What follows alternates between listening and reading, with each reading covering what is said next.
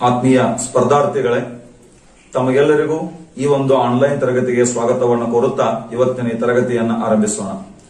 ನಾನು ಸಿದ್ದಣ್ಣ ದಳವಾಯಿ, ಸ್ಪರ್ಧಾ genius KS ಮತ್ತು ಪಿಎಸ್ಐ ತರಬೇತಿ ಸಂಸ್ಥೆ, ಜಯನಗರ ಕ್ರಾಸ್, ಧಾರವಾಡ. ನೀವಿನ್ನೂ ನಮ್ಮ ಚಾನೆಲ್ಗೆ ಸಬ್ಸ್ಕ್ರೈಬ್ ಆಗಿಲ್ಲ ಅಂತಂದ್ರೆ ಸಿದ್ದಣ್ಣ ದಳವಾಯಿ ಎಜುಕೇಟರ್ ಎಂಬ ಚಾನೆಲ್ ನ ಸಬ್ಸ್ಕ್ರೈಬ್ ಮಾಡಿಕೊಂಡು ಅದರ ಜೊತೆಗೆ ಸಬ್ಸ್ಕ್ರೈಬ್ ಬಟನ್ ಪಕ್ಕದಲ್ಲಿರ್ತಕ್ಕಂಥ ಬೆಲ್ ಐಕಾನ್ ಅನ್ನ ಕ್ಲಿಕ್ ಮಾಡುವುದರ ಮೂಲಕ ನಾವಿನ್ ಮುಂದೆ ನಮ್ಮ ಚಾನೆಲ್ ನಲ್ಲಿ ಅಪ್ಲೋಡ್ ಮಾಡತಕ್ಕಂತ ಎಲ್ಲಾ ತರಗತಿಗಳ ನೋಟಿಫಿಕೇಶನ್ ಅನ್ನ ನೀವು ಪಡಿಬಹುದು ಅಂತ ಹೇಳ್ತಾ ಇವತ್ತಿನ ತರಗತಿಯನ್ನ ಆರಂಭಿಸೋಣ.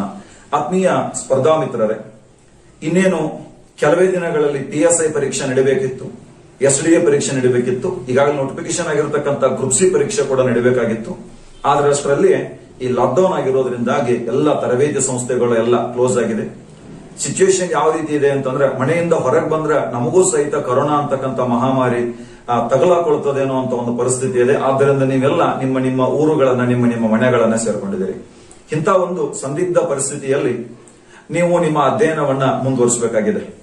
ಒಂದ್ ವೇಳೆ ನೀವೇನಾದ್ರೂ ಈ ಸಮಯದಲ್ಲಿ ನಿಮ್ಮ ಅಧ್ಯಯನವನ್ನ ನಿಲ್ಲಿಸಿದ್ರೆ, ನಾವು ಈ ಟೈಮ್ ನಲ್ಲಿ ಒಳ್ಳೆ ಸಮಯ ಸಿಕ್ಕಿದ್ರೆ ರೆಸ್ಟ್ ಮಾಡ್ಬೇಕಂತ ನೀವೇನಾದ್ರೂ ಅನ್ಕೊಂಡ್ರೆ ನಿಮ್ಮಷ್ಟು ಮೂರ್ಖರು ಯಾರು ಆಗೋದಿಲ್ಲ. ಇಲ್ಲದೆ ಈ ಒಂದು ಸಮಯ ಒಳ್ಳೆ ಸಮಯ, ಇದು ಒಳ್ಳೆ IPL ನಡೆಯೋ ಟೈಮ್ಗೆ ಎಲ್ಲಾ ತರಗತಿಗಳು ಬಂದಾಗ್ಯಾವ, ಈಗೇನ್ ನಾವು ಆರಾಮ್ ಇರ್ಬೋದು, IPL ನೋಡ್ಬೋದು ಅಂತ ಅನ್ಕೊಂಡಿದ್ರು ಸಹಿತ ನಿಮ್ಮಷ್ಟು ಮೂರ್ಖರು ಯಾರು ಅಲ್ಲ. IPL ನೋಡ್ರಿ, ಬ್ಯಾಡ ಅಂತ ಹೇಳಂಗಿಲ್ಲ, ಅದು ನಿಮ್ಮ ಆಸಕ್ತಿ. ಆದ್ರೆ ಆ IPL ಅನ್ನ ನೋಡೋ ಸಲುವಾಗಿ ದಿನದ 5 ಗಂಟೆಯನ್ನ ಕಳಿಬೇಕಾದ ಅವಶ್ಯಕತೆ ಏನೂ ಇಲ್ಲ ಅಂತ ನಾ ಹೇಳ್ತೇನೆ. ನಾವು ಅಷ್ಟೇ ಅಲ್ಲದೆ ಬಹಳಷ್ಟು ಒಳ್ಳೆಯ ಯೂಟ್ಯೂಬ್ ಚಾನೆಲ್ಗಳು ಕರ್ನಾಟಕದಲ್ಲಿ ಇವತ್ತು ಎಲ್ಲಾ ಸ್ಪರ್ಧಾರ್ಥಿಗಳಿಗೆ ಒಳ್ಳೆಯ ಜ್ಞಾನವನ್ನ ಕೊಡ್ತಕ್ಕಂಥ ಕಾರ್ಯವನ್ನ ಮಾಡ್ತಾ ಇದ್ದಾವೆ.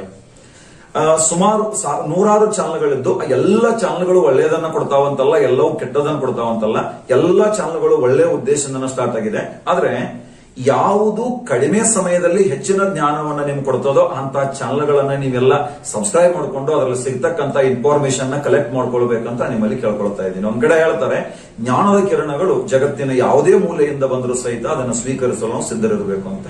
ಸರ್ವಜ್ಞ ಹೇಳ್ತಾನೆ, ಊರಿಂಗೆ ದಾರಿಯನ್ನು ಯಾರು ತೋರಿದರೇನು, ಸಾರಾಯದ ನಿಜವ ತೋರುವ ಗುರುವ ಯಾರಾದರೇನು ಸರ್ವಜ್ಞ. ಅಂದ್ರೆ ಸತ್ಯದ ದಾರಿಯನ್ನು ತೋರುವ ಗುರು ಯಾರಾದರೇನು ಅಂತೇಳಿ ಸರ್ವಜ್ಞ ಒಂದ್ ಕಡೆ ಹೇಳ್ತಾನೆ. ಅದಕ್ಕೆ ಯಾರೇ ಆಗಿರ್ಲಿ, ಯಾರು ಒಳ್ಳೆ ಯೂಟ್ಯೂಬ್ ಕ್ಲಾಸ್ ಅನ್ನ ಕೊಡ್ತಾ ಇದ್ದಾರೋ ಆ ಯೂಟ್ಯೂಬ್ ಕ್ಲಾಸ್ ಅನ್ನು ಸದುಪಯೋಗ ಪಡಿಸಿಕೊಡ್ರಿ ಅಂತ ನಾನು ಹೇಳ್ತೀನಿ.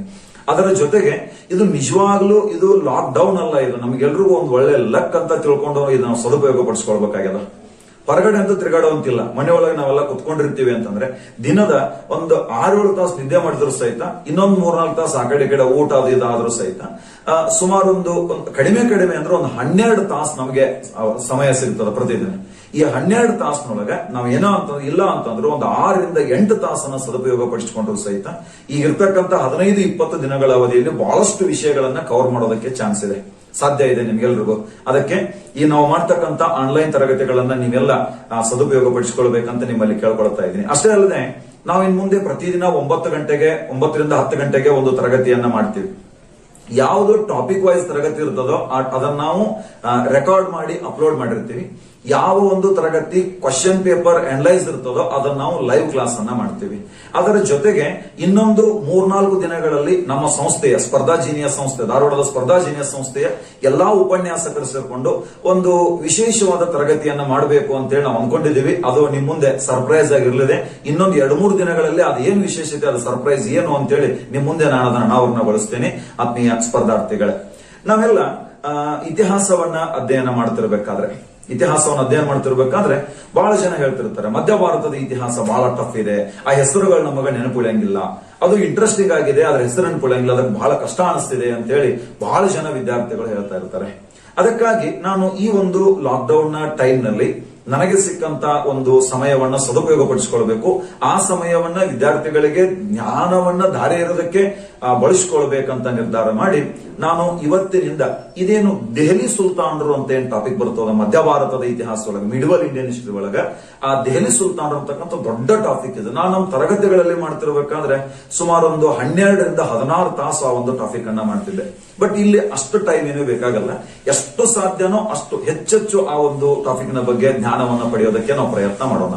ಆತ್ಮೀಯ ಸ್ಪರ್ಧಾರ್ಥಿಗಳೇ, ನಾವು ಆ ಒಂದು ದೆಹಲಿಯ ಸುಲ್ತಾನರು ಅಂತಕ್ಕಂಥ ಟಾಪಿಕ್ ಅನ್ನ ಓದ್ಬೇಕು ಅಂತಂದ್ರೆ ಅದಕ್ಕಿಂತ ಮುಂಚೆ ನಾವು ಓದ್ಬೇಕಾಗಿರತಕ್ಕಂಥ ಅತಿ ಮುಖ್ಯವಾದಂತಹ ಒಂದು ವಿಚಾರ ಈ ಇಸ್ಲಾಂ ಧರ್ಮದ ಬಗ್ಗೆ.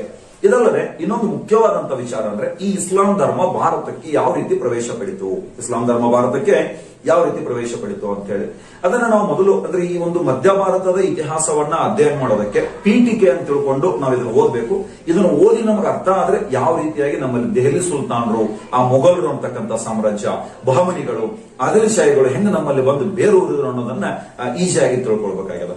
ಆತ್ಮೀಯ ಸ್ಪರ್ಧಾರ್ಥಿಗಳೇ, ಇಸ್ಲಾಂ ಅಂತಕ್ಕಂಥದ್ದು ಒಂದು ಧರ್ಮ. ಇವತ್ತಿನ ಈ ಅರೇಬಿಯಾ ಅಂತ ಹೇಳ್ತೀವಿ, ಅರೇಬಿಯಾದಲ್ಲಿ ಸ್ಥಾಪನೆ ಆಗಿರ್ತಕ್ಕಂಥ ಒಂದು ಧರ್ಮ. ಅರೇಬಿಯಾದ ಮರುಭೂಮಿ ಅದ ಅರೇಬಿಯಾ ಆಗಿರ್ಬೋದು, ಇವತ್ತಿನ ನಾವೇನು ಮಧ್ಯಪ್ರಾಚ್ಯ ಅಂತ ಕರಿತಿದ್ವೋ, ಇರಾನ್, ಇರಾಕ್, ಸಿರಿಯಾ, ಮಧ್ಯಪ್ರಾಚ್ಯ ರಾಷ್ಟ್ರಗಳು ಅಥವಾ ಮಧ್ಯೇಷ್ಯಾ ರಾಷ್ಟ್ರಗಳು ಅಂತ ಹೇಳಿ ಆ ಪ್ರದೇಶದಲ್ಲಿ ಸ್ಥಾಪನೆ ಆಗಿರ್ತಕ್ಕಂಥ, ಅಲ್ಲಿ ಬೆಳವಣಿಗೆ ಹೊಂದಿರತಕ್ಕಂತ ಒಂದು ಧರ್ಮ ಇಸ್ಲಾಂ ಧರ್ಮ ಅನ್ನೋ ಕಾರಣಕ್ಕಾಗಿ ಈ ಇಸ್ಲಾಂ ಧರ್ಮವನ್ನ ಮರಳುಗಾಡಿನ ಧರ್ಮ ಅಂತ ಕರೀತಾರೆ. ಏನಂತ ಕರೆದ್ರೆ ಅದನ್ನ ಮರಳುಗಾಡಿನ ಧರ್ಮ ಅಂತ ಕರೆದ್ರು. ಹಾಗಾದ್ರೆ ಈ ಇಸ್ಲಾಂ ಎನ್ನುವ ಪದದ ಅರ್ಥ ಏನು ಅಂತ ನೋಡಿದಾಗ, ಇಸ್ಲಾಂ ಎನ್ನುವ ಪದದ ಅರ್ಥ ದೇವರಿಗೆ ಶರಣಾಗು ಅಂತೇಳಿ. ಇಸ್ಲಾಂ ಎನ್ನುವ ಪದ ಅರ್ಥ ದೇವರಿಗೆ ಶರಣಾಗು ಅಂತೇಳಿ. ಮತ್ತೆ ಈ ಇಸ್ಲಾಂ ಧರ್ಮವನ್ನ ಮರಳುಗಾಡಿನ ಧರ್ಮ ಅಂತ ಕರೆದ್ರು.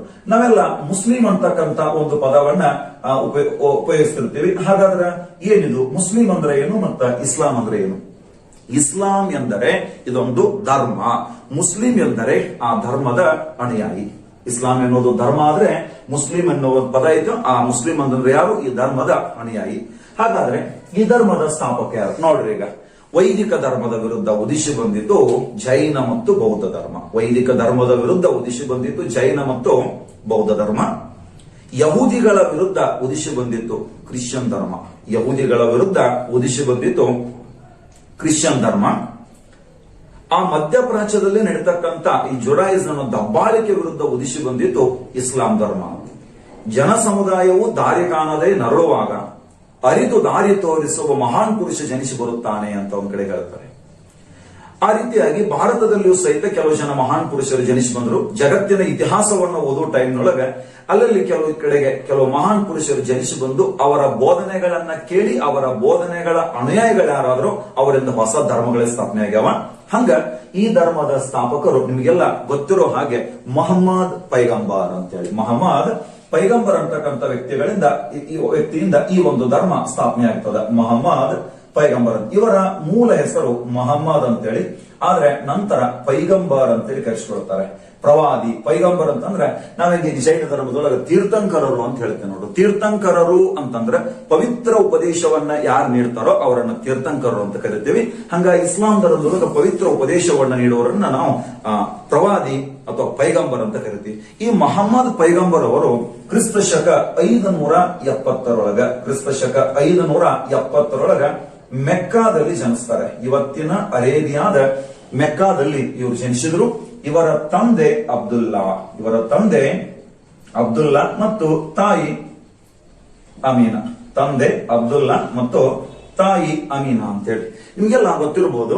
ಈ ಮರುಭೂಮಿಗಳಲ್ಲಿ ಅಲ್ಲಿನ ಜನ ಮಾಡ್ತಕ್ಕಂಥ ಕೆಲಸ ಏನಪ್ಪಾ ಅಂತಂದ್ರೆ ವ್ಯಾಪಾರ ಮಾಡ್ತಕ್ಕಂಥ ಕೆಲಸ. ಮರುಭೂಮಿಗಳಲ್ಲಿ ಅಲ್ಲಿ ಜನ ಮಾಡ್ತಕ್ಕಂಥ ಕೆಲಸ ವ್ಯಾಪಾರ.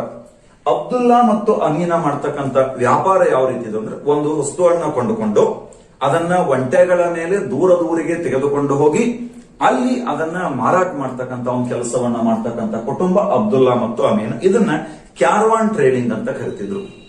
ಈ ಅಬ್ದುಲ್ಲಾ ಮತ್ತು ಅಮೀನಾ ಎಂಬ ಕ್ಯಾರವಾನ್ ಟ್ರೇಡಿಂಗ್ ಮಾಡ್ತಕ್ಕಂಥ ಈ ದಂಪತಿಗಳ ಮಗನಾಗಿ ಜನಿಸಿದ್ರು ಮೊಹಮ್ಮದ್ ಪೈಗಂಬರ್ ಅವರು. ಇವರು ಇವತ್ತು ನಾಳೆ ಮತ್ತೊಂದವರು, ನಾಳೆ ಮಗದೊಂದವರು, ಈ ರೀತಿ ಸಂಚಾರ ಮಾಡ್ತಿದ್ರು ಅನ್ನೋ ಕಾರಣಕ್ಕೆ ಇವರನ್ನ ಅಂದ್ರೆ ಮೊಹಮ್ಮದ್ ಅವರನ್ನ ಚಿಕ್ಕಪ್ಪ ಅಬು ಖಾಲಿಫನ ಆಶ್ರಯದಲ್ಲಿ ಬಿಟ್ಟು ಹೋಗ್ತಾರೆ. ಚಿಕ್ಕಪ್ಪ ಅಬು ಖಾಲಿಫನ ಆಶ್ರಯದಲ್ಲಿ ಬಿಟ್ಟು ಹೋದ್ರು ಯಾರನ್ನ? ಈ ಮೊಹಮ್ಮದ್ ಅವರನ್ನ. ಚಿಕ್ಕಪ್ಪ ಅಬು ಖಾಲಿಫನ ಆಶ್ರಯದಲ್ಲಿ ಬೆಳೆದಂತ ಈ ಮೊಹಮ್ಮದ್ ಪೈಗಂಬರ್ ಅವರು ನಂತರ ಆ ಮೆಕ್ಕಾ ನಗರಕ್ಕೆ ಹೋಗಿ ಆ ಮೆಕ್ಕಾ ನಗರದಲ್ಲಿ ಖದೀಜಾ ಎಂಬ ಒಬ್ಳು ಶ್ರೀಮಂತ ಮಹಿಳೆಯ ಸೇವಕನಾಗಿ ಕೆಲಸಕ್ಕೆ ಸೇರ್ಕೊಳ್ತಾರೆ. ಖದೀಜಾಳ ಸೇವಕನಾಗಿ ಕೆಲಸಕ್ಕೆ ಸೇರಿಕೊಂಡಂತ ಮೊಹಮ್ಮದ್ ಪೈಗಂಬರ್ ಅವರು ಆ ಖದೀಜಾಳನ್ನೇ ಮದುವೆ ಆಗ್ತಾರೆ.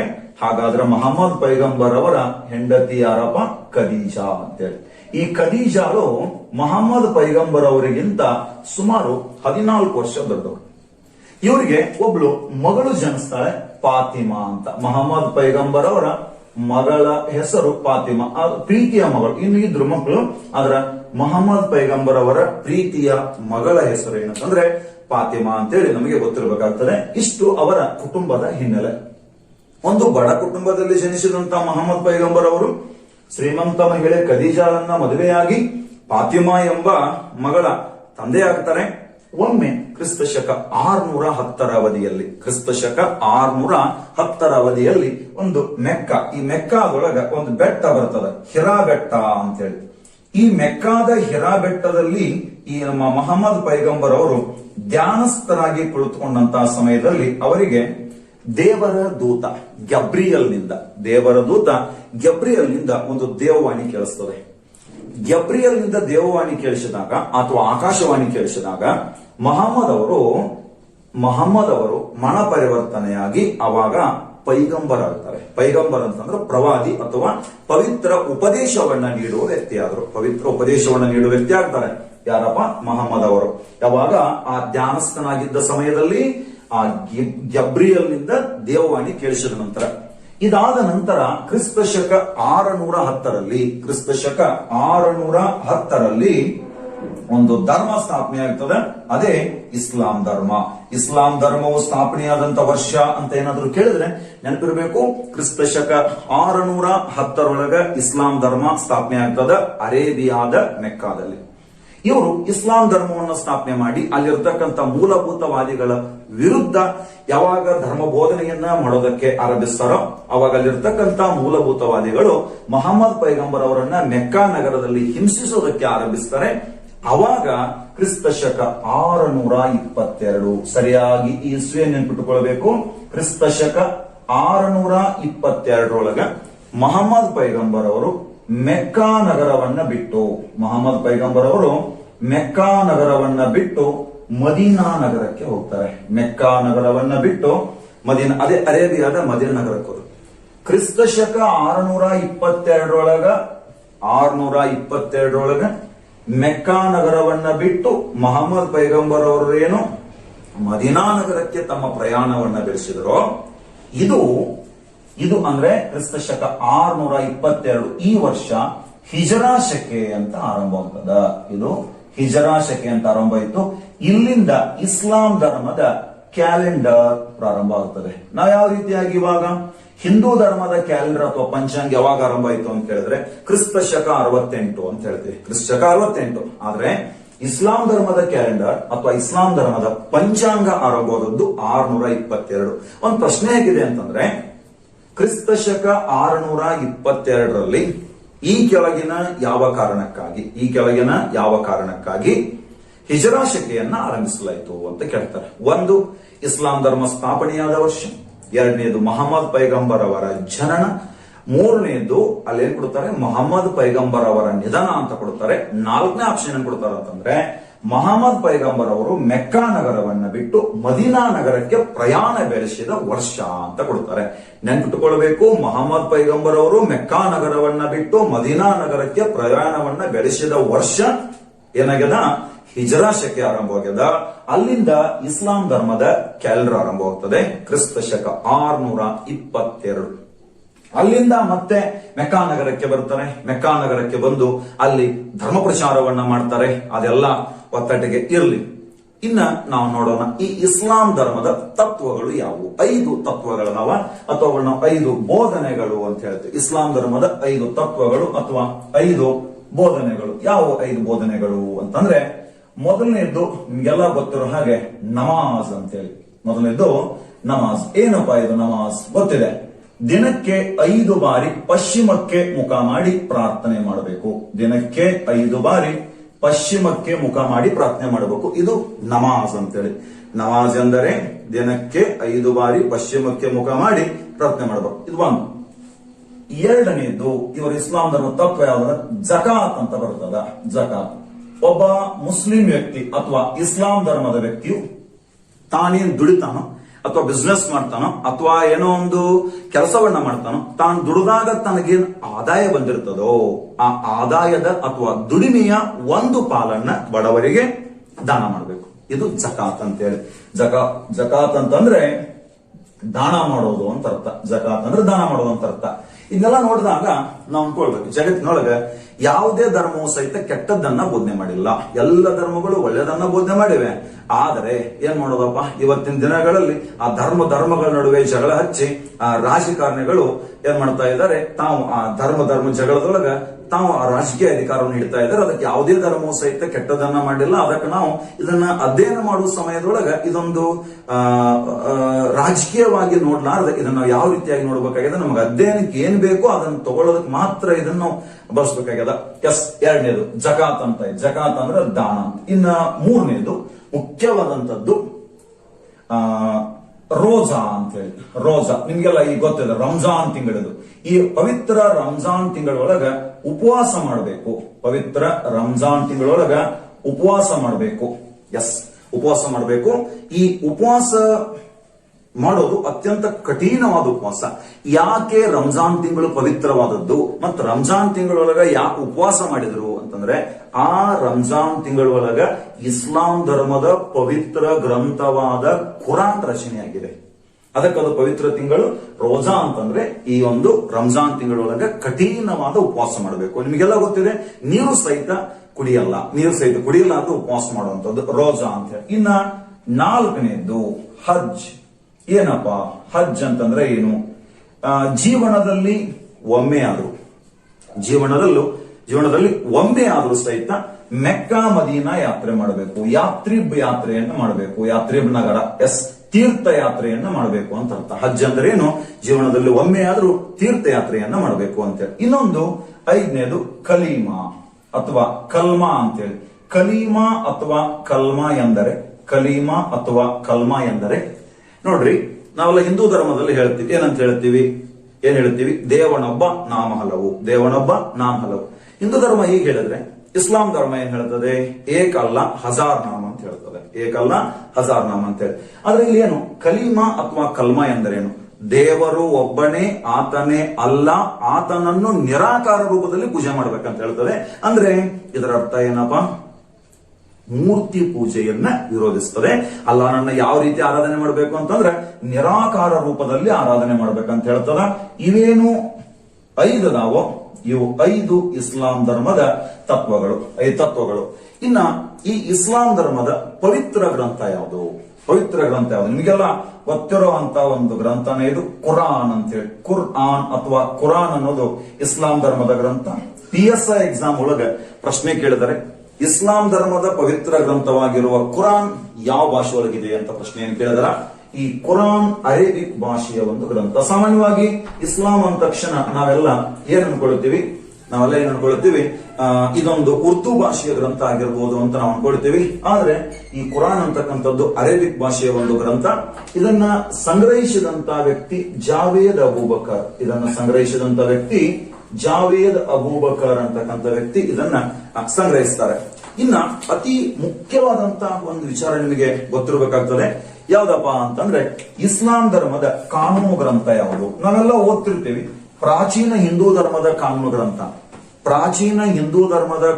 ಗ್ರಂಥ ಮನುಸ್ಮೃತಿ. ಆದ್ರೆ ಇಸ್ಲಾಂ ಧರ್ಮದ ಕಾನೂನು ಗ್ರಂಥ ಶರಿಯತ್ ಅಂತೇಳಿ. ಇಸ್ಲಾಂ ಧರ್ಮದ ಕಾನೂನು ಗ್ರಂಥ ಶರಿಯತ್ ಅಂತ ಇರ್ತದೆ. ಶರಿಯತ್ ನೆನ್ಪಿಟ್ಕೊಳ್ಬೇಕು.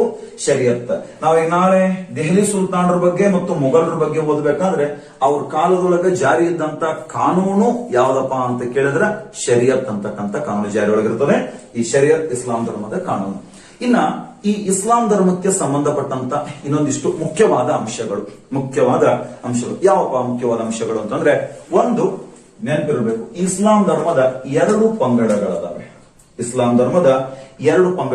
ಯಾವ 2 ಪಂಗಡಗಳು ಅಂತಂದ್ರ, ಒಂದು ಶಿಯಾ ಅಂತಕ್ಕಂಥ ಪಂಗಡ ಇದೆ, ಒಂದು ಶಿಯಾ ಪಂಗಡ, ಇನ್ನೊಂದು ಸುನ್ನಿ ಪಂಗಡ ಅಂತಿದೆ. ಇವೆರಡು ಇಸ್ಲಾಂ ಧರ್ಮದ ಪಂಗಡಗಳು.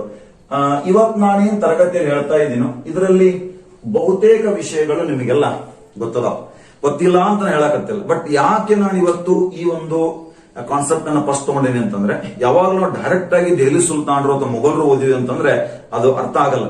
ಫಸ್ಟ್ ಇಲ್ಲಿ ಬೇಸಿಕ್ ಆಗಿ ನಾವು ಇದನ್ನೆಲ್ಲ ತಿಳ್ಕೊಂಡು ಆಮೇಲೆ ನಾವು ಅದನ್ನು ಓದಿದ್ವಿ ಅಂತಂದ್ರೆ ಅದಕ್ಕೊಂದು ಅರ್ಥ ಇರ್ತದೆ ಅನ್ನೋ ಕಾರಣಕ್ಕಾಗಿ ನಾನು ಇವತ್ತಿನ ಹೇಳ್ತಾ ಇದ್ದೀನಿ. ಇವಾಗ ನೋಡೋಣ 2 ಪಂಗಡಗಳು. ಯಾವ 2 ಪಂಗಡಗಳು ಅಂತ, ಒಂದು ಶಿಯಾ, ಇನ್ನೊಂದು ಸುನ್ನಿ. ಇವರೇನು ಸುನ್ನಿ ಅದಾರೋ ಇವರೆಲ್ಲ ಮೂಲ ಮುಸ್ಲಿಮರು. ಇವರು ಅಂದ್ರೆ ಅರೇಬಿಯಾದಿಂದನೋ ಇರಾಕ್ನಿಂದನೋ ಇರಾನ್ನಿಂದನೋ ಬಂದವರು, ಅಲ್ಲಿದ್ದವರು ಮೂಲ ಮುಸ್ಲಿಮರು. ಇನ್ನಿದೇನು ಶಿಯಾ ಅಂತ ಇತ್ತು, ಇವರೆಲ್ಲ ಮತಾಂತರ ಹೊಂದಿದ ಮುಸ್ಲಿಮರು. ಶಿಯಾಗಳು ಮತಾಂತರ ಹೊಂದಿದ ಮುಸ್ಲಿಮರು. ಎಸ್, ಇದು ಒಂದು ವ್ಯತ್ಯಾಸ ಎರಡರ ನಡುವೆ. ಎರಡನೇ ಅಂಶ, ಈ ಶಿಯಾ ಪಂಗಡದಲ್ಲಿ ಬದಲಾವಣೆಗೆ ಅವಕಾಶ ಇದೆ. ಬದಲಾವಣೆಗೆ ಅವಕಾಶ ಇದೆ ಇಲ್ಲಿ. ಆದ್ರೆ ಈ ಸುನ್ನಿ ಪಂಗಡದಲ್ಲಿ ಬದಲಾವಣೆಗೆ ಅವಕಾಶ ಇಲ್ಲ. ಬದಲಾವಣೆಗೆ ಅವಕಾಶ ಇಲ್ಲ. ಇನ್ನಿದಾದ ನಂತರ ಶಿಯಾ ಪಂಗಡದವರ ಧ್ವಜ ಕಪ್ಪು ವರ್ಣದ ಧ್ವಜ ಇದೆ. ಶಿಯಾ ಪಂಗಡದವರ ಧ್ವಜ ಕಪ್ಪು ವರ್ಣ ಧ್ವಜ ಇದೆ. ಆಮೇಲೆ ಸುನ್ನಿ ಪಂಗಡದವರದ್ದು ಶ್ವೇತ ವರ್ಣದ ಧ್ವಜ ಇದೆ. ನಾವೆಲ್ಲ ಹಸಿರು ಬಣ್ಣದ್ದು ಅಂತ ಏನ್ ಅಂತಿರ್ತೀವೋ, ಮಹಮ್ಮದ್ ಪೈಗಂಬರ್ ಅವರು ಕ್ರಿಸ್ತ ಶಕ 632ರಲ್ಲಿ ನಿಧನ ಹೊಂದಿದಾಗ ಅವರ ಸಮಾಧಿಯ ಮೇಲೆ ಹಸಿರು ಚದರವನ್ನ ಹೊದಿಸಿದ್ದರು ಅನ್ನೋ ಕಾರಣಕ್ಕಾಗಿ ಇಸ್ಲಾಂ ಧರ್ಮೀಯರಿಗೆ ಹಸಿರು ಬಣ್ಣ ಪವಿತ್ರವಾಗಿದೆ ಹೊರತು ಶಿಯಾ ಮತ್ತು ಸುನ್ನಿ ಪಂಗಡದವರ ಈ ಎರಡು ಧ್ವಜದ ಬಣ್ಣಗಳೇ ಬೇರೆ ಆಗಿದಾವ.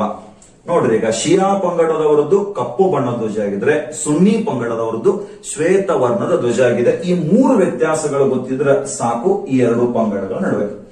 ಇನ್ನ ಎಕ್ಸೈಸ್ ಸಬ್ ಇನ್ಸ್ಪೆಕ್ಟರ್ ಎಕ್ಸಾಮ್ ಒಳಗ 2 ಸಾರಿ ಕ್ವಶನ್ ಅನ್ನು ಕೇಳಿದಾರೆ. ಜಗತ್ತಿನೊಳಗ ಅತಿ ಹೆಚ್ಚು ಮುಸ್ಲಿಂ ಸಮುದಾಯದ ಜನಸಂಖ್ಯೆಯನ್ನ ಹೊಂದಿರುವ ರಾಷ್ಟ್ರ ಯಾವುದು ಅಂತೇಳಿ ನೆನಪಿರಬೇಕು. ಜಗತ್ತಿನೊಳಗ ಅತಿ ಹೆಚ್ಚು ಮುಸ್ಲಿಂ ಸಮುದಾಯದ ಜನಸಂಖ್ಯೆಯನ್ನ ಹೊಂದಿರುವ ರಾಷ್ಟ್ರ ಅಂತಂದ್ರೆ ಇದು ಇಂಡೋನೇಷ್ಯಾ ಅಂತೇಳಿ. ಮೊದಲನೇದು ಇಂಡೋನೇಷ್ಯಾ, ನೆನಪಿರಬೇಕು ಇದು ಇಂಡೋನೇಷ್ಯಾ. ಎರಡನೇದು ಪಾಕಿಸ್ತಾನ. ಜಗತ್ತಿನೊಳಗೆ ಅತಿ ಹೆಚ್ಚು ಮುಸ್ಲಿಂ ಸಮುದಾಯ ಹೊಂದಿರತಕ್ಕಂಥ ರಾಷ್ಟ್ರಗಳಲ್ಲಿ 2ನೇ ಸ್ಥಾನದಲ್ಲಿ ಪಾಕಿಸ್ತಾನ ಇದ್ರೆ 3ನೇ ಸ್ಥಾನದಲ್ಲಿ ಭಾರತ ಇದೆ. 3ನೇ ಸ್ಥಾನದಲ್ಲಿ ಭಾರತ ಇದೆ. ಅದರ ಪದೇ ಪದೇ ಕ್ವಶನ್ ಕೇಳಿದ್ದು, ಅದು ವಿಶೇಷವಾಗಿ ನಮ್ಮ ಎಕ್ಸೈಸ್ ಎಸ್ಐ ಎಕ್ಸಾಮ್ ಒಳಗ ಇದನ್ನ ಕ್ವಶನ್ ಕೇಳಿದಾರ. ಜಗತ್ತಿನೊಳಗ ಅತಿ ಹೆಚ್ಚು ಮುಸ್ಲಿಂ ಸಮುದಾಯದ ಜನಸಂಖ್ಯೆಯನ್ನು ಹೊಂದಿರುವ ರಾಷ್ಟ್ರ ಯಾವುದು ಅಂತೇಳಿ Indonesia, second one Pakistan, third one Bharat ಅಂತೇಳಿ, ಫೋರ್ತ್ ಒನ್ ಬಾಂಗ್ಲಾ. ನೆಕ್ಸ್ಟ್ ಇದು ಅದರ ಅವಶ್ಯಕತೆ ನಮಗಿಲ್ಲ. ಇನ್ನ 2 ವರ್ಡ್ಸ್ ಅನ್ನ ನೀವು ಪದೇ ಪದೇ ಕೇಳ್ತಿರ್ತೀರಿ, ಅದನ್ನ ನೆನ್ಪಿಟ್ಕೊಳ್ಬೇಕು. ಯಾವ 2 ವರ್ಡ್ಸ್ ಅಂತಂದ್ರೆ, ಒಂದು ಖಲೀಫರು ಅಂತ ಬರ್ತದ, ಒಂದು ಖಲೀಫರು ಅಂತ ಬರ್ತದ. ಯಾರು ಖಲೀಫರು ಅಂತಂದ್ರೆ ಯಾರು? ಖಲೀಫರು ಮೊಹಮ್ಮದ್ ಪೈಗಂಬರ್ ಅವರ ಉತ್ತರಾಧಿಕಾರಿಗಳು. ಅದಲ್ಲದೆ ಇವರು ಇಸ್ಲಾಂ ಧರ್ಮದ ಮುಖಂಡರು ಹಾಗೂ ಇಸ್ಲಾಂ ಧರ್ಮದ ಗುರುಗಳು. ಇಸ್ಲಾಂ ಧರ್ಮದ ಮುಖಂಡರು ಹಾಗೂ ಇಸ್ಲಾಂ ಧರ್ಮದ ಗುರುಗಳು. ಇವರನ್ನ ಖಲೀಫರು ಅಂತ ಕರೆಯಲಾಗ್ತದೆ. ಖಲೀಫರು ನೆನಪಿರಬೇಕು, ಇವರು ಮೊಹಮ್ಮದ್ ಪೈಗಂಬರ್ ಅವರ ಉತ್ತರಾಧಿಕಾರಿಗಳು. ಅಷ್ಟೇ ಅಲ್ಲದೆ ಇಸ್ಲಾಂ ಧರ್ಮದ ಮುಖಂಡರು ಹಾಗೂ ಇಸ್ಲಾಂ ಧರ್ಮದ ಗುರುಗಳು. ಇವರು ಖಲೀಫರು. ಈ ಖಲೀಫರಲ್ಲಿ 2 ತರಹದ ಖಲೀಫರು ಬರ್ತಾರೆ. ನಾನು ಅದನ್ನ ನೆಕ್ಸ್ಟ್ ಹೇಳ್ತೀನಿ, ಇವಾಗ ಅದರ ಅವಶ್ಯಕತೆ ಇಲ್ಲ. 2 ತರ ಖಲೀಫರು ಬರ್ತಾರೆ. ಒಟ್ಟು ಖಲೀಫರು ಅಂತ ಪದ ಗೊತ್ತಿದ್ರೆ ಸಾಕು. ಇನ್ನು ಅವಾಗ ಇನ್ನೊಂದು ಪದವನ್ನ ನಾವು ಕೇಳ್ತಿರ್ತೀವಿ. ಅದು ನಾವು ಮಧ್ಯ ಭಾರತ ಇತಿಹಾಸವನ್ನು ಓದೋ ಟೈಮ್ನಾಗ ಮತ್ತೆ ಹೇಳೋಣ, ಸೂಫಿ ಅಂತೇಳಿ. ಸೂಫಿ ಅಂತ ಒಂದು ಪದವನ್ನ ಕೇಳ್ತಿರ್ತೀವಿ. ನಾನು ಇಲ್ಲಿ ಒಂದು ಡೆಫಿನಿಷನ್ ಅನ್ನ ಹೇಳ್ತೀನಿ. ಈ ಒಂದು ಡೆಫಿನಿಷನ್ ನಿಂದ 4 ಕ್ವಶನ್ ಅನ್ನ ಕೇಳಿದರೆ ಎಕ್ಸಾಮ್ ಒಳಗೆ. ಏನು ಅಂತ ನೋಡೋಣ. ಈ ಸೂಫಿ ಅನ್ನುವ ಒಂದು ಪದ ಏನಿತ್ತು, ಈ ಸೂಫಿ ಎನ್ನುವ ಪದ ಬಂದಿದ್ದು ಸೂಪ್ ಎನ್ನುವ ಪದದಿಂದ. ಸೂಫಿ ಅನ್ನೋ ಪದ ಬಂದಿದ್ದು ಸೂಪ್ ಎನ್ನುವ ಪದದಿಂದ. ಸೂಪ್ ಎಂದರೆ ಸಾದಾ ಉಣ್ಣೆ ಬಟ್ಟೆ ಅಥವಾ ಒರಟು ಉಣ್ಣೆ ಬಟ್ಟೆ ಅಂತ ಅರ್ಥ. ಸಾದಾ ಉಣ್ಣೆ ಬಟ್ಟೆ ಅಥವಾ ಒರಟು ಉಣ್ಣೆ ಬಟ್ಟೆ ಅಂತ ಅರ್ಥ. ಓಕೆ, ಇನ್ನೊಂದು ಪದ ಇದೆ ಸಾಫ್. ಒಂದು ಸೂಪ್ ಆಯ್ತು, ಇನ್ನೊಂದು ಸಾಫ್ ಅಂತ ಒಂದು ಪದ ಇದೆ. ಒಂದು ಸೂಫ್, ಇನ್ನೊಂದು ಸಾಫ್. ಸಾಫ್ ಎಂದರೆ ಪರಿಶುದ್ಧ ಜೀವನ. ಈ 2 ಪದಗಳ ಅರ್ಥ ಅಂತ ತಿಳ್ಕೊಂಡ್ಬಿಡ್ರಿ. ನಾನೊಂದು ಡೆಫಿನಿಷನ್ ಅನ್ನ ಹೇಳ್ತೀನಿ, ಅದ್ರ ಮೇಲೆ 4 ಕ್ವಶನ್ ಕೇಳಿದೆ. ಇಲ್ಲಿವರೆಗೆ ನಮ್ KPS ಎಕ್ಸಾಮ್ ಒಳಗಿದೆ, PSI ಎಕ್ಸಾಮ್ ಒಳಗಿದೆ, PC ಇದೆ, SD, FD ಎಲ್ಲ ಎಕ್ಸಾಮ್ ಒಳಗೆ ಕ್ವಶನ್ ಅನ್ನ ಕೇಳಿದಾರ. ನೆನಪಿರ್ಲಿ, ಸಾದಾ ಉಣ್ಣೆ ಬಟ್ಟೆ ಧರಿಸುವ, ಪರಿಶುದ್ಧ ಜೀವನ ನಡೆಸುವ, ಪರ್ಷಿಯಾದಿಂದ ಭಾರತಕ್ಕೆ ಬಂದ ಮುಸ್ಲಿಂ ಅನುಭಾವಿಗಳನ್ನು, ಮುಸ್ಲಿಂ ಸಂತರನ್ನು ಸೂಫಿ ಸಂತರು ಎಂದು ಕರೆಯುತ್ತೇವೆ. ಇನ್ನೊಮ್ಮೆ ಹೇಳ್ತೀನಿ ಡೆಫಿನಿಷನ್ ಅನ್ನ. ಸಾದಾ ಉಣ್ಣೆ ಬಟ್ಟೆ ಧರಿಸುವ, ಪರಿಶುದ್ಧ ಜೀವನ ನಡೆಸುವ, ಪರ್ಷಿಯಾದಿಂದ ಭಾರತಕ್ಕೆ ಬಂದ ಮುಸ್ಲಿಂ ಅನುಭಾವಿಗಳನ್ನು ಅಥವಾ ಮುಸ್ಲಿಂ ಸಂತರನ್ನು ಸೂಫಿ ಸಂತರು ಎಂದು ಕರೆಯುತ್ತೇವೆ. ಯಾವ್ದಪ್ಪ 4 ಕ್ವಶನ್ ಅಂತಂದ್ರೆ, ಮೊದಲನೇದು ಸೂಫಿ ಚಳವಳಿಯು ಯಾವ ಧರ್ಮಕ್ಕೆ ಸಂಬಂಧಿಸಿದ್ದು ಅಂತ ಕೇಳ್ತಾರೆ. ಅದು PC ಎಕ್ಸಾಮ್ ಒಳಗೆ ಮತ್ತೆ SD ಅನ್ನ ಕೇಳಬಹುದಂತದನ್ನ. ಸೂಫಿ ಚಳವಳಿಗೆ ಸಂಬಂಧಿಸಿದ್ದು ಮುಸ್ಲಿಂ ಧರ್ಮಕ್ಕೆ. 1. 2ನೇ ಪ್ರಶ್ನೆ, ಸೂಫಿ ಎಂಬ ಪದ ಯಾವ ಪದದಿಂದ ಬಂದಿದೆ? ಸೂಫಿ ಎಂಬ ಪದ ಸೂಫ್ ಎಂಬ ಪದದಿಂದ ಬಂದಿದೆ. 2ನೇ ಕ್ವಶನ್. 3ನೇದು, ಸೂಪಿ ಈ ಪದದ ಅರ್ಥ ಏನು ಅಥವಾ ಸೂಪ್ ಪದದ ಅರ್ಥ ಏನು ಅಂತ ಕೇಳ್ತಾರೆ. ಸಾದಾ ಉಣ್ಣೆ ಬಟ್ಟೆ ಅಥವಾ ಒರಟು ಉಣ್ಣೆ ಬಟ್ಟೆ. 4ನೇ ಕ್ವಶನ್, ಸೂಫಿ ಸಂತರು ಭಾರತಕ್ಕೆ ಯಾವ ದೇಶದಿಂದ ಬಂದರು ಅಂತ ಕೇಳ್ತಾರೆ. ಸೂಫಿ ಸಂತರು ಭಾರತಕ್ಕೆ ಬಂದಿದ್ದು ನೆನಪಿರಲಿ ಪರ್ಷಿಯಾದಿಂದ. ಎಲ್ಲಿಂದ ಬರ್ತಾರೆ? ಪರ್ಷಿಯಾದಿಂದ ಭಾರತಕ್ಕೆ ಬರ್ತಾರೆ. ಈ 4 ಕ್ವಶನ್ಸ್ ಅನ್ನು ಅವಾಗ ಕೇಳ್ತಿರ್ತಾರೆ. ಇವುಗಳನ್ನ ಚೆನ್ನಾಗಿ ನೆನಪಿಟ್ಕೊಳ್ಬೇಕು ಆತ್ಮೀಯ ವಿದ್ಯಾರ್ಥಿಗಳೇ. ಇಷ್ಟು ಇಸ್ಲಾಂ ಧರ್ಮದ ಬಗ್ಗೆ ಬೇಸಿಕ್ ಆಗಿ ನಮಗೆ ಗೊತ್ತಿದ್ರೆ ಸಾಕು. ನಾವೀಗ ನೋಡೋಣ ಭಾರತಕ್ಕೆ ಇಸ್ಲಾಂ ಆಗಮನ ಅಂದ್ರೆ ಈ ಇಸ್ಲಾಂ ಧರ್ಮ ಭಾರತಕ್ಕೆ ಯಾವ ರೀತಿಯಾಗಿ ಪ್ರವೇಶವನ್ನ ಪಡೆಯಿತು, ಯಾರು ಮೊದಲು ಬಂದರು ಭಾರತಕ್ಕೆ ಅನ್ನೋದನ್ನ ನಾವೀಗ ನೋಡೋಣ. ಆತ್ಮೀಯ ವಿದ್ಯಾರ್ಥಿಗಳೇ, ನಾವೀಗ ನೋಡೋಣ ಭಾರತಕ್ಕೆ ಇಸ್ಲಾಂ ಆಗಮನ ಅಂತ ಅಂದ್ರೆ ಭಾರತಕ್ಕೆ ಇಸ್ಲಾಂ ಧರ್ಮೀಯರು ಯಾರು ಬಂದ್ರು ಮತ್ತೆ ಯಾವಾಗ ಬಂದ್ರು ಅಂತೇಳಿ ನಾವು ಓದಬೇಕಾಗ್ತದ. ಈಗ ನೋಡೋಣ ಭಾರತಕ್ಕೆ ಇಸ್ಲಾಂ ಆಗಮನ ಅಂತ. ಇದು ಅರಬ್ಬಿ ಸಮುದ್ರ, ಇದನ್ನ ಇಂಪೀರಿಯಲ್ ಸರೋವರ ಅಂತ ಕರಿತಿದ್ರು. ಇದು ಈ ಕಡೆ ಬಂಗಾಳ ಕೊಲ್ಲಿ ಅಂತಿದೆ. ಇದೇನು ಇಂಪೀರಿಯಲ್ ಲೇಕ್ ಅಂತಿತ್ತು, ಅರಬ್ಬರ ಪ್ರಭಾವದಿಂದಾಗಿ ಇವತ್ತಿದ ಅರಬ್ಬಿ ಸಮುದ್ರ ಅಂತ ಕರೆಸಿಕೊಳ್ತಾ ಇದೆ. ಗೊತ್ತಿರಬೇಕಿದೆ ಇದರ ಮೂಲ ಹೆಸರು ಇಂಪೀರಿಯಲ್ ಸರೋವರ ಅಂತೇಳಿ. ಈ ಕಡೆ ಭಾಗ ಏನೈತೆ ಶ್ರೀಲಂಕಾ ಅಂತ ಒಂದು ರಾಷ್ಟ್ರ ಬರ್ತದ. ಈ ಕಡೆಗೆ ಅರೇಬಿಯನ್ ಕಂಟ್ರಿಗಳು ಅಂತ ಬರ್ತವೆ, ಅರೇಬಿಯನ್ ಕಂಟ್ರಿಗಳು. ಆಮೇಲೆ ಭಾರತದ ಈ ಭೂಭಾಗ ಏನೈತಲ್ಲ ಇದನ್ನ ಸಿಂಧ್ ಪ್ರದೇಶ ಅಂತ ಕರಿತಿದ್ರು. ಈ ಸಿಂಧ್ ಪ್ರದೇಶದೊಳಗ ಒಬ್ಬ ರಾಜ ಆಳ್ತಿದ್ದ. ಆ ರಾಜನ ಹೆಸರು ಚಂಡ ಅಂತೇಳಿ. ಆ ಚಂಡನ ಮಗ ಚಚಾ ಅಂತ ಬರ್ತಾನೆ. ಅವನ ನಂತರ ಬರ್ತಕ್ಕಂತ ರಾಜ ದಾಹಿರ್ ಅಂತ ರಾಜ ಬರ್ತಾನೆ. ಸಿಂಧ್ ಪ್ರದೇಶವನ್ನು ಆಳ್ತಿದ್ದಂತ ರಾಜ ದಾಹಿರ್, ನೆನ್ಪಿಟ್ಟುಕೊಳ್ಬೇಕು. ಸಿಂಧ್ ಪ್ರದೇಶವನ್ನ ಆಳ್ತಿದ್ದಂತ ರಾಜ ದಾಹಿರ್ ಅಂತ ಇರ್ತಾನೆ. ಈ ದಾಹಿರನ ರಾಜಧಾನಿ ಬ್ರಾಹ್ಮಣಾಬಾದ್ ಅಂತ ಇರ್ತದ. ಈ ದಾಹಿರನ ರಾಜಧಾನಿ ಅಂದ್ರೆ ಸಿಂಧ್ ಪ್ರದೇಶವನ್ನ ಆಳ್ತಿದ್ದಂತ ದಾಹಿರ್ನ ರಾಜಧಾನಿ ಬ್ರಾಹ್ಮಣಾಬಾದ್ ಅನ್ನೋದು ರಾಜಧಾನಿ ಆಗಿತ್ತು.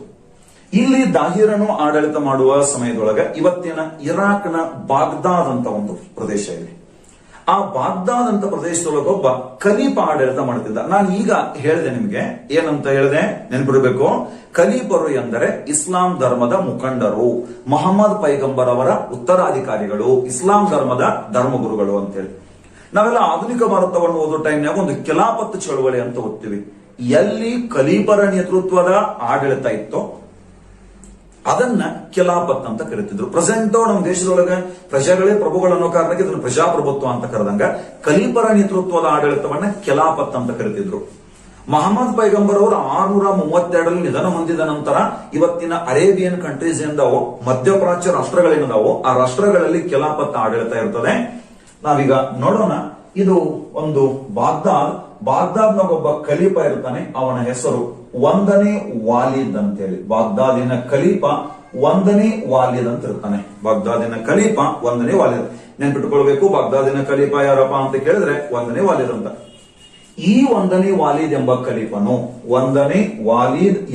ಖಲೀಫನು ತನ್ನ ರಾಜ್ಯಪಾಲನೊಬ್ಬನನ್ನ ಅರೇಬಿಯಾದ ಆಡಳಿತಕ್ಕೆ ನೇಮಿಸಿದ್ದ.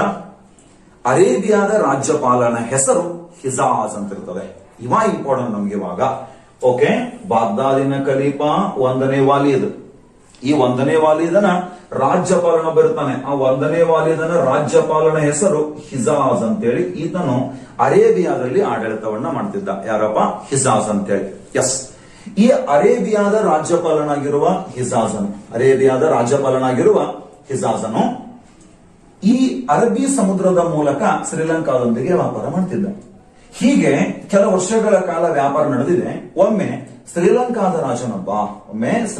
ರಾಜನೊಬ್ಬ 7-8 ಹಡಗುಗಳಲ್ಲಿ ಕೆಲವೊಂದಿಷ್ಟು ಸಂಪತ್ತನ್ನ, ಸಾಂಬಾರ ಪದಾರ್ಥಗಳನ್ನ, ಕೆಲವು ಜನ ನರ್ತಕಿಯರನ್ನ ಈ ಕಡೆಗೆ ಅಂದ್ರೆ ಹಿಜಾಜನಿಗೆ ಕಳಿಸಿಕೊಡ್ತಾ ಇದ್ದ. ಶ್ರೀಲಂಕಾದ ರಾಜನೊಬ್ಬ 7-8 ಹಡಗಿನಲ್ಲಿ ನರ್ತಕಿಯರನ್ನು, ಸಂಪತ್ತನ್ನ, ಸಾಂಬಾರ ಪದಾರ್ಥಗಳನ್ನ ಕಳಿಸಿಕೊಡ್ತಿರ್ಬೇಕಂದ್ರೆ ಆ ಹಡಗುಗಳು ಈ ಸಮುದ್ರದ ಮೂಲಕ ಹೋಗ್ತಿರ್ಬೇಕಾದ್ರೆ ಕರಾಚಿ ಅಂತ ಪ್ರದೇಶದ ಕೆಲವು ಜನ ಕಡಲುಗಳ್ಳರು ಬರ್ತಾರೆ. ಆ ಕಡಲುಗಳ್ಳರು ಬಂದು ಹಿಜಾಜನ ಏನ್ 7-8 ಹಡಗುಗಳಿಗೆ ಹೊಂಟಿದ್ನೋ ಅದ್ರೊಳಗ 2 ಹಡಗುಗಳನ್ನ ಕದ್ಕೊಂಡು ಹೋಗ್ಬಿಡ್ತಾರೆ.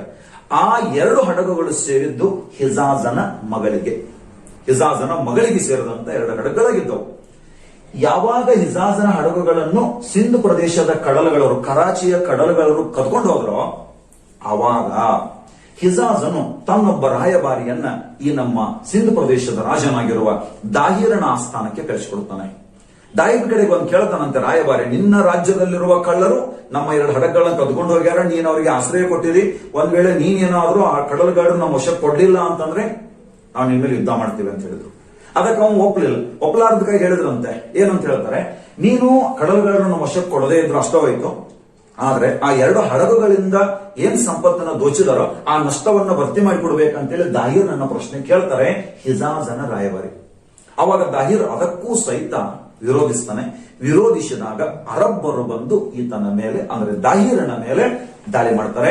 ಹಾಗಾದ್ರೆ ಭಾರತದ ಮೇಲೆ ದಾಳಿ ಮಾಡಿದ ಮೊದಲ ಮುಸ್ಲಿಮರು ಯಾರು ಅಂತ ಕೇಳಿದ್ರೆ ಅರಬ್ಬರು. ಭಾರತದ ಮೇಲೆ ದಾಳಿ ಮಾಡಿದ ಮೊದಲ ಮುಸ್ಲಿಮರು ಅರಬ್ಬರು ಅಂತೇಳಿ ಅವಾಗ ನಮ್ಮ ಪಿಸಿ ಮತ್ತು PSI ಎಕ್ಸಾಮ್ ಒಳಗೆ ಈ ಕ್ವಶನ್ ಅನ್ನ ಕೇಳ್ತಿರ್ತಾರೆ. PC ಮತ್ತು PSI ಎಕ್ಸಾಮ್ ಕ್ವಶನ್ ಕೇಳ್ತಿರ್ತಾರೆ. ಭಾರತದ ಮೇಲೆ ದಾಳಿ ಮಾಡಿದ ಮೊದಲ ಮುಸ್ಲಿಮರು ಯಾರು ಅಂತೇಳಿ ಯಾರಪ್ಪ? ಅರಬ್ಬರು. ಹಾಗಾದ್ರೆ ಅರಬ್ಬರು ಭಾರತದ ಯಾವ ಪ್ರದೇಶದ ಮೇಲೆ ದಾಳಿ ಮಾಡಿದ್ರು ಅಂತ ಕೇಳಿದ್ರೆ ಅವರು ದಾಳಿ ಮಾಡಿದ್ದು ಇವತ್ತಿನ ಪಾಕಿಸ್ತಾನದಲ್ಲಿ ಬರ್ತಕ್ಕಂಥ ಸಿಂಧ್ ಪ್ರದೇಶದ ಮೇಲೆ ದಾಳಿ ಮಾಡ್ತಾರೆ. ಪಾಕಿಸ್ತಾನದ ಸಿಂಧ್ ಪ್ರದೇಶದ ಮೇಲೆ ಅರಬ್ಬರು ದಾಳಿ ಮಾಡ್ತಾರೆ. ಇಲ್ಲಿ ಮೊಟ್ಟ ಮೊದಲ ದಾಳಿ ಮಾಡಿದ್ದು ಕ್ರಿಸ್ತ ಶಕ 711. ನೆನಪಿರ್ಲಿ, 2 ಸಾರಿ FDA ಎಕ್ಸಾಮ್ ನೊಳಗ ಹೊಂದಿಸಿ ಬರೆಯುವ ಕೇಳಿದಾರ. ಸಿಂಧ್ ಮೇಲೆ ಅರಬ್ಬರ ಮೊದಲ ದಾಳಿ, ಸಿಂಧ್ ಮೇಲೆ ಅರಬ್ಬರ ಮೊದಲ ದಾಳಿ ಅಂತ ಕೇಳಿದರೆ ಕ್ರಿಸ್ತ ಶಕ 711. ಕ್ರಿಸ್ತ ಶಕ 711ರಲ್ಲಿ ಮೊದಲ ದಾಳಿ ಆಯಿತು. ಕ್ರಿಸ್ತ ಶಕ 711ರಲ್ಲಿ ಸಿಂಧ್ ಪ್ರದೇಶದ ಮೇಲೆ ಮೊದಲು ದಾಳಿ ಮಾಡಿದಂತ ವ್ಯಕ್ತಿ ಹಿಜಾಜನ ಸೇನಾಪತಿಯಾಗಿದ್ದಂತ ಉಬೇದುಲ್ಲಾ ಖಾನ್. ನಿಮ್ಗೆಲ್ಲ ಗೊತ್ತಿರಬಹುದಂತ ಅನ್ಕೊಂಡಿದ್ದೀನಿ. ಹಿಜಾಜ್ ಅಂದ್ರೆ ಯಾರು? ಹಿಜಾಜ್ ಅಂದ್ರೆ ಅರೇಬಿಯಾದ ರಾಜ್ಯಪಾಲ. ಈ ಉಬೇದುಲ್ಲಾ ಖಾನನು ಬಂದು ನಮ್ಮ ದಾಹಿರ್ ಮೇಲೆ ದಾಳಿ ಮಾಡಿದಾಗ ದಾಹಿರನು ಉಬೇದುಲ್ಲಾ ಖಾನ್ ಅನ್ನ ಕೊಂದಾಕ್ತಾನೆ. ಇವನ ಹತ್ಯೆಯಾದ ನಂತರ ಅದೇ ವರ್ಷ ಇನ್ನೊಬ್ಬ ವ್ಯಕ್ತಿ ಬಂದು ಸಿಂಧ್ ಪ್ರದೇಶದ ಮೇಲೆ ದಾಳಿ ಮಾಡ್ತಾನೆ. ಆತನ ಹೆಸರು ಬುದಾಯಿಲ್ ಅಂತ ಹೇಳಿ. ಆ ಬುದಾಯಿಲನ್ನು ಬಂದು ದಾಳಿ ಮಾಡಿದಾಗ ಅವನನ್ನು ಸಹಿತ ನಮ್ಮ ರಾಜ, ಭಾರತದ ಈ ಸಿಂಧ್ ಪ್ರದೇಶದ ರಾಜ ದಾಹಿರನ್ನು ಕೊಂದು ಹಾಕಿದ. 2 ಜನ ಸೇನಾಪತಿಗಳನ್ನು ದಾಹಿರನ್ನು ಕೊಂದು ಹಾಕಿದಾಗ ಕ್ರಿಸ್ತ ಶಕ 712ರಲ್ಲಿ, ಕ್ರಿಸ್ತ ಶಕ 712 ಜೂನ್ ತಿಂಗಳೊಳಗೆ ಒಬ್ಬ ಸೇನಾಪತಿಯನ್ನ ಕಳಿಸಿಕೊಡ್ತಾರೆ. ಜೂನ್ ತಿಂಗಳ 20ನೇ ತಾರೀಕಿಗೆ ಆ ಒಬ್ಬ ವ್ಯಕ್ತಿ ಬಂದು ಸಿಂಧ್ ಪ್ರದೇಶ ದಾಳಿ ಮಾಡ್ತಾನೆ. ಯಾರು ಅಂತಂದ್ರೆ ಹಿಜಾಜನ ಸೋದರಳಿಯನಾಗಿದ್ದಂತ 17 ವರ್ಷದ ಯುವಕ ಮೊಹಮ್ಮದ್ ಬಿನ್ ಕಾಸಿಂ ಅಂತ ಬರ್ತಾನೆ. ಹಿಜಾಜನ ಸೋದರಳಿಯ 17 ವರ್ಷದ ಯುವಕ ಮೊಹಮ್ಮದ್ ಬಿನ್ ಕಾಸಿಮನು ಕ್ರಿಸ್ತ ಶಕ 712 ಜೂನ್ 20ನೇ ತಾರೀಕಿಗೆ ಸಿಂಧ್ ಪ್ರದೇಶದ ಮೇಲೆ ದಾಳಿ ಮಾಡ್ತಾನೆ. ಆಗ ನಮ್ಮಲ್ಲಿದ್ದಂತ ರಾಜ ದಾಹಿರ್ ಅಂತೇಳಿ, ಸಿಂಧ್ ಪ್ರದೇಶ ನೋಡ್ತಿದ್ದ ರಾಜ ದಾಹಿರ್, ನಿಮ್ಗೆಲ್ಲ ಗೊತ್ತಿದೆ. ಈತನ ರಾಜಧಾನಿ ಬ್ರಾಹ್ಮಣಾಬಾದ್ ಅಂತ ಇರ್ತದೆ. ಈತನ ಮೇಲೆ ಬಂದು ದಾಳಿ ಮಾಡಿದವನು ಮೊಹಮ್ಮದ್ ಬಿನ್ ಕಾಸಿಂ. ಮೊಹಮ್ಮದ್ ಬಿನ್ ಕಾಸಿಂ. ಈ ಮೊಹಮ್ಮದ್ ಬಿನ್ ಕಾಸಿಂ ಪ್ರಬಲವಾದ ಅಶ್ವಪಡೆಯನ್ನು ಹೊಂದಿದ್ದ. ನಮ್ಮ ದಾಹಿರನು ಗಜಪಡೆಯನ್ನು ಹೊಂದಿದ್ದ. ದಾಹಿರನ ಕಡೆಗೆ ಬಲಿಷ್ಠವಾದ ಗಜಪಡೆ ಇತ್ತು, ಇವನ್ ಕಡೆಗೆ ಬಲಿಷ್ಠವಾದ ಅಶ್ವಪಡೆ ಇತ್ತು. ದಾಹಿರನು ಆನೆ ಮೇಲೆ ಕುಳಿತೇ ಯುದ್ಧಕ್ಕೆ ಹೋಗ್ತಾನೆ, ಇವ ಅಶ್ವಾರೋಹಿಯಾಗಿ ಯುದ್ಧಕ್ಕೆ ಬರ್ತಾನೆ. ಇವರಿಬ್ಬರ ನಡುವೆ 712 ಜೂನ್ 20ನೇ ತಾರೀಕಿಗೆ ಒಂದು ಯುದ್ಧ ನಡೀತದ. ಅದನ್ನ ನಾವು ರಾವರ್ ಕದನ ಅಥವಾ ರೋವರ್ ಕದನ ಅಂತ ಕರಿತೀವಿ. ರಾವರ್ ಕದನ ಅಥವಾ ರೋವರ್ ಕದನ ಬಹಳ ಇಂಪಾರ್ಟೆಂಟ್ ಆಗಿರುವ ಕದನ ಇದು. ರಾವರ್ ಕದನ ಅಥವಾ ರೋವರ್ ಕದನ ಅಂತ ನಡೀತದ ಕ್ರಿಸ್ತ ಶಕ 712ರಲ್ಲಿ ಜೂನ್ 20ನೇ ತಾರೀಕಿಗೆ. ಈ ಕದನದಲ್ಲಿ ಇವನು ಬಲಿಷ್ಠವಾದ ಅಶ್ವಪಡೆ ಹೊಂದಿದ್ದ ಅಂತ ಹೇಳಿದೆ, ಇವನು ಬಲಿಷ್ಠವಾದ ಗಜಪಡೆಯನ್ನು ಹೊಂದಿದ್ದ ಅಂತ ಹೇಳಿದೆ. ಇಬ್ಬರ ನಡುವೆ ನಡೆದಂತ ಯುದ್ಧದೊಳಗ ಯುದ್ಧ ಆರಂಭವಾಗಿ 4-5 ಗಳಿಗೆಯ ಅವಧಿಯಲ್ಲಿ ದಾಹಿರನು ಯುದ್ಧ ಭೂಮಿಯಲ್ಲಿ ಮೇಲುಗೈ ಸಾಧಿಸ್ತಾನೆ. ಯಾವಾಗ ದಾಹಿರ್ ಯುದ್ಧ ಭೂಮಿಯಲ್ಲಿ ಮೇಲುಗೈ ಸಾಧಿಸಿದನೋ ಆವಾಗ ಈ ಕಡೆಯ ಸೈನಿಕನೊಬ್ಬ ಯಾರೋ ಒಂದು ಬಾಣವನ್ನ ಬಿಟ್ಟನಂತೆ. ಇವ ಬಿಟ್ಟಂತ ಬಾಣ ದಾಹಿರನು ಕುಳಿತಿರುವ ಆನೆಯ ಕಣ್ಣಿಗೆ ಚುಚ್ಚಿಬಿಡ್ತು.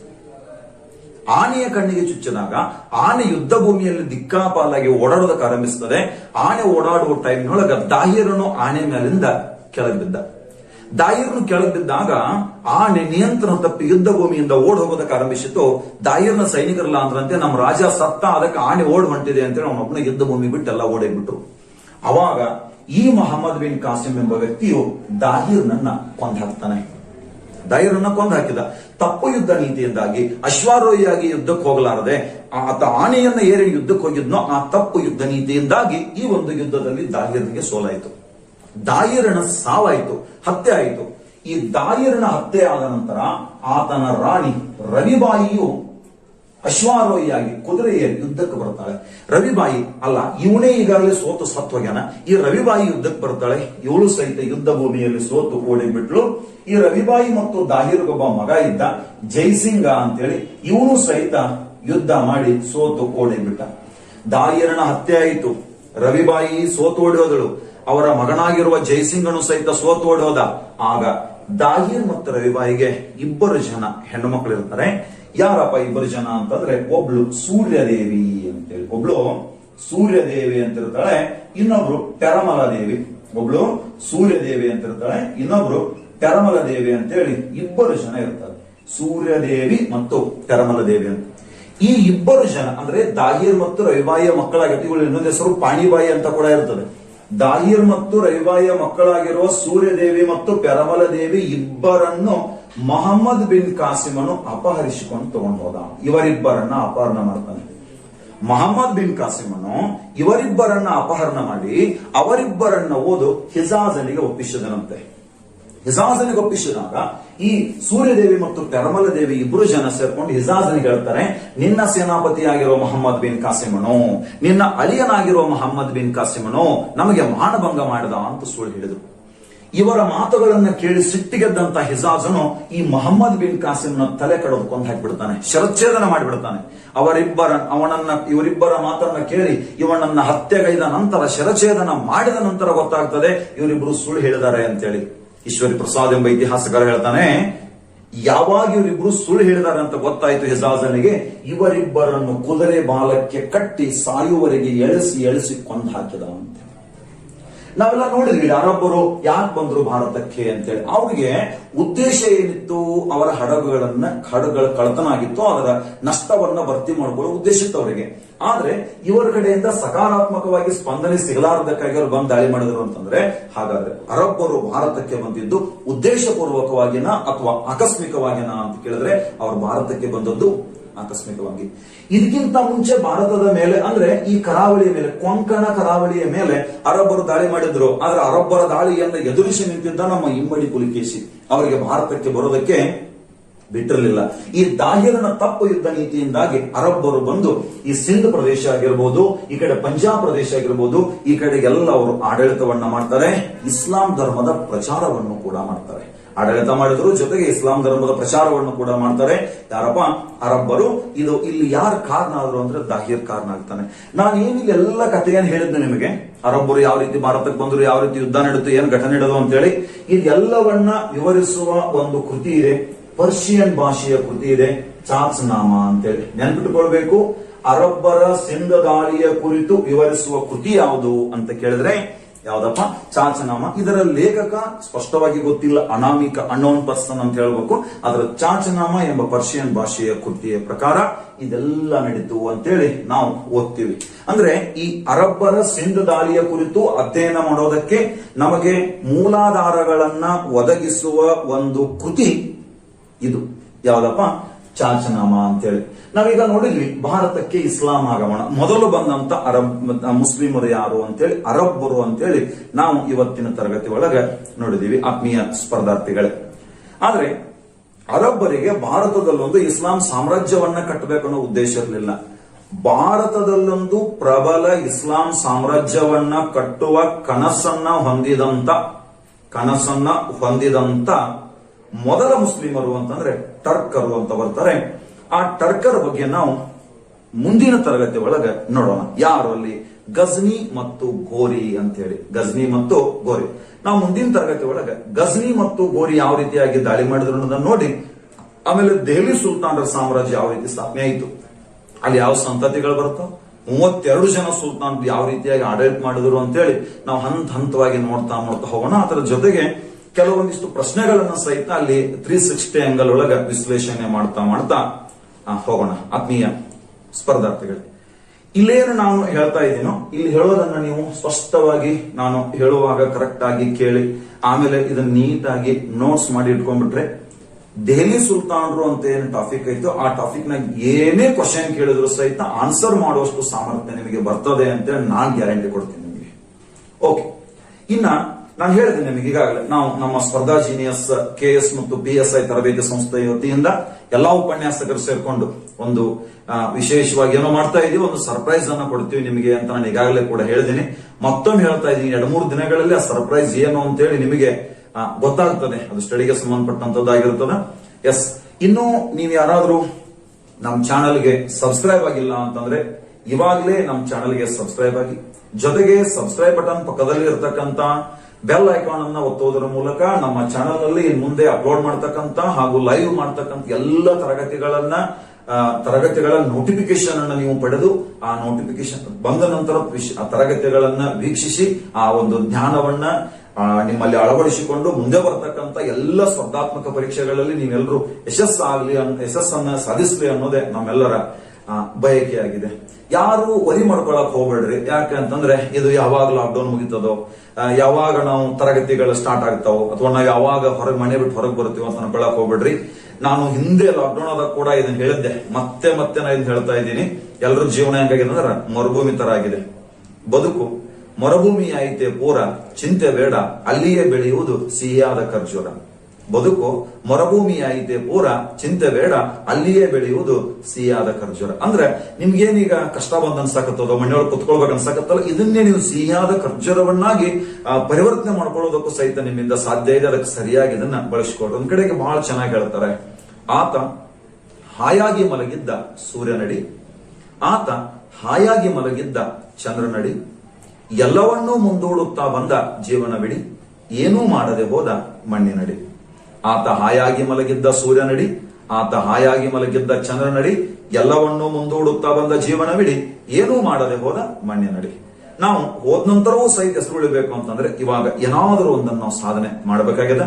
ಅದು ಸಾಧಿಸಲು ಇದೊಂದು ಒಳ್ಳೆ ಅವಕಾಶ, ನಮ್ಗೆಲ್ರಿಗೂ ಅವಕಾಶ ಸಿಕ್ಕದ ಅಂತ ಹೇಳಿ ತಿಳ್ಕೊಂಡು ನೀವೆಲ್ಲರೂ ಅಧ್ಯಯನ ಮಾಡ್ರಿ ಅಂತ ಹೇಳ್ತಾ ಇವತ್ತಿನ ಒಂದು ಸಣ್ಣ ತರಗತಿಯನ್ನು ನಾನು ಇಲ್ಲಿಗೆ ಮುಗಿಸ್ತಾ ಇದ್ದೀನಿ. ಇವತ್ತು ಕೇವಲ ಒಂದು 40-45 ನಿಮಿಷ ತರಗತಿ ಇದಾಗಿದೆ. ನಾಳೆಯಿಂದ ನಾವು ಸರಿಸ್ 1 ಗಂಟೆ ನಿರಂತರವಾಗಿ 9 ರಿಂದ 10 ಗಂಟೆವರೆಗೆ 1 ಗಂಟೆ ತರಗತಿಯನ್ನು ಮಾಡ್ತೇವೆ. ನಾವು ಯಾವುದೇ ತರಹದ ಸಮಯವನ್ನು ವ್ಯರ್ಥ ಮಾಡೋದಿಲ್ಲ. 1 ಗಂಟೆ ತರಗತಿ ಮಾಡಿದ್ರೆ 1 ಗಂಟೆ ಸಂಪೂರ್ಣವಾಗಿ ವಿಷಯವನ್ನು ಕೊಡ್ತಕ್ಕಂಥ ಕೆಲಸವನ್ನು ಮಾತ್ರ ನಾವಿಲ್ಲಿ ಮಾಡಿರ್ತೀವಿ. ಜೊಳ್ಳು ಕಾಮಿಡಿ ಮಾಡ್ತಕ್ಕಂಥ ಅಥವಾ ಏನೇನೋ ಸುಮ್ನೆ ಹೇಳಿ ನಿಮ್ ತಲೆಗೆ ಏನೋ ವಿಚಾರಗಳು ತುಂಬತಕ್ಕಂಥ ಕೆಲಸವನ್ನ ನಾವು ಮಾಡೋದಿಲ್ಲ. ಇಲ್ಲಿ ನಾವು ಮಾಡೋದು ಸಂಪೂರ್ಣವಾಗಿ ನಿಮ್ ವಿಷಯ ಕೊಡ್ತಕ್ಕಂಥ ಕೆಲಸವನ್ನ ಮಾತ್ರ ಮಾಡ್ತೀವಿ. ಇತ್ತೀಚೆಗೆ ಹೆಂಗಾಗ್ಬಿಟ್ಟದ ಅಂತಂದ್ರೆ ಸೀರಿಯಸ್ ಆಗಿ ವಿಷಯ ಕೊಡ್ತಕ್ಕಂಥವ್ರಿಗೆ ವ್ಯಾಲ್ಯೂ ಕಡಿಮೆ ಆಗ್ಬಿಟ್ಟದ. ಬರೀ ಕಾಮಿಡಿ ಮಾಡಿ ಹಿಂಗ್ ಮಾಡ್ತಕ್ಕಂಥವ್ರಿಗೆ ವ್ಯಾಲ್ಯೂ ಜಾಸ್ತಿ ಆಗ್ಯದ. ನೀವು ಯಾರನ್ನ ಆಯ್ಕೆ ಮಾಡ್ಕೊಳ್ಬೇಕು, ಯಾರು ನಮ್ಗೆ ಒಳ್ಳೆಯ ಮಾರ್ಗದರ್ಶನ ನೀಡ್ತಾ ಇದ್ದಾರೆ ಅವ್ರನ್ನ ಆಯ್ಕೆ ಮಾಡ್ಕೊಳ್ಳೋದು ನಿಮ್ಮೆಲ್ಲರ ಒಂದು ಕರ್ತವ್ಯ, ನಿಮ್ಮ ಜವಾಬ್ದಾರಿ. ಅವ್ರನ್ನ ಆಯ್ಕೆ ಮಾಡ್ಕೊಂಡು ಒಳ್ಳೆ ಗುರುಗಳನ್ನ ಆಯ್ಕೆ ಮಾಡ್ಕೊಂಡು ನೀವೆಲ್ಲರೂ ಅಧ್ಯಯನ ಮಾಡ್ರಿ ಅಂತ ಹೇಳ್ತಾ ನಾವು ಮತ್ತೆ ನಾಳೆ ಭೇಟಿ ಆಗೋಣ. ಅಲ್ಲಿವರೆಗೆ ನಿಮ್ಮ ಅಧ್ಯಯನ ನಿರಂತರವಾಗಿ ನಡೀತಾ ಇರಲಿ. ನಿಮಗೆ ಈ ವಿಡಿಯೋ ಇಷ್ಟ ಆಗಿದ್ರೆ ವಿಡಿಯೋ ಮುಗಿದ ನಂತರ ಒಂದು ಕಮೆಂಟ್ ಮೂಲಕ ನಿಮ್ಮ ಅಭಿಪ್ರಾಯವನ್ನು ತಿಳಿಸಿ. ಏನಾದ್ರೂ ಕುಂದುಕೊರತೆಗಳಿದ್ರೆ, ನ್ಯೂನತೆಗಳಿದ್ರೆ ಅವುಗಳನ್ನು ಸಹಿತ ತಿಳಿಸಿ. ಇನ್ನು ವಿಡಿಯೋ ಇಷ್ಟ ಆಗಿದ್ರೆ ಒಂದು ಲೈಕ್ ಕೊಡಬೇಕು. ಜೊತೆಗೆ ನಿಮ್ಮ ಸ್ನೇಹಿತರಿಗೂ ಸಹಿತ ವಿಡಿಯೋದ ಲಿಂಕ್ ಅನ್ನ ಶೇರ್ ಮಾಡುವುದರ ಮೂಲಕ ನಾವು ಮಾಡ್ತಕ್ಕಂಥ ಈ ಒಂದು ಸಣ್ಣ ಕೆಲಸಕ್ಕೆ ನಿಮ್ಮೆಲ್ಲರ ಪ್ರೋತ್ಸಾಹ ನಿರಂತರವಾಗಿ ಇರಲಿ ಅಂತ ಹೇಳ್ತಾ ಇವತ್ತಿನ ತರಗತಿಯನ್ನ ಮುಗಿಸೋಣ. ತಮ್ಗೆಲ್ರಿಗೂ ನಮಸ್ಕಾರ.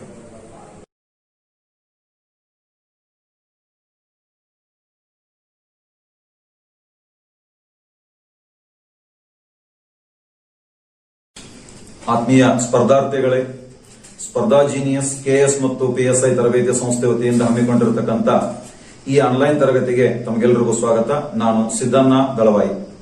ನೀವಿನ್ನೂ ನಮ್ಮ ಚಾನೆಲ್ಗೆ ಸಬ್ಸ್ಕ್ರೈಬ್ ಆಗಿಲ್ಲ ಅಂತಂದ್ರೆ ಸಿದ್ದಣ್ಣ ದಳವಾಯಿ ಎಜುಕೇಟರ್ ಚಾನೆಲ್ಗೆ ಸಬ್ಸ್ಕ್ರೈಬ್ ಆಗಬೇಕು. ಜೊತೆಗೆ ಸಬ್ಸ್ಕ್ರೈಬ್ ಬಟನ್ ಪಕ್ಕದಲ್ಲಿರ್ತಕ್ಕಂಥ ಬೆಲ್ ಐಕಾನ್ ಅನ್ನ ಒತ್ತುವುದರ ಮೂಲಕ ನಾವು ಇನ್ ಮುಂದೆ ಮಾಡತಕ್ಕಂತ ಎಲ್ಲಾ ಲೈವ್ ತರಗತಿಗಳ ನೋಟಿಫಿಕೇಶನ್ ಅನ್ನ ಪಡೆದು ಲೈವ್ ನೋಡೋದಕ್ಕೆ ನಿಮಗೆ ಅನುಕೂಲ ಆಗ್ತದೆ ಅಂತೇಳಿ ಹೇಳೋದಕ್ಕೆ ಬಯಸ್ತೇನೆ. ಆತ್ಮೀಯ ಸ್ಪರ್ಧಾರ್ಥಿಗಳೇ, ನಿನ್ನೆ ತರಗತಿಯಲ್ಲಿ ನಾವು ಇಸ್ಲಾಂ ಧರ್ಮದ ಸ್ಥಾಪನೆ, ಇಸ್ಲಾಂ ಧರ್ಮದ ತತ್ವಗಳು ಮತ್ತು ಭಾರತದ ಮೇಲೆ ಅರಬ್ಬರ ದಾಳಿ ಅಂದ್ರೆ ಸಿಂಧ್ ಪ್ರದೇಶದ ಮೇಲೆ ಅರಬ್ಬರ ದಾಳಿಯ ಕುರಿತು ನೋಡಿದ್ವಿ. ಭಾರತದ ಮೇಲೆ ದಾಳಿ ಮಾಡಿದ ಮೊದಲ ಮುಸ್ಲಿಮರು ಅರಬ್ಬರಾದ್ರೆ ಭಾರತದ ಮೇಲೆ ದಾಳಿ ಮಾಡಿದ ಎರಡನೇ ಮುಸ್ಲಿಮರು ಟರ್ಕರು ಅಂತೇಳಿ. ಟರ್ಕರ್ ಒಳಗ ಅಂದ್ರೆ ಟರ್ಕ್ ಜನಾಂಗ, ಟರ್ಕರು ಅಂತಂದ್ರೆ ಅಲೆಮಾರಿ ಅನಾಗರಿಕ ಜನಾಂಗ ಅಂತ ಬರುತ್ತದೆ. ಆ ಟರ್ಕ್ ಜನಾಂಗದ ಒಳಗ ಬರ್ತಕ್ಕಂಥ ಗಜ್ನಿ ಮನೆತನದ ಬಗ್ಗೆ ಮತ್ತು ಅದರ ನಂತರ ಬರ್ತಕ್ಕಂಥ ಗೋರಿ ಮನೆತನದ ಬಗ್ಗೆ ನಾವು ಇವತ್ತಿನ ಈ ಒಂದು ತರಗತಿ ಒಳಗ ನೋಡೋಣ. ಆತ್ಮೀಯರೇ, ಖಲೀಫರು ಅಂತ ಒಂದು ಪದಾರ್ಥವನ್ನು ನಾನು ಹೇಳಿದ್ದೆ. ಮಹಮ್ಮದ್ ಪೈಗಂಬರ್ ಅವರ ಉತ್ತರಾಧಿಕಾರಿಗಳು ಹಾಗೂ ಇಸ್ಲಾಂ ಧರ್ಮದ ಮುಖಂಡರನ್ನು ಖಲೀಫರು ಅಂತ ಕರಿತಿದ್ವಿ. ಈ ಖಲೀಫರಿಗೆ ಅಂದ್ರೆ ಬಾಗ್ದಾದಿನ ಖಲೀಫರಿಗೆ ಒಬ್ಬ ಗುಲಾಮ ಇರುತ್ತಾನೆ. ಆ ಗುಲಾಮನ ಹೆಸರು ಅಲಬ್ತಗೀನ್ ಗಜ್ನಿ ಅಂತೇಳಿ. ಅಲಬ್ತಗೀನ್ ಗಜ್ನಿ. ಆ ಅಲಬ್ತಗೀನ್ ಗಜ್ನಿಯು ಗುಲಾಮನಾಗಿ ಸೇವೆ ಸಲ್ಲಿಸಿದ ನಂತರ ಅಫಘಾನಿಸ್ತಾನದ ಗಜ್ನಿ ಅಂತ ಒಂದು ಪ್ರದೇಶವನ್ನ ತನ್ನ ರಾಜಧಾನಿಯನ್ನಾಗಿಸಿಕೊಂಡು ಆಡಳಿತವನ್ನ ಆರಂಭಿಸಿದ. ಆ ಮನೆತನಕ್ಕೆ ಗಜ್ನಿ ಮನೆತನ ಅಂತೇಳಿ ಹೆಸರು ಬರ್ತದ. ಹಾಗಾದ್ರೆ ಈ ಗಜ್ನಿ ಮನೆತನದ ಸ್ಥಾಪಕ ಯಾರು ಅಂತ ಕೇಳಿದ್ರೆ ಅಲಬ್ತಗೀನ್ ಗಜ್ನಿ ಈ ಮನೆತನದ ಸ್ಥಾಪಕನಾಗಿರ್ತಾನೆ. ಅಲಬ್ತಗೀನ್ ಗಜ್ನಿ. ಈ ಅಲಬ್ತಗೀನ್ ಗಜ್ನಿಯ ನಂತರ ಆಡಳಿತಕ್ಕೆ ಬರೋನು ಆತನ ಮಗನಾಗಿರುವ ಸಬಕ್ತಗೀನ್ ಗಜ್ನಿ ಅಂತ ಬರ್ತಾನೆ. ಆತನ ಮಗ ಸಬಕ್ತಗೀನ್ ಗಜ್ನಿ ಅಂತ ಬಂದ. ಈತನು ಗಜ್ನಿ ಮನೆತನದ ಎರಡನೆಯ ರಾಜನಾಗಿರುತ್ತಾನೆ. ಈ ಸಬಕ್ತಗೀನನು ಒಮ್ಮೆ ನಮ್ಮ ಈ ಪಂಜಾಬ್ ಪ್ರದೇಶದ ಮೇಲೆ ದಾಳಿಯನ್ನ ಮಾಡ್ತಾನೆ. ಪಂಜಾಬ್ ಪ್ರದೇಶದೊಳಗೊಬ್ಬ ಜೈಪಾಲ್ ಅಂತ ರಾಜ ಇದ್ದ. ಆ ಜೈಪಾಲ್ ಮತ್ತು ಸಬಕ್ತಗೀನ್ ನಡುವೆ ಒಂದು ಲಂಗಾನ್ ಕದನ ಅಂತ ನಡೀತದ. ಪರೀಕ್ಷಾ ದೃಷ್ಟಿಯಿಂದ ನಮಗಷ್ಟೇನು ಇಂಪಾರ್ಟೆಂಟ್ ಅಲ್ಲ. ಆದ್ರೆ ಈ ಸಬಕ್ತಗೀನ್ ನಂತರ ಸಬಕ್ತಗೀನ್ನ ಮಗ ಆಡಳಿತಕ್ಕೆ ಬರ್ತಾನೆ. ಮಹಮ್ಮದ್ ಗಜ್ನಿ ಅಂತ ಆಡಳಿತಕ್ಕೆ ಬರ್ತಾನೆ. ಇವನ್ ಬಗ್ಗೆ ನೀವೆಲ್ಲ ಕೇಳಿರ್ತೀರಿ. ಮಹಮ್ಮದ್ ಗಜ್ನಿ ಈತನೇ ಈ ಗಜ್ನಿ ಮನೆತನದ ಅತ್ಯಂತ ಪ್ರಸಿದ್ಧನಾಗಿರುವ ಸುಲ್ತಾನ್ ಆಗಿರ್ತಾನೆ. ಮಹಮ್ಮದ್ ಗಜ್ನಿ ಅಂತ. ಈತನ ಮೂಲ ಹೆಸರು ಮಹಮ್ಮದ್ ಜಬೂಲಿ ಅಂತ ಇರುತ್ತದೆ. ಮಹಮ್ಮದ್ ಜಬೂಲಿ. ಇಡೀ ಜಗತ್ತಿನ ಮುಸ್ಲಿಂ ಸಮುದಾಯದ ಇತಿಹಾಸವನ್ನ ನೋಡಿದಾಗ ಸುಲ್ತಾನ ಎಂಬ ಪದವಿಯನ್ನ ಪಡೆದು, ಸುಲ್ತಾನ ಎಂಬ ಬಿರುದನ್ನ ಪಡೆದು ಆಡಳಿತ ನಡೆಸಿದಂತ ಮೊಟ್ಟ ಮೊದಲ ವ್ಯಕ್ತಿ ಮಹಮ್ಮದ್ ಗಜ್ನಿ ಅಂತ. ಮಹಮ್ಮದ್ ಗಜ್ನಿ ಈತನೇ ಈ ಮನೆತನದ ಅತ್ಯಂತ ಪ್ರಸಿದ್ಧನಾಗಿರುವ ಸುಲ್ತಾನ್. ಒಬ್ಬ ಇತಿಹಾಸಕಾರ ಬರ್ತಾನೆ, ಹೆನ್ರಿ ಈಲಿಯಟ್ ಅಂತ. ಹೆನ್ರಿ ಈಲಿಯಟ್ ಎಂಬ ಇತಿಹಾಸಕಾರನ ಪ್ರಕಾರ ಈ ಮಹಮ್ಮದ್ ಗಜ್ನಿಯು ಭಾರತದ ಮೇಲೆ 17 ಬಾರಿ ದಾಳಿಯನ್ನ ಮಾಡ್ತಾನೆ. ಒಟ್ಟು 17 ಬಾರಿ ದಾಳಿಯನ್ನ ಮಾಡಿದ ಎಂದು ಹೇಳುವ ಇತಿಹಾಸಕಾರ ಹೆನ್ರಿ ಈಲಿಯಟ್ ಅಂತ ವ್ಯಕ್ತಿ. ಹಾಗಾದ್ರೆ ಈ ಮಹಮ್ಮದ್ ಗಜ್ನಿಯು ಭಾರತದ ಮೇಲೆ ದಾಳಿ ಮಾಡಬೇಕಾದ್ರೆ ಕಾರಣಗಳೇನು ಅಂತ ಕೇಳಿದಾಗ ಈತನು ಭಾರತದ ಮೇಲೆ ದಾಳಿ ಮಾಡಲು ಅತಿ ಮುಖ್ಯವಾಗಿರುವ ಕಾರಣ ಭಾರತದಲ್ಲಿನ ವಿಪುಲವಾಗಿರುವ ಹೇರಳವಾಗಿರುವ ಸಂಪತ್ತನ್ನ ಲೂಟಿ ಮಾಡಬೇಕು. ಭಾರತದಲ್ಲಿನ ಹೇರಳವಾದ ಸಂಪತ್ತನ್ನು ಲೂಟಿ ಮಾಡಬೇಕು ಅಂತೇಳಿ ಈತ ಭಾರತದ ಮೇಲೆ ದಾಳಿಯನ್ನು ಮಾಡ್ತಾನೆ. ಈತನ ದಾಳಿಯ ಒಂದು ಉದ್ದೇಶ. ಈತನ ದಾಳಿಯ ಎರಡನೇ ಉದ್ದೇಶ ಭಾರತದಲ್ಲಿನ ಹಿಂದೂ ದೇವಾಲಯಗಳನ್ನ ನಾಶ ಮಾಡೋದು. ಭಾರತದಲ್ಲಿ ಹಿಂದೂ ದೇವಾಲಯಗಳನ್ನ ನಾಶ ಮಾಡೋದು ಈತನ ದಾಳಿಯ ಎರಡನೇ ಉದ್ದೇಶ ಆಗಿತ್ತು. ಆದ್ರೆ ಕೆಲವು ಜನ ಇತಿಹಾಸಕರು ಹೇಳ್ತಾರೆ ಹಿಂದೂ ದೇವಾಲಯಗಳನ್ನ ನಾಶ ಮಾಡೋದು ಈತನ ಉದ್ದೇಶ ಆಗಿರಲಿಲ್ಲ. ಆದ್ರೆ ದೇವಾಲಯಗಳಲ್ಲಿನ ಸಂಪತ್ತನ್ನ ಲೂಟಿ ಹೊಡೆಯುವ ಸಲುವಾಗಿ ಈತ ದೇವಾಲಯಗಳ ಮೇಲೆ ದಾಳಿ ಮಾಡಿ ದೇವಸ್ಥಾನಗಳನ್ನು ನಾಶ ಮಾಡ್ತಾನೆ ಅಂತ ಹೇಳ್ತಾರೆ. ಈತನ ದಾಳಿ ಎರಡನೇ ಉದ್ದೇಶ ಹಿಂದೂ ದೇವಾಲಯಗಳ ಮೇಲೆ ದಾಳಿಯಾಗಿತ್ತು. ಮೂರನೇ ಉದ್ದೇಶ ಹಿಂದೂಗಳ ಮೇಲೆ ಧರ್ಮಯುದ್ಧವನ್ನ ಸಾಧಿಸಿ ಭಾರತದಲ್ಲಿ ಪ್ರಬಲವಾಗಿ ಇಸ್ಲಾಂ ಧರ್ಮವನ್ನು ಸ್ಥಾಪಿಸಿದ್ರು ಈತನ ಉದ್ದೇಶ ಆಗಿತ್ತು ಹೊರತು ಈತ ಎಲ್ಲಿಯೂ ಸಹಿತ ಇಸ್ಲಾಂ ಸಾಮ್ರಾಜ್ಯವನ್ನ ಸ್ಥಾಪಿಸಬೇಕಂತ ಉದ್ದೇಶವನ್ನ ಹೊಂದಿರಲಿಲ್ಲ. ನೆನಪಿರಲಿ, ಮೊಹಮ್ಮದ್ ಗಜ್ನಿಯು ಇಸ್ಲಾಂ ಧರ್ಮವನ್ನ ಸ್ಥಾಪಿಸುವ ಉದ್ದೇಶವನ್ನ ಹೊಂದಿದ್ದನೇ ಹೊರತು ಭಾರತದಲ್ಲಿ ಇಸ್ಲಾಂ ಸಾಮ್ರಾಜ್ಯವನ್ನ ಸ್ಥಾಪಿಸುವ ಉದ್ದೇಶವನ್ನ ಹೊಂದಿರಲಿಲ್ಲ. ಇಲ್ಲಿ ಎರಡು ಪ್ರಶ್ನೆಗಳನ್ನ ಕೇಳಬಹುದು ನಮ್ಗೆ. ಇವಾಗ ಯಾವ ರೀತಿ ಪ್ರಶ್ನೆಗಳನ್ನು ಕೇಳಬಹುದು ಅಂತಂದ್ರೆ, ಒಂದು, ಭಾರತದ ಮೇಲೆ ಮೊಹಮ್ಮದ್ ಗಜ್ನಿಯ ದಾಳಿಯ ಅತಿ ಮುಖ್ಯವಾದ ಉದ್ದೇಶ ಯಾವುದು ಅಂತ ಕೇಳಬಹುದು. ಮೊಹಮ್ಮದ್ ಗಜ್ನಿಯ ದಾಳಿಯ ಅತಿ ಮುಖ್ಯವಾದ ಉದ್ದೇಶ ಅಂತಂದ್ರ ಸಂಪತ್ತಿನ ಲೂಟಿ ಈತನ ಅತಿ ಮುಖ್ಯವಾದ ಉದ್ದೇಶ ಆಗಿತ್ತು. ಇನ್ನ ಈ ಕೆಳಗಿನವುಗಳಲ್ಲಿ ಯಾವುದು ಮೊಹಮ್ಮದ್ ಗಜ್ನಿಯ ದಾಳಿಯ ಉದ್ದೇಶ ಅಲ್ಲ ಅಂತ ಕೇಳಿದ್ರೆ, ಭಾರತದಲ್ಲಿ ಇಸ್ಲಾಂ ಸಾಮ್ರಾಜ್ಯವನ್ನ ಸ್ಥಾಪಿಸಬೇಕನ್ನೋದು ಮೊಹಮ್ಮದ್ ಗಜ್ನಿಯ ದಾಳಿಯ ಉದ್ದೇಶ ಆಗಿರಲಿಲ್ಲ. ಇಸ್ಲಾಂ ಸಾಮ್ರಾಜ್ಯ ಸ್ಥಾಪಿಸುವ ಉದ್ದೇಶ ಆಗಿರಲಿಲ್ಲ. ಅವನು ಇಸ್ಲಾಂ ಧರ್ಮವನ್ನ ಸ್ಥಾಪಿಸುವ ಉದ್ದೇಶವನ್ನು ಹೊಂದಿದ್ದ. ಈ ಮೊಹಮ್ಮದ್ ಗಜ್ನಿಯು ಒಬ್ಬ ವೀರ ಪರಾಕ್ರಮಿ ಸೈನಿಕ, ಸೇನಾಪತಿ ಹಾಗೂ ರಾಜನೀತಿ ನಿಪುಣ ರಾಜನಾಗಿದ್ದ. ಅಷ್ಟೇ ಅಲ್ಲದೆ ಸಾಹಿತ್ಯ ಆಸಕ್ತನಾಗಿದ್ದ. ಅದಕ್ಕಾಗಿ ಈತನ ಆಸ್ಥಾನದೊಳಗ ಕೆಲವು ಜನರಿಗೆ ಆಶ್ರಯವನ್ನ ಕೊಟ್ಟಿರ್ತಾನೆ. ಯಾರ್ಯಾರು ಇವನ ಆಶ್ರಯ ಪಡೆದಿರತಕ್ಕಂಥವ್ರು ಯಾರು ಅಂತಂದಾಗ, ಮೊದಲನೇ ಒಬ್ಬ ಇತಿಹಾಸಕಾರ, ಈತನ ಆಸ್ಥಾನದೊಬ್ಬ ಇತಿಹಾಸಕಾರ ಉತ್ಬಿ ಅಂತ ಬರ್ತಾನೆ. ಉತ್ಬಿ ಅಂತೇಳಿ ಈತನ ಆಸ್ಥಾನ ಇತಿಹಾಸಕಾರ ಒಬ್ಬನಾದ್ರೆ, ಈತನ ಆಸ್ಥಾನದ ಇನ್ನೊಬ್ಬ ಇತಿಹಾಸಕಾರ ಬಹಳ ಇಂಪಾರ್ಟೆಂಟ್ ಫಿರ್ದೋಶಿ ಅಂತೇಳಿ. ಇನ್ನೊಬ್ಬ ಈತನ ಆಸ್ಥಾನದಲ್ಲಿದ್ದವನು ಫಿರ್ದೋಶಿ ಅಂತ ವ್ಯಕ್ತಿ ಬರ್ತಾನೆ. ಈ ಫಿರ್ದೋಶಿಯ ಕೃತಿ ಶಾನಾಮ ಅಂತ ಇರುತ್ತದೆ. ಫಿರ್ದೋಶಿಯ ಕೃತಿ ಶಾನಾಮ. ಇವರು ಇಬ್ಬರು ಜನ ಇವನ ಆಸ್ಥಾನದ ಇತಿಹಾಸಕರು. ಇದು ಚೆನ್ನಾಗಿ ಗೊತ್ತಿರಬೇಕು. ಆತ್ಮೀಯ ವೀಕ್ಷಕರೇ, ಈ ಮಹಮ್ಮದ್ ಗಜ್ನಿಯು ಭಾರತಕ್ಕೆ ಬರಬೇಕಾದ್ರೆ ಅಂದ್ರೆ ಭಾರತಕ್ಕೆ ಬಂದಂತ ಟೈಮ್ನೊಳಗೆ ಇವನ್ ಜೊತೆಗೆ ಒಬ್ಬ ಪರ್ಷಿಯನ್ ವಿದ್ವಾಂಸ ಬರ್ತಾನೆ, ಅಲ್ಬೆರೂನಿ ಅಂತೇಳಿ. ನೀವೆಲ್ಲ ಹಳೆ ಪ್ರಶ್ನೆ ಪತ್ರಿಕೆಗಳನ್ನ ಏನಾದ್ರೂ ಬಿಡಿಸಿದ್ರಿ ಅಂತಂದ್ರ ಅಲ್ಲಿ ಈತನ ಬಗ್ಗೆ ಬಹಳಷ್ಟು ಸಾರಿ ಪ್ರಶ್ನೆಯನ್ನು ಕೇಳಿದ್ದಾರೆ.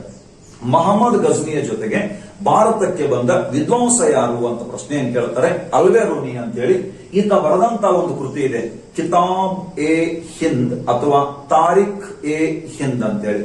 ಕಿತಾಬ್ ಎ ಹಿಂದ್ ಅಥವಾ ತಾರಿಕ್ ಎ ಹಿಂದ್ ಎಂಬ ಒಂದು ಕೃತಿಯನ್ನು ಈತ ರಚನೆ ಮಾಡ್ತಾನೆ. ನೆನಪಿರಬೇಕು, ಭಾರತಕ್ಕೆ ಅಂದ್ರೆ ಮಹಮ್ಮದ್ ಗಜ್ನಿಯ ಜೊತೆಗೆ ಭಾರತಕ್ಕೆ ಬಂದ ಪರ್ಷಿಯನ್ ವಿದ್ವಾಂಸ ಅಲ್ಬೆರೂನಿ. ಆ ಅಲ್ಬೆರೂನಿಯ ಕೃತಿ ತಾರಿಕ್ ಎ ಹಿಂದ್ ಅಥವಾ ಕಿತಾಬ್ ಎ ಹಿಂದ್ ಅಂತೇಳಿ. ನೋಡ್ರಿ, ಆತನ ಆಸ್ಥಾನದೊಳಗಿದ್ದಂತ ಇತಿಹಾಸಕಾರರು ಅಂತಂದ್ರೆ ಉತ್ಬಿ ಮತ್ತು ಫಿರ್ದೋಸಿ. ಆದ್ರೆ ಆತನ ಜೊತೆಗೆ ಭಾರತಕ್ಕೆ ಬಂದಿರತಕ್ಕಂತ ವಿದ್ವಾಂಸ ಅಲ್ಬೆರೂನಿ. ಆತನ ಕೃತಿ ತಾರಿಕ್ ಎ ಹಿಂದ್ ಅಥವಾ ಕಿತಾಬ್ ಎ ಹಿಂದ್ ಅನ್ನೋದು ಆತನ ಕೃತಿ ಆಗಿರುತ್ತದೆ. ಹಾಗಾದ್ರೆ ಈತ ಅಂದ್ರೆ ಮಹಮ್ಮದ್ ಗಜ್ನಿಯು ಭಾರತದ ಮೇಲೆ 17 ದಾಳಿಗಳನ್ನ ಕೈಗೊಂಡ ಅಂತ ನಾನು ಹೇಳಿದೆ. ಹಾಗಾದ್ರೆ ಈ 17 ದಾಳಿಗಳನ್ನ ಕೈಗೊಳ್ಳುವುದರ ಹಿಂದಿನ ಉದ್ದೇಶ ಏನು ಅಂತ ನಾವು ನೋಡಿದ್ವಿ. ಹಾಗಾದ್ರೆ ಯಾವ ದಾಳಿಗಳು ಇಂಪಾರ್ಟೆಂಟ್? ಇವ ಕೈಗೊಂಡಿರುವ 17 ದಾಳಿಗಳನ್ನು ನಮಗೆ ಎಕ್ಸಾಮ್ ನೇ ಕೇಳ್ತಾರ? ಇಲ್ಲ, ಅದರ ಅವಶ್ಯಕತೆ ನಮಗೆ ಇಲ್ಲ. ನಾವಿಲ್ಲಿ ಆತ ಮಾಡಿರುವ 17 ದಾಳಿಗಳಲ್ಲಿ ಎಕ್ಸಾಮ್ ಪರ್ಪಸ್ ನೆನ್ಪಿಟ್ಕೊಳ್ಬೇಕಾಗಿರತಕ್ಕಂತ ಒಂದು 5 ದಾಳಿಗಳಲ್ಲ. ಆದ್ರೆ ಇವತ್ತಿನ ಕ್ಲಾಸ್ ಒಳಗೆ ನಾವೊಂದು 7-8 ದಾಳಿಗಳನ್ನ ಹೇಳ್ತೀನಿ ನಿಮಗೆ. ಅದ್ರಾಗ ಮೋಸ್ಟ್ ಇಂಪಾರ್ಟೆಂಟ್ ಯಾವಂತನೂ ಲಾಸ್ಟಿಗೆ ನಾವು ನೋಡೋಣ. ಈಗ ಈತನು ಕೈಗೊಂಡಿರುವ ದಾಳಿಗಳಲ್ಲಿ ಮೊದಲನೇ ದಾಳಿ ಕ್ರಿಸ್ತ ಶಕ 1000. ಕ್ರಿಸ್ತ ಶಕ 1000 ಒಳಗೆ ಈತ ದಾಳಿ ಮಾಡ್ತಾನೆ. ಈತನು ಮೊದಲು ದಾಳಿ ಮಾಡಿದ್ದು ಪಂಜಾಬ್. ಈತನು ಮೊದಲು ದಾಳಿ ಮಾಡಿದ್ದು ಪಂಜಾಬಿನ ಮೇಲೆ ದಾಳಿಯನ್ನ ಮಾಡ್ತಾನೆ. ಈತನ ದಾಳಿಯನ್ನ ಎದುರಿಸಿದ ಮೊಟ್ಟ ಮೊದಲ ರಾಜ ಪಂಜಾಬಿನ ಶಾಹಿ ಮನೆತನದ ಜೈಪಾಲ. ಪಂಜಾಬಿನ ಶಾಹಿ ಮನೆತನದ ಜೈಪಾಲ ಈತನ ದಾಳಿಯನ್ನು ಎದುರಿಸಿದ.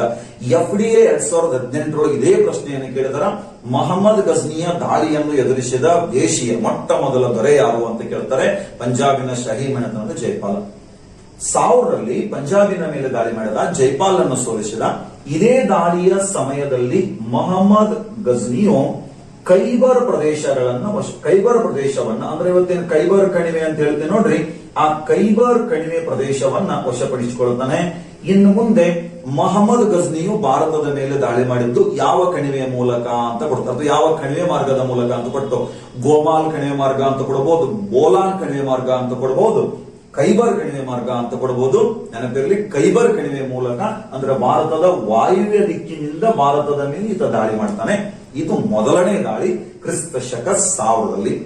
ಇದಾದ ನಂತರ ಆತ ಎರಡನೇ ದಾಳಿಯನ್ನ ಕೈಗೊಂಡಿದ್ದು ಕ್ರಿಸ್ತ ಶಕ 1001ರಲ್ಲಿ. ಎರಡನೇ ದಾಳಿ 1001ರಲ್ಲಿ. 1001ರಲ್ಲಿ ಮಹಮ್ಮದ್ ಗಜ್ನಿಯು ದಾಳಿ ಮಾಡಿದ್ದು ಪಂಜಾಬಿನ ಮೇಲೆ.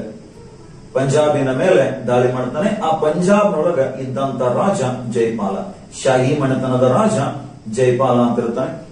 ಮಹಮ್ಮದ್ ಗಜ್ನಿಯ ದಾಳಿಗೆ ಹೆದರಿ ಈ ಜೈಪಾಲನ್ನು ಆತ್ಮಹತ್ಯೆ ಮಾಡ್ಕೊಳ್ತಾನೆ. ಜೈಪಾಲ ಆತ್ಮಹತ್ಯೆ ಮಾಡ್ಕೊಂಡಾಗ ಈ ಜೈಪಾಲನ ಮಗನಾಗಿರುವ ಆನಂದಪಾಲನು ಪಂಜಾಬಿನ ರಾಜನಾಗ್ತಾನೆ. ಪಂಜಾಬಿನ ರಾಜನಾದವನು ಆತನ ಮಗನಾಗಿರುವ ಆನಂದಪಾಲ. ಇದು ಎರಡನೇ ದಾಳಿಯ ಸಮಯದಲ್ಲಿ. ಮೊದಲನೇ ದಾಳಿಯ ಸಮಯದಲ್ಲಿ ಸ್ವತಂತ್ರ ಜೈಪಾಲನು ಮಹಮ್ಮದ್ ಗಜ್ನಿಗೆ ಅಪಾರವಾದ ಕಪ್ಪವನ್ನು ಕೊಟ್ಟು ಕಳಿಸಿದ್ದ, ಆಣೆಗಳನ್ನು ಕೊಟ್ಟು ಕಳಿಸಿದ್ದ, ಅವನಿಗೆ ಅಂದ್ರೆ ಕಪ್ಪವಾಗಿ ಕಾಣಿಕೆ ಕೊಟ್ಟು ಕಳಿಸಿದ್ದ. ಆದ್ರೆ ಎರಡನೇ ದಾಳಿಯ ಸಮಯದಲ್ಲಿ ಈತನು ಆತ್ಮಹತ್ಯೆ ಮಾಡಿಕೊಂಡ ಜೈಪಾಲ. ಆಗ ಆತನ ಮಗನಾಗಿರುವ ಆನಂದಪಾಲನು ಪಂಜಾಬಿನ ರಾಜನಾಗ್ತಾನೆ. ಇದು ಎರಡನೇ ದಾಳಿ. ಇದಾದ ನಂತರ ಮಹಮ್ಮದ್ ಗಜ್ನಿಯು ಕೈಗೊಂಡಿರುವುದು ಮೂರನೇ ದಾಳಿ ಕ್ರಿಸ್ತ ಶಕ 1003ರಲ್ಲಿ. 1003 ಈ ಕಡೆಗೆ ಇವೇನ್ ನಿಮ್ಗೆಲ್ಲ ಗೊತ್ತಿರಬಹುದು, ಸಿಂಧೂ ನದಿ 5 ಉಪನದಿಗಳು JCBRS ನೆನ್ಪಿಟ್ಕೊಂಡ್ಬಿಡ್ರಿ. ಸಿಂಧೂ ನದಿ 5 ಉಪನದಿಗಳು ಜೀಲಂ, ಚೆನಾಬ್, ಬಿಯಾಸ್, ರಾಬಿ, ಸಟ್ಲೇಜನ್. ಇವೇನು ಭಾಗಗಳು ಬರ್ತದೋ ಈ ಕಡೆ ಜೀಲಂ ನದಿ ಅಂತ ಬರ್ತದೆ. ಜೀಲಂ ನದಿಯ ದಡದಲ್ಲಿ ಒಂದು ಪ್ರದೇಶ ಬಾಟಿಯಾ ಅಂತ ಒಂದು ಪ್ರದೇಶ. ಈ ಬಾಟಿಯಾದೊಳಗೊಬ್ಬ ರಾಜ ಇರ್ತಾನೆ. ಬಾಟಿಯಾದ ರಾಜ ಬಿಜೈರ್ ಖಾನ್ ಅಂತ ಹೇಳಿ. ಬಾಟಿಯಾದ ರಾಜ ಬಿಜೈರ್ ಖಾನ್ ಅಂತ ಇರ್ತಾನೆ. ಮಹಮ್ಮದ್ ಗಜ್ನಿಯು ಕ್ರಿಸ್ತ ಶಕ 1003ರಲ್ಲಿ ಈ ಬಿಜೈರ್ ಖಾನನನ್ನ ಸೋಲಿಸ್ತಾನೆ. ಅವನನ್ನು ಸೋಲಿಸಿ ಜೀಲಂ ನದಿಯ ಸುತ್ತಮುತ್ತಲಿನ ಭಾಗಗಳನ್ನ ವಶಪಡಿಸಿಕೊಳ್ಳುತ್ತಾನೆ. ಇದು ಮಹಮ್ಮದ್ ಗಜ್ನಿಯು ಕೈಗೊಂಡಿರುವ ದಾಳಿಗಳಲ್ಲಿ ಮೂರನೇ ದಾಳಿ ಆಗಿರುತ್ತದೆ. ಇದಾದ ನಂತರ ನಾವು ನೋಡೋಣ ನೇರವಾಗಿ 4ನೇ ದಾಳಿ ಅಂತೇಳಿ. ಕ್ರಿಸ್ತ ಶಕ 1006ರಲ್ಲಿ 4ನೇ ದಾಳಿಯನ್ನು ಕೈಗೊಳ್ಳುತ್ತಾನೆ ಮೊಹಮ್ಮದ್ ಗಜ್ನಿ. ಭಾರತದ ಮೇಲೆ ಕೈಗೊಂಡಿರುವ 17 ದಾಳಿಗಳಲ್ಲಿ ಇದು 4ನೇ ದಾಳಿ.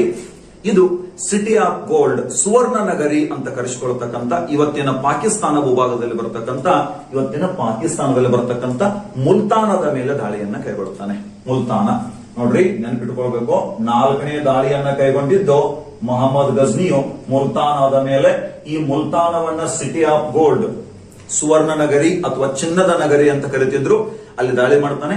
ಅಲ್ಲಿ ದಾಳಿ ಮಾಡಿದಾಗ ಅಲ್ಲೊಬ್ಬ ಮುಸ್ಲಿಂ ಸುಲ್ತಾನನೇ ಆಳುತ್ತಿದ್ದ. ಆತನ ಹೆಸರು ಫತೇ ದಾವೂದ್ ಅಂತ ಇರುತ್ತದೆ. ಆತನ ಹೆಸರು ಫತೇ ದಾವೂದ್ ಅಂತ. ಕ್ರಿಸ್ತ ಶಕ 1006ರಲ್ಲಿ ಮುಲ್ತಾನದ ಮೇಲೆ ದಾಳಿ ಮಾಡಿದಂತ ಮೊಹಮ್ಮದ್ ಗಜ್ನಿಯು ಯಾಕೆ ಮುಸ್ಲಿಂನಾಗಿದ್ದಂತ ಫತೇ ದಾವೂದ್ನನ್ನ ಸೋಲಿಸಿದ ಅಂದ್ರೆ, ಈ ಮೊಹಮ್ಮದ್ ಗಜ್ನಿಯ ಉದ್ದೇಶ ಭಾರತದಲ್ಲಿ ಇಸ್ಲಾಂ ತತ್ವಗಳನ್ನು ಪ್ರಚಾರ ಮಾಡೋದು, ಇಸ್ಲಾಂ ಧರ್ಮವನ್ನು ಪ್ರಚಾರ ಮಾಡೋದು.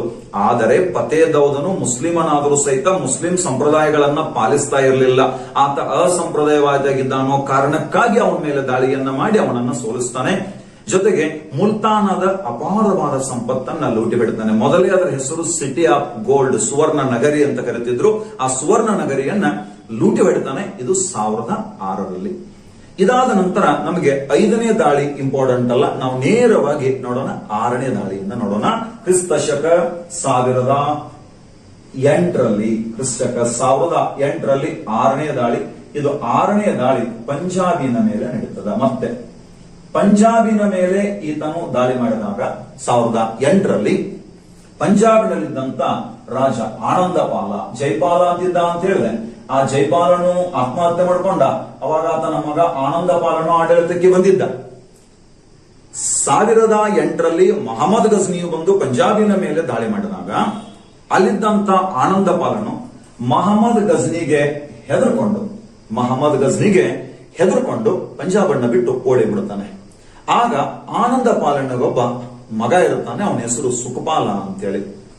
ಯಾವಾಗ ಆನಂದಪಾಲನು ಓಡಿ ಹೋದ್ನೋ ಅವಾಗ ಮೊಹಮ್ಮದ್ ಗಜ್ನಿಯು ಈ ಸುಖಪಾಲನನ್ನ ಬಂಧಿಸಿ ಇವನನ್ನ ಬಡೆದು ಇಸ್ಲಾಂ ಧರ್ಮಕ್ಕೆ ಮತಾಂತರ ಮಾಡಿದ. ಸುಖಪಾಲ ಹೋಗಿ ನವಾಜ್ ಶಾ ಅಂತ ಆಗ್ತಾನೆ. ನವಾಜ್ ಶಾ ಅಂತೇಳಿ ಕರ್ಸ್ಕೊಳ್ಬೇಕಾಯ್ತು. ಅನಿವಾರ್ಯವಾಗಿ ಅವನ ಹಿಂಸೆಯನ್ನ ತಾಳಲಾರದೆ ಸುಖಪಾಲ ಇದ್ದವನು ನವಾಜ್ ಶಾ ಅಂತೇಳಿ ಬದಲಾಗುತ್ತಾನೆ. ಇದು ಮೊಹಮ್ಮದ್ ಗಜ್ನಿಯು ಕೈಗೊಂಡಿರತಕ್ಕಂತ 6ನೇ ದಾಳಿ. ಇದಾದ ನಂತರ ನಾವು ಇಂಪಾರ್ಟೆಂಟ್ ಆಗಿರತಕ್ಕಂತ ಒಂದು ದಾಳಿಯನ್ನ ನೋಡ್ಬೇಕಾಗ್ತದೆ. 7ನೇ ದಾಳಿ ಅಂತೇಳಿ ಕ್ರಿಸ್ತ ಶಕ 1009ರಲ್ಲಿ ಈತ ದಾಳಿಯನ್ನ ಕೈಗೊಳ್ಳುತ್ತಾನೆ ಮೊಹಮ್ಮದ್ ಗಜ್ನಿ. ಈ ಕಡೆ ಹಿಮಾಚಲ ಪ್ರದೇಶ ಅಂತ ಬರುತ್ತದೆ. ಹಿಮಾಚಲ ಪ್ರದೇಶದ ಒಂದು ಬೆಟ್ಟ, ಕಾಂಗ್ರಾ ಬೆಟ್ಟ ಅಂತೇಳಿ. ಕಾಂಗ್ರಾ ಬೆಟ್ಟದೊಳಗೆ ಒಂದು ಕೋಟೆ ಇರುತ್ತದೆ, ನಾಗರ ಕೋಟೆ. 1009ರೊಳಗ ಈತ ಕಾಂಗ್ರಾ ಬೆಟ್ಟದ ಮೇಲೆ ದಾಳಿ ಮಾಡ್ತಾನೆ. ಕಾಂಗ್ರಾ ಬೆಟ್ಟದೊಳಗಿದ್ದಂತ ಒಂದು ಕೋಟೆ ನಾಗರ ಕೋಟೆ. ಟೆರಿಸ್ತಾ ಎನ್ನುವ ಇತಿಹಾಸಕಾರ ಒಂದ್ ಕಡೆ ಹೇಳ್ತಾನೆ, ಮೊಹಮ್ಮದ್ ಗಜ್ನಿಯು ನಾಗರ ಕೋಟೆಯ ಮೇಲೆ ದಾಳಿ ಮಾಡಿ ನಾಗರ ಕೋಟೆಯ ಬೆಳ್ಳಿಯ ಬಾಗಿಲನ್ನ 150 ತುಂಡುಗಳಾಗಿ ಕತ್ತರಿಸಿದ. ಅಂದ್ರೆ ಕೋಟೆಯ ಬಾಗಿಲನ್ನೇ ಬೆಳ್ಳಿಯಿಂದ ಮಾಡಲಾಗಿತ್ತು ಅಂತಂದ್ರೆ ಆ ಕೋಟೆ ಎಷ್ಟೊಂದು ಸಂಪತ್ಭರಿತವಾಗಿರಬಹುದು ಅಂತ ನಾವು ವಿಚಾರ ಮಾಡಬೇಕಾಗಿದೆ. ಈಗ ನೋಡ್ರಿ, ನಾಗರ ಕೋಟೆ, ಕಾಂಗ್ರಾ ಬೆಟ್ಟದ ನಾಗರ ಕೋಟೆಯ ಮೇಲೆ ದಾಳಿ ಮಾಡಿ ಆ ಕೋಟೆಯ ಬೆಳ್ಳಿಯ ಬಾಗಿಲನ್ನು 150 ತುಂಡುಗಳಾಗಿ ಕತ್ತರಿಸಿ ಆ ಕೋಟೆಯನ್ನು ಸಂಪೂರ್ಣವಾಗಿ ನಾಶ ಮಾಡದ ಎಂದು ಹೇಳುವ ಇತಿಹಾಸಕಾರ ಟೆರಿಸ್ತಾ ಅಂತ ಹೇಳ್ತಾನೆ. ಈ ಪೆರಿಸ್ತಾ ಅಂತ ಒಂದು ಕೃತಿ ಇದೆ, ತಾರೀಖೆ ಪೆರಿಸ್ತಾ ಅಂತ. ಅದನ್ನ ನೋಡೋಣ. ದೆಹಲಿ ಸುಲ್ತಾನರು ಹೇಳ್ತೀನಿ, ಇವಾಗ ಹೇಳ್ತೀನಿ ನಿಮಗೆ. ತಾರೀಖೆ ಪೆರಿಸ್ತಾ ಕೃತಿಯೊಳಗೆ ಹೇಳ್ತಾನ, ಬೆಳ್ಳಿಯ ಬಾಗಿಲನ್ನು 150 ತುಂಡುಗಳಾಗಿ ಕತ್ತರಿಸಿದನಂತೆ ಈ ಮೊಹಮ್ಮದ್ ಗಜ್ನಿ. ಇದು ಈ ಗಜ್ನಿ ಕೈಗೊಂಡಿರತಕ್ಕಂತ 7ನೇ ದಾಳಿ. ಇದಾದ ನಂತರ ನಾವು ನೇರವಾಗಿ ನೋಡೋಣ 10ನೇ ದಾಳಿ. ಕ್ರಿಸ್ತ ಶಕ 1014ರೊಳಗ 10ನೇ ದಾಳಿಯನ್ನು ಕೈಗೊಳ್ಳುತ್ತಾನೆ. ಈ ಕಡೆಗೆ ಹರಿಯಾಣದೊಳಗ ತಾನೇಶ್ವರ ಅಂತ ಬರುತ್ತದೆ. ಹರಿಯಾಣದ ತಾನೇಶ್ವರ. ಆ ತಾನೇಶ್ವರದೊಳಗೆ ಒಂದು ಟೆಂಪಲ್ ಇರುತ್ತದೆ, ತಾನೇಶ್ವರದ ಚಕ್ರೇಶ್ವರ ದೇವಾಲಯ ಅಂತೇಳಿ. ಕ್ರಿಸ್ತ ಶಕ 1014ರ ಅವಧಿಯಲ್ಲಿ ಮೊಹಮ್ಮದ್ ಗಜ್ನಿಯು ತಾನೇಶ್ವರದ ಚಕ್ರೇಶ್ವರ ದೇವಾಲಯವನ್ನ ನಾಶ ಮಾಡ್ತಾನೆ. ತಾನೇಶ್ವರದ ಚಕ್ರೇಶ್ವರ ದೇವಾಲಯ ನಾಶ ಆಗ್ತದೆ. ಯಾವಾಗ? ಕ್ರಿಸ್ತಶಕ 1014ರಲ್ಲಿ. ಇದು 10ನೇ ದಾಳಿ. ಆತ್ಮೀಯ ವೀಕ್ಷಕರೇ ಹಾಗೂ ಸ್ಪರ್ಧಾರ್ಥಿಗಳೇ, ಇಲ್ಲಿ ನಾನು ಇಲ್ಲಿವರೆಗೆ 1, 2, 3, 4, 6 ಮತ್ತು 7 10ನೇ ದಾಳಿಗಳನ್ನು ಹೇಳಿದೆ. ಇದರೊಳಗೆ ಎಕ್ಸಾಮ್ಗೆ ಬಹಳ ಇಂಪಾರ್ಟೆಂಟ್ ಆಗಿರೋದು ಅಂತಂದ್ರೆ 1ನೇ ದಾಳಿ, ಅದಾದ ನಂತರ ಇಂಪಾರ್ಟೆಂಟ್ ಆಗಿರೋದು 7 ಮತ್ತು 10ನೇ ದಾಳಿ. ಇವುಗಳಿಗೆ ಜಾಸ್ತಿ ಪ್ರಶಸ್ತವನ್ನ ಕೊಡಬೇಕಾಗ್ತದೆ. ಈಗ ನಾವು ನೋಡೋಣ ನೇರವಾಗಿ 16ನೇ ದಾಳಿ 1025-26 ಅವಧಿಯಲ್ಲಿ ನಡೆಯುತ್ತದೆ. 1025-26 ಅವಧಿಯಲ್ಲಿ ಮೊಹಮ್ಮದ್ ಗಜ್ನಿಯು ದಾಳಿಯನ್ನ ಮಾಡ್ತಾನೆ. ಅವನೇನು 15-16 ಅಂತ ನಂಬರ್ ಕೊಟ್ಟಿಲ್ಲ. ಹಿಂಗ 15-16 ದಾಳಿಗಳಂತ ಹೇಳಿದವರು ಯಾರಂತ ಹೇಳಿದೆ? ಹೆನ್ರಿ ಇಲಿಯಟ್ ಅಂತಕ್ಕಂಥ ಇತಿಹಾಸಕಾರ ಅಂತ ಹೇಳಿದೆ. ಇದು ಬಹಳ ಇಂಪಾರ್ಟೆಂಟ್ ಆಗಿರುವಂತಹ ದಾಳಿ 16ನೇ ದಾಳಿ 1025-26 ಅವಧಿ. 1025ರ ಅಕ್ಟೋಬರ್ ತಿಂಗಳಲ್ಲಿ ಈ ಮೊಹಮ್ಮದ್ ಗಜ್ನಿಯು ಗುಜರಾತಿನ ಮೇಲೆ ದಾಳಿ ಮಾಡ್ತಾನೆ. ಗುಜರಾತಿನೊಳಗ ಅನಿಲವಾಡ ಅಂತ ಒಂದು ಸ್ಥಳ, ಇತ್ತು. ಈ ಅನಿಲವಾಡ ಪ್ರದೇಶವನ್ನ ಆಳುತ್ತಿದ್ದಂತ ರಾಜ 1ನೇ ಭೀಮದೇವ. ಗುಜರಾತಿನ ಅನಿಲವಾಡದ ರಾಜ 1ನೇ ಭೀಮದೇವ ಅಂತ ರಾಜ ಆಡಳಿತ ಮಾಡ್ತಿದ್ದ. 1ನೇಯ ಭೀಮದೇವನು ಆಡಳಿತ ಮಾಡ್ತಿದ್ದ ಗುಜರಾತಿನ ಅನಿಲವಾಡದಲ್ಲಿ.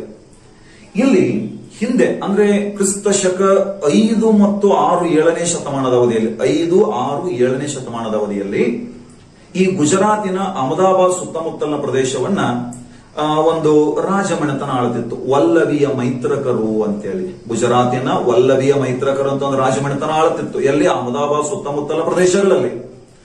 ಆ ಪ್ರದೇಶದಲ್ಲಿ ಆಳ್ತಿರತಕ್ಕಂತ ವಲ್ಲಭಿಯ ಮೈತ್ರಕರು ಅಥವಾ ವಲ್ಲಭಿಯ ಅರಸರು ಆ ಗುಜರಾತಿನ ಅಹಮದಾಬಾದ್ ಸಮೀಪದ ಪ್ರವಾಸ ಪಟ್ಟಣದಲ್ಲಿ ಒಂದು ಟೆಂಪಲ್ ಅನ್ನ ಕಟ್ತಾರೆ. ಅದರ ಹೆಸರು ಸೋಮನಾಥ ಟೆಂಪಲ್ ಅಂತೇಳಿ ನೆನಪಿರ್ಲಿ.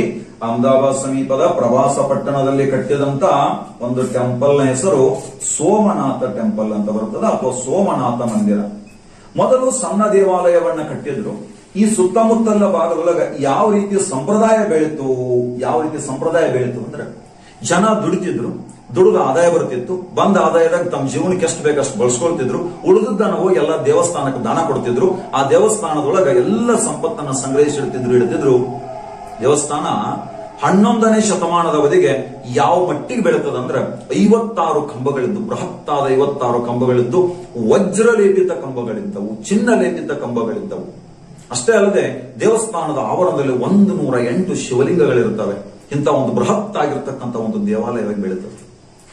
1025ರ ಅಕ್ಟೋಬರ್ನಲ್ಲಿ ಇಲ್ಲಿ ಬಂದು ದಾಳಿ ಮಾಡಿದಂತ ಮೊಹಮ್ಮದ್ ಗಜ್ನಿಯು ಮೊದಲು ಇಲ್ಲಿನ ರಾಜನಾಗಿರುವ 1ನೇ ಭೀಮದೇವನನ್ನು ಸೋಲಿಸಿದ. ಭೀಮದೇವನು ಹೆದರ್ಕೊಂಡು ಓಡಿ ಹೋಗ್ಬಿಡ್ತಾನೆ. ಭೀಮದೇವ ಹೆದರ್ಕೊಂಡು ಓಡಿದಂತ ಟೈಮ್ನೊಳಗೆ 25-30 ಸಾವಿರ ಜನರನ್ನ ಕಟ್ಟಿ ಹಾಕಿ ಅವ್ರನ್ನ ಹಿಂಸಿಸೋಕೆ ಆರಂಭಿಸ್ತಾನೆ. ನೀವು ಇಸ್ಲಾಂ ಧರ್ಮಕ್ಕೆ ಮತಾಂತರ ಹೊಂದಬೇಕು ಅಂತೇಳಿ. ಯಾವಾಗ ಹಿಂಸೆ ಕೊಡೋದಕ್ಕೆ ಆರಂಭಿಸ್ತಾನೆ, ಜನ ಮಾತಾಡಿದ್ರಂತೆ, ನಮ್ಮ ದೇಶದೊಳಗೆ ಅನ್ಯಾಯ ಅಕ್ರಮಗಳು ಜಾಸ್ತಿ ಆಗಿರೋದ್ರಿಂದಾಗಿ ಸೋಮನಾಥ ನಮ್ಗೆ ಇಷ್ಟೆಲ್ಲ ಕಷ್ಟ ಕೊಡ್ತಾ ಇದ್ದಾನೆ. ಆದ್ರೆ ಇಷ್ಟೆಲ್ಲ ಕಷ್ಟ ಕೊಟ್ಟಂತ ಸೋಮನಾಥ ಕೊನೆಗೆ ನಮ್ಮನ್ನು ಕಾಪಾಡ್ತಾನೆ. ನಾವು ದುಡಿದೆಲ್ಲ ಸಂಪತ್ತನ್ನು ಸೋಮನಾಥನ್ ಕೊಟ್ಟಿದ್ದೀವಿ ಅಂತ ಜನ ಮಾತಾಡಿದ್ರಂತೆ. ಮೊಹಮ್ಮದ್ ಗಜ್ನಿ ಕೇಳ್ತಾನಂತೆ, ಯಾರು ಸೋಮನಾಥ? ಜನ ಎಲ್ಲ ಹೇಳಿದ್ರು, ನಾವು ದುಡಿದೆಲ್ಲ ಸೋಮನಾಥನ ಕೊಟ್ಟಿದ್ದೀವಿ, ದೇವ್ರು ಕೊಟ್ಟಿದ್ದೀವಿ, ದೇವಸ್ಥಾನ ಕೊಟ್ಟಿದ್ದೀವಿ, ಆ ಸೋಮನಾಥನೇ ಬಂದು ನಮ್ಮನ್ನು ಕಾಪಾಡ್ತಾನೆ ಅಂತೇಳಿ ಜನ ಹೇಳಿದಾಗ ಅವಾಗ ಮೊಹಮ್ಮದ್ ಗಜ್ನಿಯು 1026ರ ಜನವರಿ ತಿಂಗಳ 6ನೇ ತಾರೀಕಿಗೆ ಹೋಗಿ ಸೋಮನಾಥ ದೇವಾಲಯದ ಮೇಲೆ ದಾಳಿ ಮಾಡ್ತಾನೆ. ಯಾವಾಗ ಅಂತಂದ್ರೆ ಕ್ರಿಸ್ತ ಶಕ 1026ರ ಜನವರಿ ತಿಂಗಳ 6ನೇ ತಾರೀಕಿಗೆ ಮೊಹಮ್ಮದ್ ಗಜ್ನಿಯು ಹೋಗಿ ಸೋಮನಾಥ ದೇವಾಲಯ ದಾಳಿ ಮಾಡಿದ. ಸುತ್ತ ಒಂದು ಬೃಹತ್ ಆಗಿರ್ತಕ್ಕಂಥ ಕೋಟೆ ಇತ್ತು. ಮೊದಲು ಆ ಕೋಟೆಯನ್ನ ನಾಶ ಮಾಡ್ತಾನೆ. ಕೋಟೆಯನ್ನ ನಾಶ ಮಾಡಿ ದೇವಸ್ಥಾನದ ಒಳಗೆ ಹೋಗಿ ಒಂದೊಂದೇ ಕಂಬವನ್ನ ಒಡೆದಾಗ್ತಾ ಹೋಗ್ತಾನೆ. ಕಂಬ ಮೇಲೆ ವಜ್ರಲೇಪಿತ ಕಂಬ, ಒಳಗೆ ಟೊಳ್ಳಾಗಿತ್ತು. ಆ ಕಂಬದ ಒಳಗೆ ಭಾಗದಲ್ಲಿ ಸಂಪತ್ತನ್ನ, ಚಿನ್ನಾಭರಣಗಳನ್ನ ತುಂಬಿಟ್ಟಿದ್ರು. 56 ಕಂಬಗಳನ್ನೆಲ್ಲವನ್ನ ಒಡೆದು ಹಾಕಿದ. ದೇವಸ್ಥಾನದ ಮೂರ್ತಿಗಳನ್ನ ಒಡೆದು ಹಾಕಿದ.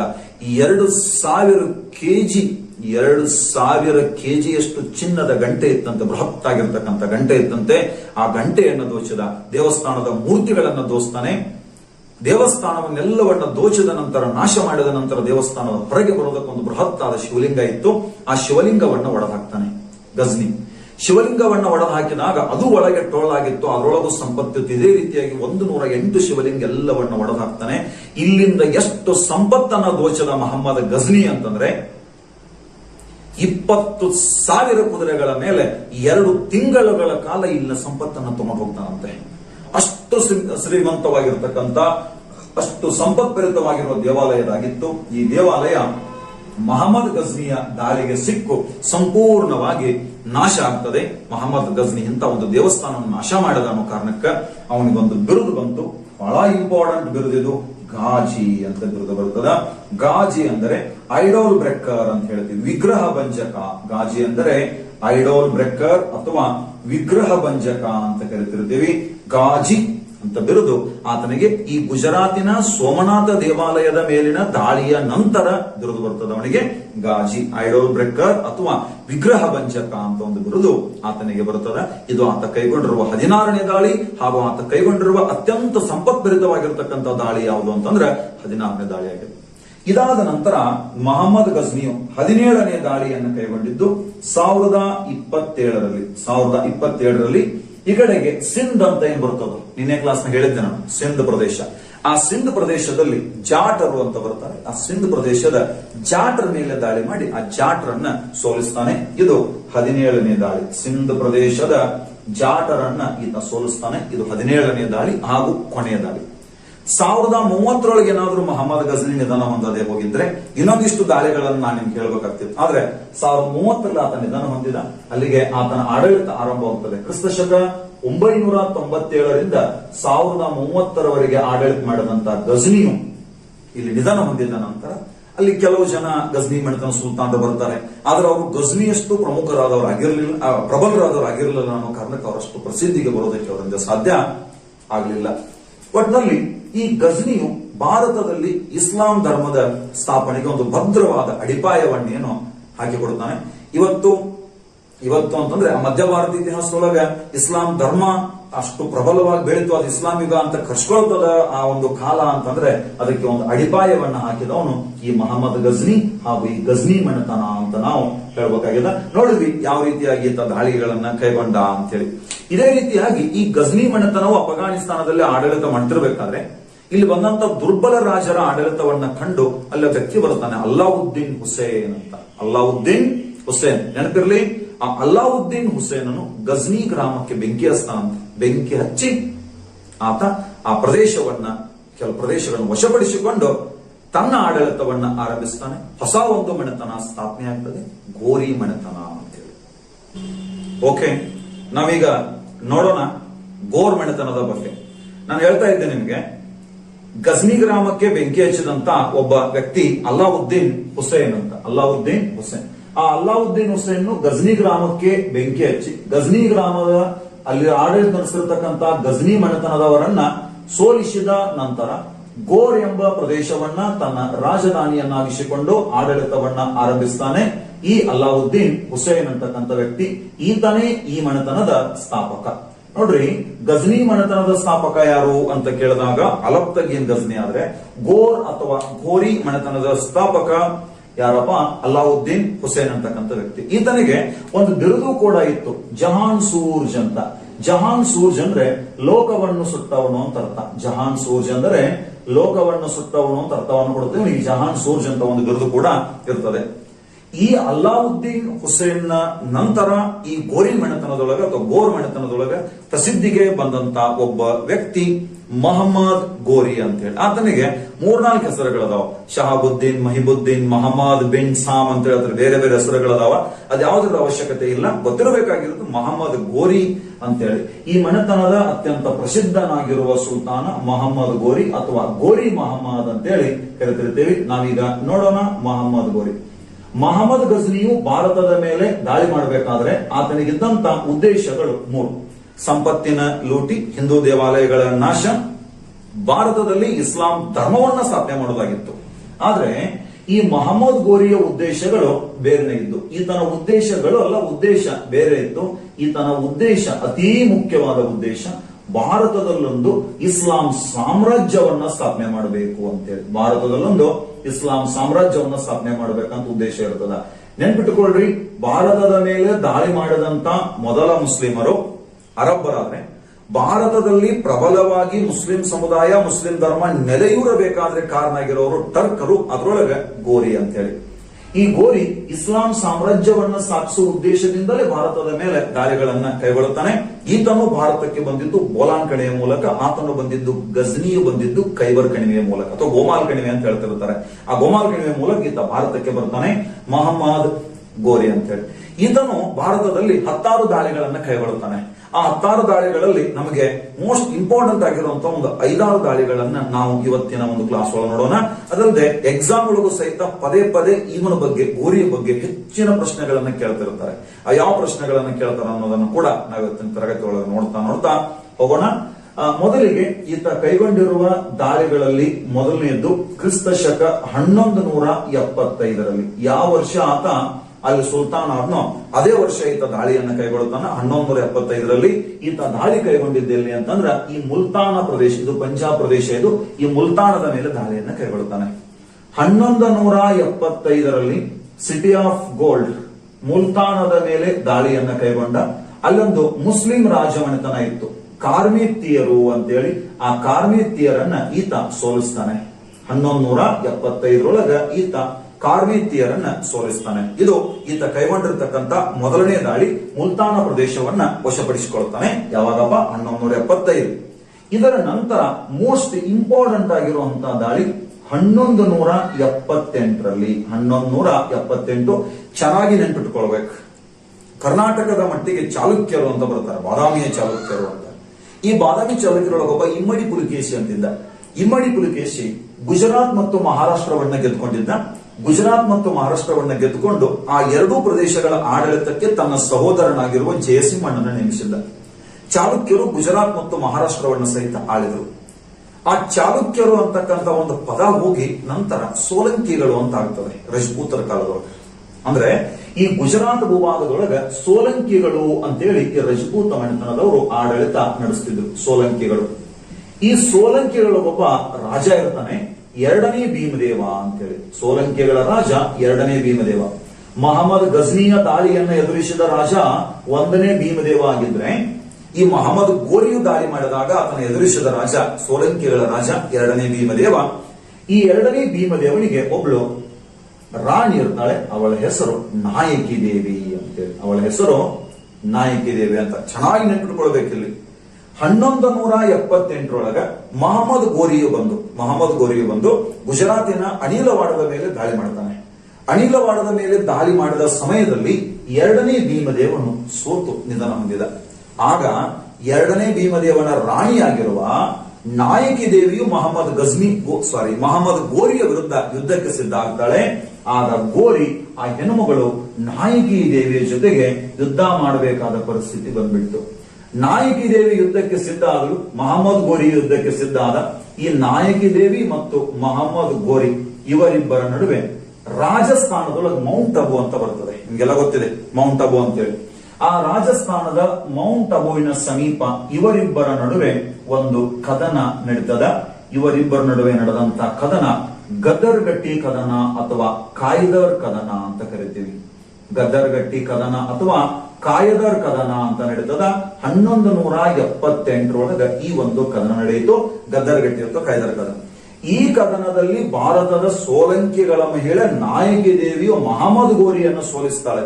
ಇಲ್ಲೊಂದು ಪ್ರಶ್ನೆ ಏನ್ ಕೇಳಿದಾರಪ್ಪ ಅಂತಂದ್ರೆ, ರಾಜಸ್ಥಾನದ ಮೌಂಟ್ ಅಬುವಿನ ಬಳಿ ಮಹಮ್ಮದ್ ಗೋರಿ ಎಂಬ ದಾಳಿಕೋರನನ್ನು ಸೋಲಿಸಿದ ಭಾರತದ ಮಹಿಳೆ ಯಾರು ಅಂತ ಪ್ರಶ್ನೆ ಕೇಳಿದ್ದಾರೆ. ಯಾರಪ್ಪ ಭಾರತದ ಮಹಿಳೆ? ನಾಯಕಿ ದೇವಿ. 1178ರಲ್ಲಿ ನಾಯಕಿ ದೇವಿ ವಿರುದ್ಧ ಹೋರಾಡಿ ಸೋತಂತ ಮಹಮ್ಮದ್ ಗೋರಿಯು ಮತ್ತೊಮ್ಮೆ ಮರಳಿ ಗುಜರಾತಿನ ಕಡೆಗೆ ಬರಲಿಲ್ಲ. 10 ವರ್ಷಗಳ ಕಾಲ ಭಾರತ ಗಡಿಯನ್ನ ಪ್ರವೇಶಿಸಲಿಲ್ಲ ಅಂತ ಈ ಒಂದು ದಾಳಿಯ ನಂತರ ಆ ರೀತಿಯಾಗಿ ನಾಯಕಿ ದೇವಿ ಮಹಮ್ಮದ್ ಗೋರಿಯಲ್ಲಿ ಭಯ ಹುಟ್ಟಿಸಿದಳು. ಇದು ಆತ ಕೈಗೊಂಡಿರುವ ದಾಳಿಗಳಲ್ಲಿ ಒಂದು 1178. ಇದಾದ ನಂತರ ಇನ್ನೊಂದು ಇಂಪಾರ್ಟೆಂಟ್ ಆಗಿರುವಂತದ್ದು ಕ್ರಿಸ್ತ ಶಕ 1186ರೊಳಗ ಮಹಮ್ಮದ್ ಗೋರಿಯು ಲಾಹೋರ್ನವರೆಗೆ ಬರ್ತಾನೆ. ಲಾಹೋರ್ ಮತ್ತು ಸಿಯಾಲ್ಕೋಟ್ ಅಂತ ಬರ್ತದ. ಅಲ್ಲೊಬ್ಬ ಕುಸ್ರು ಮಲಿಕ್ ಅಂತ ಆಡಳಿತ ಮಾಡ್ತಿದ್ದ.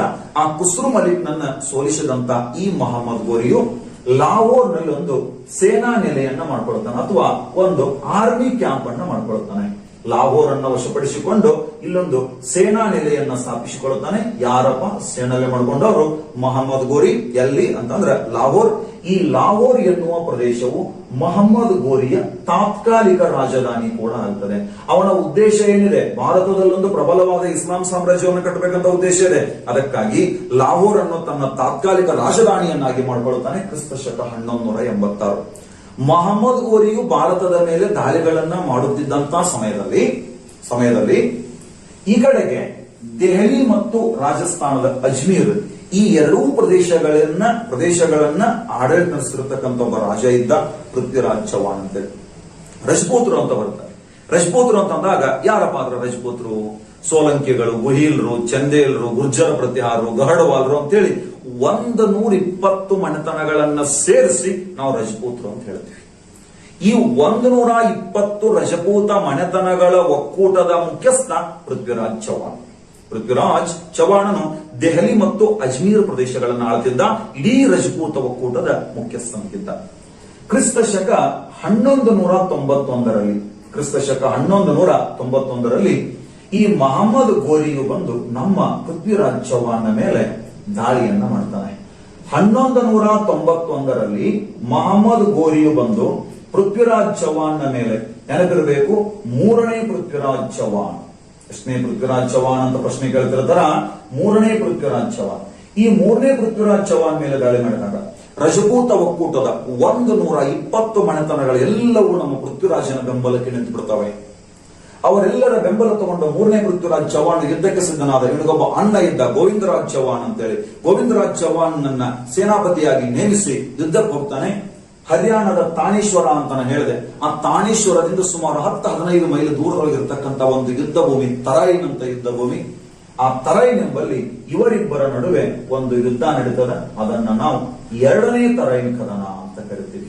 2ನೇ ತರೈನ್ ಕದನ. ನೆನಪಿರ್ಲಿ, ತರೈನ್ ಯುದ್ಧ ಭೂಮಿ ಇರೋದು ಎಲ್ಲಿ ಅಂತ ಕೇಳಿದ್ರೆ ಹರಿಯಾಣದಲ್ಲಿ. ತರೈನ್ ಯುದ್ಧ ಭೂಮಿ ಇರೋದು ಹರಿಯಾಣದಲ್ಲಿ. ಆ ಹರಿಯಾಣದ ತರೈನ್ ಯುದ್ಧ ಭೂಮಿಯಲ್ಲಿ ಇವರಿಬ್ಬರ ನಡುವೆ ಯುದ್ಧ ನಡೀತದೆ. ಈ ಯುದ್ಧದಲ್ಲಿ ಪ್ರಬಲ ಸೈನ್ಯವನ್ನು ಹೊಂದಿದ್ದಂತ ನಮ್ಮ 3ನೇ ಪೃಥ್ವಿರಾಜ್ ಚೌಹಾಣನು ಮೊಹಮ್ಮದ್ ಗೋರಿಯನ್ನು ಸೋಲಿಸ್ತಾನೆ. ಮೊಹಮ್ಮದ್ ಗೋರಿಯನ್ನು ಸೋಲಿಸಿದಾಗ ಆತ ತನ್ನ ಸೈನ್ಯದೊಂದಿಗೆ ಅಲ್ಲಿಂದ ಯುದ್ಧ ಭೂಮಿಯಿಂದ ಅಶ್ವಾರೋಹಿಗೆ ಪರಾರಿಯಾಗಿ ಹೋಗ್ತಿರ್ಬೇಕಾದ್ರೆ, ಯುದ್ಧ ಭೂಮಿಯಿಂದ ಆತ ಪಲಾಯನ ಮಾಡ್ತಿರ್ಬೇಕಾದ್ರೆ ನಮ್ಮ ಪೃಥ್ವಿರಾಜ್ ಚೌಹಾಣ್ ಮೊಹಮ್ಮದ್ ಗೋರಿಗೆ ಬೆನ್ನತ್ತಿರ್ತಾನೆ. ಅವ ಹೋಗ್ತಿರ್ಬೇಕಾದ್ರೆ ಆಯತಪ್ಪಿನ್ನೇನೋ ಒಂದು ಬಂಡೆಗಳ ಮೇಲೆ ಬಿದ್ದು ಬಿಡ್ತಿದ್ದ. ಅಷ್ಟೊತ್ತಿಗೆ ಅಂತಂದ್ರೆ ಅವನ ಸೈನಿಕನು ಬಿದ್ದ ಕುತುಬುದ್ದೀನ್ ಐಬಕ್. ಗೋರಿಯ ಸೈನಿಕ ಕುತುಬುದ್ದೀನ್ ಐಬಕ್ನು ತನ್ನ ಜೀವದ ಹಂಗ ಬೆರೆದು ಕುದುರೆ ಮೇಲಿಂದ ತಾನು ಜಿಗಿದು ತನ್ನ ರಾಜನಾಗಿರುವ ಮೊಹಮ್ಮದ್ ಗೋರಿಯನ್ನ ಕಾಪಾಡಿದ. ತನ್ನ ಕತ್ತಿಯನ್ನು ತಗೊಂಡು ಪೃಥ್ವಿರಾಜ್ ಚೌಹಾಣ್ ಗೋರಿಯನ್ನ ಕೊಲ್ಲಬೇಕು ಅಂತ ಹೋದಾಗ ಗೋರಿ ಪೃಥ್ವಿರಾಜ್ ಚೌಹಾಣ್ ಕಾಲಿಗೆ ಬಿದ್ದು ಕ್ಷಮೆ ಕೇಳ್ತಾನೆ, ಪ್ರಾಣ ಭಿಕ್ಷೆ ಕೇಳ್ತಾನೆ. ಭಾರತೀಯ ರಾಜರ ಧರ್ಮ ಯುದ್ಧ ಭೂಮಿಯಲ್ಲಿ ಶರಣಾಗಿರುವವನಿಗೆ ಏನು ಮಾಡುವಂತಿಲ್ಲ. ಅದಕ್ಕೆ ನಮ್ಮ ಪೃಥ್ವಿರಾಜನು ಮೊಹಮ್ಮದ್ ಗೋರಿಗೆ ಪ್ರಾಣ ಭಿಕ್ಷೆಯನ್ನು ನೀಡಿ ಅವನನ್ನ ಕಳಿಸ್ತಾನೆ. ಈ ಯುದ್ಧ ನಡೀತಿರ್ಬೇಕಾದ್ರೆ, ಮೊದಲನೇ ತರಾಯಿನ್ ಕದನವು ನಡೀತಿರ್ಬೇಕಾದ್ರೆ, ಮೊದಲನೇ ತರಾಯಿನ್ ಕದನ ನಡೆದಂತಹ ಸಮಯದಲ್ಲಿ ಈ ಕಡೆ ಕನೌಜ್ ಅಂತ ಒಂದು ಪ್ರದೇಶ ಬರ್ತದೆ. ಕನೌಜ್, ಉತ್ತರ ಪ್ರದೇಶದ ಕನೌಜ್. ಈ ಕನೌಜಿನೊಳಗೊಂದು ರಾಜಮನೆತನ ಇತ್ತು, ಗಹಡವಾಲರು ಅಂತ ಒಂದು ರಾಜಮನೆತನ. ಈ ಕನೌಜಿನ ಗಹಡವಾಲ್ ರಾಜಮನೆತನದ ಒಬ್ಬ ರಾಜ ಇದ್ದ, ಜಯಚಂದ್ರ. ಕನೌಜಿನ ಗಹಡವಾಲ್ ರಾಜ ಜಯಚಂದ್ರ ಅಂತ ಇರ್ತಾನೆ. ಮೊದಲನೇ ತರಾಯಿನ್ ಕದನದಲ್ಲಿ 3ನೇ ಪೃಥ್ವಿರಾಜ್ ಚೌಹಾಣನು ಮೊಹಮ್ಮದ್ ಗೋರಿಯನ್ನು ಸೋಲಿಸಿದ್ದಕ್ಕಾಗಿ ಕನೌಜಿನ ಗಹಡವಾಲ್ ರಾಜಮನೆತನದ ರಾಜ ಜಯಚಂದ್ರನು ದುಃಖಿಸ್ತಾನೆ, ಬಿಕ್ಕಿ ಅತ್ತನಂತೆ. ಯಾಕೆ ಅವ ಅತ್ತ ಅಂತ ಕೇಳಿದ್ರೆ ಅದರ ಹಿಂದೊಂದು ದೊಡ್ಡ ಕಥೆ ಇದೆ. ಈ ಜಯಚಂದ್ರನಿಗೆ ಒಬ್ಳು ಮಗಳಿದ್ರು, ಸಂಯುಕ್ತ ಅಂತ ಮಗಳಿರ್ತಾರೆ. ಒಮ್ಮೆ ನಮ್ಮ ಪೃಥ್ವಿರಾಜ್ ಚೌಹಾಣನು ಜಯಚಂದ್ರನ ಮೇಲೆ ದಾಳಿ ಮಾಡಿ ಜಯಚಂದ್ರನ ಸೋಲಿಸಿ ಅವನಿಂದ ಕಪ್ಪವನ್ನು ವಸೂಲಿ ಮಾಡಿದ್ದ. ಆ ಒಂದು ಸಮಯದಲ್ಲಿ ಸಂಯುಕ್ತಾಳನ್ನು ನೋಡಿದಂತಹ ಪೃಥ್ವಿರಾಜನು ಶಾಸ್ತ್ರೋಕ್ತವಾಗಿ ಸಂಯುಕ್ತಾಳ ಮನೆಗೆ, ಅಂದ್ರೆ ಜಯಚಂದ್ರನ ಮನೆಗೆ ಕಣ್ಣೆ ಕೇಳೋದಕ್ಕೆ ಹೋಗ್ತಾನೆ. ಕಣ್ಣೇನು ಕೇಳಕ್ ಹೋದಾಗ ಈ ಜಯಚಂದ್ರನು ಪೃಥ್ವಿರಾಜನನ್ನ ಅವಮಾನ ಮಾಡಿ ಕಳಿಸಿದ. ಪೃಥ್ವಿರಾಜನು ಅವಮಾನಕ್ಕೊಳಗಾಗಿ ಅಲ್ಲಿಂದ ಬಂದ ನಂತರ ಸಂಯುಕ್ತಾಳಿಗೆ ಜಯಚಂದ್ರನು ಸ್ವಯಂವರವನ್ನು ಏರ್ಪಾಡು ಮಾಡಿದ. ಸುತ್ತಮುತ್ತಲ 10,000 ಜನ ರಾಜರಿಗೆ ಆಹ್ವಾನವನ್ನು ಕೊಟ್ಟ. ಸ್ವಯಂವರ ಅಂದ್ರೆ ಏನು? ತನಗೆ ಬೇಕಾದ ಗಂಡನನ್ನು ತಾನೇ ಆಯ್ಕೆ ಮಾಡಿಕೊಳ್ಳುವುದು. ಅವಳು ಹೋಗಿ ಯಾರ ಕೊರಳಿಗೆ ಹಾರವನ್ನು ಹಾಕ್ತಾರೋ ಅವನೇ ಅವಳ ಗಂಡ. ಸ್ವಯಂವರ ಏರ್ಪಾಡಾಗಿತ್ತು. ಸ್ವಯಂವರದಲ್ಲಿ ಸ್ವಯಂವರಕ್ಕೆ ದೊಡ್ಡ ವೇದಿಕೆ ನಿರ್ಮಿಸಿದ್ರು. ಸಾವಿರಾರು ಜನ ಸೇರಿರ್ತಕ್ಕಂಥ ಒಂದು ದೊಡ್ಡ ಕಾರ್ಯಕ್ರಮ ಆ ಸ್ವಯಂವರ ನಡೆದಿತ್ತು. ಈ ಜಯಚಂದ್ರನು ಪೃಥ್ವಿರಾಜ್ ಚವ್ಹಾಣನ ಬಿಟ್ಟು ಇನ್ನುಳಿದಂತ ಎಲ್ಲ ರಾಜರಿಗೆ ಸ್ವಯಂವರಕ್ಕೆ ಆಹ್ವಾನವನ್ನು ಕೊಟ್ಟಿದ್ದ. 2 ಕಲ್ಲಿನ ಸ್ಟ್ಯಾಚ್ಯೂಗಳನ್ನ ಮಾಡಿದ್ದ. 2 ಕಲ್ಲಿನ ಸ್ಟ್ಯಾಚ್ಯೂಗಳನ್ನ ಯಾರದ್ದು ಮಾಡಿದ್ದ ಅಂದ್ರೆ ಪೃಥ್ವಿರಾಜನ ಮಾಡಿದ್ದ. ಯಾವ ರೀತಿ ಮಾಡಿದ್ದ ಅಂದ್ರೆ ದ್ವಾರಪಾಲಕರ ರೀತಿ ಸ್ಟ್ಯಾಚ್ಯೂಗಳನ್ನ ಮಾಡಿ ಸ್ವಯಂವರದ ಬೃಹತ್ ವೇದಿಕೆಯ ಮುಂದೆ ದ್ವಾರಪಾಲಕರ ಹಾಗೆ ಪೃಥ್ವಿರಾಜ್ ಚವ್ಹಾಣ ಸ್ಟ್ಯಾಚ್ಯೂಗಳು ನಿಲ್ಲಿಸಿದ್ದ. ಸ್ವಯಂವರ ಆರಂಭ ಆಯಿತು. ಸಂಯುಕ್ತ ತನ್ನ ಕೈ ಒಳಗ ಹಾರವನ್ನು ತೆಗೆದುಕೊಂಡು ಪೃಥ್ವಿರಾಜನ್ನು ಹುಡುಕಾಡ್ತಾ ಇದ್ರು. ಪೃಥ್ವಿರಾಜನ ಹುಡುಕಾಡ್ತಿರ್ಬೇಕಾದ್ರೆ ಎಲ್ಲೂ ಪೃಥ್ವಿರಾಜ ಕಾಣಲಿಲ್ಲ. ಪೃಥ್ವಿರಾಜ ಕಾಣಿಸ್ಲಾರ್ದಕ್ಕಾಗಿ ಸಂಯುಕ್ತ ತನ್ನ ಕೈ ಒಳಗಿರ್ತಕ್ಕಂಥ ಹಾರವನ್ನು ಹೋಗಿ ಪೃಥ್ವಿರಾಜನ ಕಲ್ಲಿನ ಸ್ಟ್ಯಾಚ್ಯೂಗೆ ಹಾಕಿದ್ರು. ಸಿಟ್ಟಿನಿಂದ ಸಾವಿರಾರು ಜನರ ಮುಂದೆ 10 ಜನ ರಾಜರ ಮುಂದೆ ತನಗೆ ಅವಮಾನ ಆಯಿತು ಅಂತೇಳಿ ಈ ಜಯಚಂದ್ರನು ತನ್ನ ಮಗಳನ್ನ ಕೊಲ್ಲೋದಕ್ಕೆ ಹೋದಾಗ ಅದೇ ಸಮಯಕ್ಕೆ ಅಲ್ಲಿಗೆ ಬಂದಂತ ತನ್ನ ರಥವನ್ನು ತಗೊಂಡು ತನ್ನ ಕುದುರೆ ಏರಿ ಅಲ್ಲಿಗೆ ಬಂದಂತ ಈ ಪೃಥ್ವಿರಾಜ್ ಚವ್ಹಾಣ್ ತುಂಬಿದ ಸಭೆಯಲ್ಲಿಯೇ ಸಂಯುಕ್ತಳನ್ನು ಅಪಹರಿಸಿಕೊಂಡು ಹೋಗಿ ಮದುವೆಯಾಗಿದ್ದ. ಅದಕ್ಕಾಗಿ ಈ ಒಂದು ಕದನದಲ್ಲಿ, ಮೊದಲನೇ ತರಾಯಿನ ಕದನದಲ್ಲಿ ನಮ್ಮ ಪೃಥ್ವಿರಾಜ್ ಚವ್ಹಾಣ್ ಗೆದ್ದಾಗ ಜಯಚಂದ್ರನು ದುಃಖಿಸಿದನಂತೆ. ಒಬ್ಬ ಚಾಂದ್ ಬರ್ದಾಯಿ ಅಂತ ಲೇಖಕ ಬರ್ತಾನೆ. ನೀವೆಲ್ಲ ಕೇಳಿರ್ತೀರಿ ಚಾಂದ್ ಬರ್ದಾಯಿ ಅಂತೇಳಿ. ಈ ಚಾಂದ್ ಬರ್ದಾಯಿಯು ಒಂದು ಕೃತಿಯನ್ನ ಬರೀತಾನೆ. ಆ ಕೃತಿ ಹೆಸರು ಪೃಥ್ವಿರಾಜರಾಸೋ ಅಂತೇಳಿ. ಆ ಕೃತಿಯ ಹೆಸರು ಪೃಥ್ವಿರಾಜರಾಸೋ ಅಂತ ಒಂದು ಕೃತಿ ಇದೆ. ಚಾಂದ್ ಬರ್ದಾಯಿಯು ಬರೆದ ಪೃಥ್ವಿರಾಜರಾಸೋ ಎಂಬ ಕೃತಿಯು ಸಂಯುಕ್ತ ಮತ್ತು ಪೃಥ್ವಿರಾಜ ಚವ್ಹಾಣರ ಪ್ರೇಮ ಕಥನವನ್ನ ತನ್ನ ಕಥಾವಸ್ತುವಾಗಿ ಹೊಂದಿದೆ. ಈಗ ಮತ್ತೆ ನಾವು ವಿಷಯಕ್ಕೆ ಬರೋಣ. 1191ರಲ್ಲಿ ನಡೆದಂತ ಮೊದಲ ತರಾಯಿನ ಕದನದಲ್ಲಿ ನಮ್ಮ 3ನೇ ಪೃಥ್ವಿರಾಜ್ ಚವ್ಹಾಣ ವಿರುದ್ಧ ಸೋತು ಶರಣಾಗಿ ಪ್ರಾಣ ಭಿಕ್ಷೆಯನ್ನು ಪಡೆದಿರತಕ್ಕಂತ ಮಹಮ್ಮದ್ ಗೋರಿಯೋ ಕ್ರಿಸ್ತಶಕ 1192ರಲ್ಲಿ ಮತ್ತೆ ಭಾರತಕ್ಕೆ ಬಂದು ದಾಳಿ ಮಾಡ್ತಾನೆ. ಕ್ರಿಸ್ತಶಕ 1192ರೊಳಗ ಗೋರಿಯು ಮತ್ತೆ ಭಾರತಕ್ಕೆ ಬಂದು ದಾಳಿ ಮಾಡಿದ. ಈ ಸಾರಿಯೂ ಸಹಿತ ಈತನನ್ನ ಎದುರಿಸಿದವನು ನಮ್ಮ 3ನೇ ಪೃಥ್ವಿರಾಜ್ ಚವ್ಹಾಣ್. 1192ರೊಳಗೆ ಕ್ರಿಸ್ತಕ 1192ರೊಳಗೆ ಗೋರಿಯು ಬಂದು ದಾಳಿ ಮಾಡಿದಾಗ, ಏಕಾಏಕಿಯಾಗಿ ಬಂದು ದಾಳಿ ಮಾಡಿದಾಗ ನಮ್ಮ ಪೃಥ್ವಿರಾಜ್ ಚವ್ಹಾಣ್ಗೆ ಇಡೀ ರಜಪೂತ ಒಕ್ಕೂಟವು ಬೆಂಬಲವನ್ನು ಕೊಡೋದಕ್ಕೆ ಸಾಧ್ಯ ಆಗಲಿಲ್ಲ. ಪೃಥ್ವಿರಾಜ್ ಚವ್ಹಾಣ್ ಮತ್ತು ಅಣ್ಣ ಗೋವಿಂದರಾಜ್ ಚವ್ಹಾಣ್ ಇವರು 2 ಜನ ಮಾತ್ರ ಯುದ್ಧಕ್ಕೆ ಇಳಿತಾರೆ. ಮೊದಲ ಯುದ್ಧ ನಡೆದಿತ್ತು ತರಾಯಿನ್ ಎಂಬ ಸ್ಥಳದಲ್ಲಿ. ಅದೇ ಸ್ಥಳದಲ್ಲಿ ಯುದ್ಧ ನಡೆಯಿತು 1192. ಇದನ್ನ 2ನೇ ತರಾಯಿನ್ ಕದನ ಅಂತ ಕರಿತೀವಿ. 2ನೇ ತರಾಯಿನ್ ಕದನ. ಮೊದಲ ಯುದ್ಧದಲ್ಲಿ ಯಾವ ಸ್ಥಳದಲ್ಲಿ ಯುದ್ಧ ನಡೆಯುತ್ತೆ ಅಲ್ಲೇ ಯುದ್ಧ ನಡೀತು. ಮೊದಲ ಯುದ್ಧದಲ್ಲಿ ಯಾವ ಸ್ಥಳದಲ್ಲಿ ನಮ್ಮ ಪೃಥ್ವಿರಾಜ್ ಚವ್ಹಾಣನು ಆ ಮಹಮ್ಮದ್ ಗೋರಿಗೆ ಪ್ರಾಣ ಭಿಕ್ಷೆಯನ್ನು ನೀಡಿದ್ದನೋ ಅದೇ ಸ್ಥಳ ಹರ್ಯಾಣದ ಶಿರ್ಸೂತಿ ಅಂತ ಒಂದು ಸ್ಥಳದಲ್ಲಿ ಈ ಮಹಮ್ಮದ್ ಗೋರಿಯು ನಮ್ಮ ಪೃಥ್ವಿರಾಜ್ ಚವ್ಹಾಣನ ಕೊಂದು ಹಾಕಿದ. ಅಷ್ಟೇ ಅಲ್ಲದೆ ಪೃಥ್ವಿರಾಜ್ ಚವ್ಹಾಣನ ಅಣ್ಣನಾಗಿರುವ ಗೋವಿಂದರಾಜ್ ಚವ್ಹಾಣನ ಸಹಿತ ಕೊಂದು ಹಾಕ್ತಾನೆ. ಯಾವಾಗ ಪೃಥ್ವಿರಾಜನ ಹತ್ಯೆ ಆಯಿತೋ, ಹತ್ಯೆ ಆದಾಗ ದೆಹಲಿ ಮತ್ತು ಅಜ್ಮೀರ್ 2 ಪ್ರದೇಶಗಳನ್ನ ಈ ಗೋರಿಯು ವಶಪಡಿಸಿಕೊಳ್ಳುತ್ತಾನೆ. ದೆಹಲಿ ಮತ್ತು ಅಜ್ಮೀರ್ 2 ಪ್ರದೇಶಗಳು ಮಹಮ್ಮದ್ ಗೋರಿಯ ವಶವಾಗ್ತವೆ 2ನೇ ತರಾಯಿನ್ ಕದನದ ನಂತರ. ಈಗ ಬಹುಶಃ ಜಯಚಂದ್ರನಿಗೆ ಬಹಳ ಖುಷಿಯಾಗಿರಬಹುದು. ಯಾಕೆ? ಅವನ ಮೇಲೆ, ನಮ್ಮ ಪೃಥ್ವಿರಾಜನ ಮೇಲೆ ಸಿಟ್ಟಿತ್ತು ಅವನಿಗೆ. ಯಾರಿಗೆ? ಜಯಚಂದ್ರನಿಗೆ. ಈಗ ಅವನು ಸತ್ತ ಅನ್ನೋ ಕಾರಣಕ್ಕೆ ಬಹಳ ಖುಷಿಯಾಗಿರಬಹುದು. ಆದ್ರೆ ಆ ಖುಷಿ ಬಹಳ ದಿನಗಳ ಕಾಲ ಉಳಿಲಿಲ್ಲ. 2 ವರ್ಷದಲ್ಲಿ ಅಂತಂದ್ರೆ ಕ್ರಿಸ್ತಶಕ 1194ರಲ್ಲಿ ಮಹಮ್ಮದ್ ಗೋರಿಯು ಕನೌಜಿನ ರಾಜನಾಗಿರುವ ಜಯಚಂದ್ರನ ಮೇಲೆ ದಾಳಿಯನ್ನು ಕೈಗೊಳ್ಳುತ್ತಾನೆ. ಯಾರು? ಮಹಮ್ಮದ್ ಗೋರಿ. ಈ ಮಹಮ್ಮದ್ ಗೋರಿ ಮತ್ತು ಕನೌಜಿನ ರಾಜ ಜಯಚಂದ್ರ ಇವರಿಬ್ಬರ ನಡುವೆ ಒಂದು ಯುದ್ಧ ನಡೀತದ 1194ರಲ್ಲಿ. ಆ ಯುದ್ಧದ ಹೆಸರು ಚಾಂದ್ವಾರ್ ಕದನ. ಆ ಕದನದ ಹೆಸರು ಚಾಂದ್ವಾರ್ ಕದನ ಅಂತೇಳಿ. ಚಾಂದ್ವಾರ್ ಕದನ ಅಂತ ನಡೀತದ ಕ್ರಿಸ್ತಶಕ 1194. ಇಲ್ಲೇನೊಂದಿಷ್ಟು ನೋಡ್ರಿ, ಗದ್ದರಗಟ್ಟಿ ಅಥವಾ ಕಾಯ್ದರ್ ಕಾಳಗ ಆಗಿರ್ಬೋದು. ಗದ್ದರಗಟ್ಟಿ ಕಾಳಗ ಅಥವಾ ಕಾಯ್ದರ್ ಕಾಳಗ, ಆಮೇಲೆ ಮೊದಲನೇ ತರಾಯಿನ್ ಕದನ, 2ನೇ ತರಾಯಿನ್ ಕದನ ಮತ್ತು ಚಾಂದ್ವಾರ್ ಕದನ. ಇವು ಬಹಳ ಇಂಪಾರ್ಟೆಂಟ್ ಆಗಿರ್ತಕ್ಕಂಥ ಯುದ್ಧಗಳು. ಎಕ್ಸಾಮ್ ದೃಷ್ಟಿಯಿಂದ ಬಹಳ ಇಂಪಾರ್ಟೆಂಟ್. ಬಹಳ ಸಾರಿ ಇವುಗಳ ಬಗ್ಗೆ ಕ್ವಶನ್ಸ್ ಅನ್ನ ಕೇಳಿದ್ದಾರೆ. ನಾವೀಗ ನೋಡೋಣ. ಚಾಂದ್ವಾರ್ ಕದನ ಅಂತ ನಡೆಯಿತು. ಈ ಕದನದಲ್ಲಿ ಮಹಮ್ಮದ್ ಗೋರಿಯು ಜಯಚಂದ್ರನನ್ನ ಸೋಲಿಸುವಷ್ಟೇ ಅಲ್ಲ, ಸಾಯಿಸ್ತಾನೆ. ಉತ್ತರ ಪ್ರದೇಶದ ಕಣೌಜ್ ಸುತ್ತಮುತ್ತಲಿನ ಗಂಗಾ ನದಿಯ ಸುತ್ತಮುತ್ತಲಿನ ಅತ್ಯಂತ ಫಲವತ್ತಾದ ಕೆಲವು ಪ್ರದೇಶಗಳು ಮೊಹಮ್ಮದ್ ಘೋರಿಯ ವಶವಾಗ್ತವೆ. ಲೇನ್ ಪೋಲ್ ಅಂತಕ್ಕಂಥ ಇತಿಹಾಸಕಾರ ಒಂದ್ ಕಡೆ ಹೇಳ್ತಾನೆ, ಯಾವಾಗ ಪೃಥ್ವಿರಾಜ್ ಚೌಹಾಣ್ ಹತ್ಯೆ ಆಯಿತೋ ಅವತ್ತಿನಿಂದ ಭಾರತದ ಎಲ್ಲಾ ರಾಜರ ಆತ್ಮಸ್ಥೈರ್ಯವನ್ನು ಕಳೆದುಕೊಂಡರು. ಪೃಥ್ವಿರಾಜ ನಂತರ ಘೋರಿಯ ವಿರುದ್ಧ ಹೋರಾಡ್ತಕ್ಕಂಥ ಧೈರ್ಯವನ್ನ ಇನ್ನೊಬ್ಬ ರಾಜ ಯಾರು ತೋರಿಸಲಿಲ್ಲ. ಯಾರಾದ್ರೂ ಹೋರಾಡಿದ್ರು ಸಹಿತ ಅನಿವಾರ್ಯವಾಗಿ ಸೋಲೊಪ್ಪಿಕೊಳ್ಳಲಾರದೆ ಹೋರಾಡಬೇಕಾಗಿತ್ತು. ಹೋರಾಡಿದ್ರು ಸಹಿತ ಸೋತು ಸತ್ತು ಹೋದ್ರು ಅಂತ ಲೇನ್ ಪೋಲ್ ಒಂದ್ ಕಡೆ ಹೇಳ್ತಾನೆ. ಅಂದ್ರೆ ಪೃಥ್ವಿರಾಜ ಅಷ್ಟೊಂದು ಪ್ರಬಲನಾದ ರಾಜನೇ ಒಂದ್ ಕೈ ಸಿಕ್ ಸಾಯ್ತಾನೆ ಅಂತಂದ್ರೆ ಇನ್ನಾವ್ ಯಾವ ರೀತಿ ಹೋರಾಡಕ್ಕಾಗ್ತದೆ ಅಂತೇಳಿ ಯಾವ ರಾಜರು ಸಹಿತ ಅವನ ವಿರುದ್ಧ ಹೋರಾಡ್ತಕ್ಕಂಥ ಧೈರ್ಯವನ್ನು ತೋರಲಿಲ್ಲ ಅಂತೇಳಿ ಇತಿಹಾಸಕಾರರು ಹೇಳ್ತಿರ್ತಾರೆ. ಮೊದಲ ಕದನದಲ್ಲಿ ಆಯತಪ್ಪಿ ಕುದುರೆ ಮೇಲಿಂದ ಬೀಳುತ್ತಿದ್ದ ಈ ಮೊಹಮ್ಮದ್ ಘೋರಿಯನ್ನ ಕಾಪಾಡಿದ್ದವನು ಕುತುಬುದ್ದೀನ್ ಐಬಕ್. ಆ ಕುತುಬುದ್ದೀನ್ ಐಬಕ್ನನ್ನು ಎರಡನೇ ತರೈನ್ ಕದನದ ಸಮಯದಲ್ಲಿ ತನ್ನ ಸೇನಾಪತಿಯಾಗಿ ನೇಮಿಸಿಕೊಂಡಿದ್ದ. ಎರಡನೇ ತರೈನ್ ಕದನದಲ್ಲಿ ಮೊಹಮ್ಮದ್ ಘೋರಿಯ ಸೇನಾಪತಿ ಕುತುಬುದ್ದೀನ್ ಐಬಕ್, ಚಾಂದ್ವಾರ್ ಕದನದಲ್ಲಿ ಆತನ ಸೇನಾಪತಿ ಕುತುಬುದ್ದೀನ್ ಐಬಕ್. ಒಟ್ಟು ಈತನಿಗೆ 4 ಜನ ಸೇನಾಪತಿಗಳಿರ್ತಾರೆ ಮೊಹಮ್ಮದ್ ಘೋರಿಗೆ. ಯಾರ್ಯಾರು 4 ಜನ ಅಂತಂದ್ರೆ, ಒಬ್ಬ ಕುತುಬುದ್ದೀನ್ ಐಬಕ್, ಕುತುಬುದ್ದೀನ್ ಐಬಕ್ ಬಹಳ ಫೇಮಸ್ ಆಗಿರೋ. ಇನ್ನೊಬ್ಬ ತಾಜುದ್ದೀನ್ ಯಲ್ದೂಜ್ ಅಂತ ಬರ್ತಾನೆ, ತಾಜುದ್ದೀನ್ ಯಲ್ದೂಜ್ ಅಂತ ಒಬ್ಬ ವ್ಯಕ್ತಿ. ಇನ್ನೊಬ್ಬ ನಾಸಿರುದ್ದೀನ್ ಕುಬಾಚಾ ಅಂತ ಬರ್ತಾನೆ, ನಾಸಿರುದ್ದೀನ್ ಕುಬಾಚಾ ಅಂತ ವ್ಯಕ್ತಿ. ಇನ್ನೊಬ್ಬ ಬಕ್ತಿಯಾರ್ ಖಿಲ್ಜಿ ಅಂತ ಬರ್ತಾನೆ, ಬಕ್ತಿಯಾರ್ ಖಿಲ್ಜಿ. ಈ 4 ಜನ ಇವನ ಗುಲಾಮರು ಅಥವಾ ಸೇನಾಪತಿಗಳು. ಇವನ ಗುಲಾಮರು ಅಥವಾ ಸೇನಾಪತಿಗಳು 4 ಜನ. ಇಲ್ಲಿ ಇವನಲ್ಲ ಕುತುಬುದ್ದೀನ್ ಐಬಕ್ ಅಂತಕ್ಕಂಥ ವ್ಯಕ್ತಿ. ಈ ಕುತುಬುದ್ದೀನ್ ಐಬಕ್ನು ಕ್ರಿಸ್ತ ಶಕ 1202 1203 ಅವಧಿಯಲ್ಲಿ, ನೆನಪಿರಲಿ, ಕ್ರಿಸ್ತ ಶಕ 1202 1203 ಅವಧಿಯಲ್ಲಿ ಬುಂದೇಲಖಂಡದ ಮೇಲೆ ದಾಳಿ ಮಾಡ್ತಾನೆ. ಅಂದ್ರೆ ಮಧ್ಯಪ್ರದೇಶದ, ಇವತ್ತಿನ ಮಧ್ಯಪ್ರದೇಶದ ಒಂದು ಸ್ಥಳ ಬುಂದೇಲಖಂಡ ಅಂತ ಇದೆಯಲ್ಲ, ಆ ಬುಂದೇಲಖಂಡದ ಮೇಲೆ ಈತನು ದಾಳಿ ಮಾಡ್ತಾನೆ. ಯಾರೋ ಕುತುಬುದ್ದೀನ್ ಐಬಕ್ ಬುಂದೇಲಖಂಡದ ಮೇಲೆ ದಾಳಿ ಮಾಡಿ ಅಲ್ಲೊಬ್ಬ ರಾಜ ಇದ್ದ ಪೆರಿಮರ್ದಿ ದೇವ ಅಂತೇಳಿ, ಈ ಪೆರಿಮರ್ದಿ ದೇವನನ್ನ ಸೋಲಿಸಿ ಆ ಬುಂದೇಲಖಂಡ ಪ್ರದೇಶವನ್ನ ವಶಪಡಿಸಿಕೊಳ್ತಾನೆ. ಇದು 1202 3 ಅವಧಿಯಲ್ಲಿ ಕುತುಬುದ್ದೀನ್ ಐಬಕ್.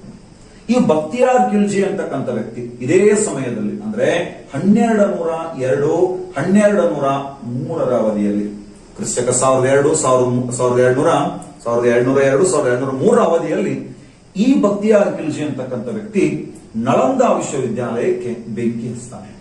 ಭಾರತದ ಅತ್ಯಂತ ಪ್ರಾಚೀನ ವಿಶ್ವವಿದ್ಯಾಲಯ, ಜಗತ್ತಿನ ಮೊಟ್ಟ ಮೊದಲ ವಸತಿ ಸಹಿತ ವಿಶ್ವವಿದ್ಯಾಲಯ ನಳಂದ ವಿಶ್ವವಿದ್ಯಾಲಯ ಬೆಂಕಿ ಹಚ್ಚಿದ. ಎಷ್ಟೊಂದು ಬೃಹತ್ ಆಗಿರ್ತಕ್ಕಂಥ ವಿಶ್ವವಿದ್ಯಾಲಯ ಅಂದ್ರೆ ಆತನ ಬೆಂಕಿ ಹಚ್ಚಿದ ನಂತರ 2-3 ತಿಂಗಳ ಕಾಲ ವಿಶ್ವವಿದ್ಯಾಲಯ ಹೊತ್ತಿರುತ್ತದೆ.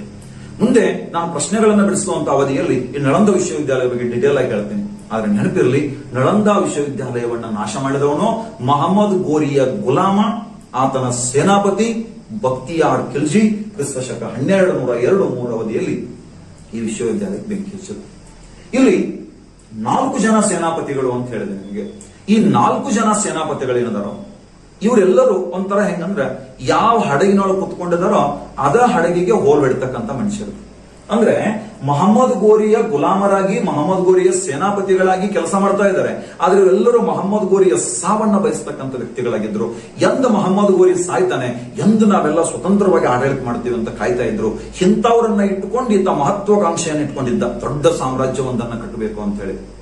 ಒಮ್ಮೆ ಕ್ರಿಸ್ತ ಶಕ 1206 ಮಾರ್ಚ್ 15ನೇ ತಾರೀಕಿಗೆ 1206 ಮಾರ್ಚ್ 15ನೇ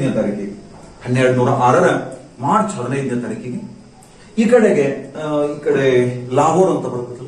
ಲಾಹೋರ್ನಲ್ಲಿ ಜೀಲಂ ನದಿಯ ದಡದಲ್ಲಿ, ಒಂದು ಲಾಹೋರ್ ಸಮೀಪದ ದಮ್ಮಯಕ ಎಂಬಲ್ಲಿ ಜೀಲಂ ನದಿಯ ದಡದಲ್ಲಿ ಒಮ್ಮೆ ಮೊಹಮ್ಮದ್ ಘೋರಿಯು ನಮಾಜ್ ಮಾಡ್ತಿದ್ದ, ಪ್ರಾರ್ಥನೆ ಮಾಡ್ತಿದ್ದ. ದಮ್ಮಯಕ ಅಂತ ಒಂದು ಸ್ಥಳ, 1206 ಮಾರ್ಚ್ 5ನೇ ತಾರೀಕಿಗೆ ದಮ್ಮಯಕ ಎಂಬ ಸ್ಥಳದಲ್ಲಿ ಆತ ಪ್ರಾರ್ಥನೆ ಮಾಡ್ತಿದ್ದ. ಆತನು ಪ್ರಾರ್ಥನೆ ಮಾಡ್ತಿರ್ಬೇಕಾದ್ರೆ ಕೋಕಾರರು ಅಂತ ಒಂದು ಜನಾಂಗದವರು ಬಂದು ಮೊಹಮ್ಮದ್ ಘೋರಿಯನ್ನ ಹತ್ಯೆ ಮಾಡ್ತಾರೆ. ಕೋಕಾರರು ಎಂಬ ಜನಾಂಗದವರು ಮೊಹಮ್ಮದ್ ಘೋರಿಯನ್ನ ಹತ್ಯೆ ಮಾಡ್ತಾರೆ. ಕ್ರಿಸ್ತ ಶಕ 1206 ಮಾರ್ಚ್ 15ನೇ ತಾರೀಕಿಗೆ ಮೊಹಮ್ಮದ್ ಘೋರಿಯ ಹತ್ಯೆ ಆಯಿತು. ಹತ್ಯೆಗೈದವರು ಕೋಕಾರರು ಎಂಬ ಜನಾಂಗದವರು. ಆತ್ಮೀಯ ಸ್ಪರ್ಧಾರ್ಥಿಗಳೇ, ನಾವಿಲ್ಲಿ ನೋಡಿದ್ವಿ ಮೊಹಮ್ಮದ್ ಗಜ್ನಿ ಮತ್ತು ಮೊಹಮ್ಮದ್ ಘೋರಿ. ಈ ಮೊಹಮ್ಮದ್ ಗಜ್ನಿ ಏನಿದ್ನೋ ಕೇವಲ ಸಂಪತ್ತನ್ನು ಲೂಟಿ ಹೊಡೆಯೋದಕ್ಕೆ ಹೆಚ್ಚಿನ ಪ್ರಸಿದ್ಧ ಕೊಟ್ಟರೆ, ದೇವಸ್ಥಾನಗಳನ್ನ ನಾಶ ಮಾಡೋದಕ್ಕೆ ಹೆಚ್ಚಿನ ಪ್ರಸಿದ್ಧವನ್ನು ಕೊಟ್ಟಿದ್ರೆ, ಈ ಮೊಹಮ್ಮದ್ ಘೋರಿ ಎಂಬ ವ್ಯಕ್ತಿ ಭಾರತದಲ್ಲಿನ ಪ್ರದೇಶಗಳನ್ನ ವಶಪಡಿಸಿಕೊಂಡು ಅವುಗಳನ್ನ ಆಡಳಿತ ನಡೆಸೋದಕ್ಕೆ ಹೆಚ್ಚಿನ ಪ್ರಶಸ್ತಿವನ್ನ ಕೊಡ್ತಾರೆ. ಒಂದ್ ವೇಳೆ ಎಕ್ಸಾಮ್ನಾಗ ಏನಾದ್ರು ಭಾರತದಲ್ಲೊಂದು ಮುಸ್ಲಿಂ ಸಾಮ್ರಾಜ್ಯದ ಸ್ಥಾಪನೆಗೆ ಭದ್ರವಾದ ಅಡಿಪಾಯವನ್ನು ಹಾಕಿದವನು ಯಾರು ಅಂತ ಕೇಳಿದ್ರೆ ಮೊಹಮ್ಮದ್ ಗೋರಿ ಅಂತ ನೀವು ಹೇಳಬೇಕಾಗ್ತದೆ. ಆ ಮೊಹಮ್ಮದ್ ಗೋರಿನೇ ಭದ್ರವಾದ ಅಡಿಪಾಯವನ್ನು ಹಾಕ್ತಾನೆ ಮುಸ್ಲಿಂ ಸಾಮ್ರಾಜ್ಯವೊಂದರ ಸ್ಥಾಪನೆಗೆ.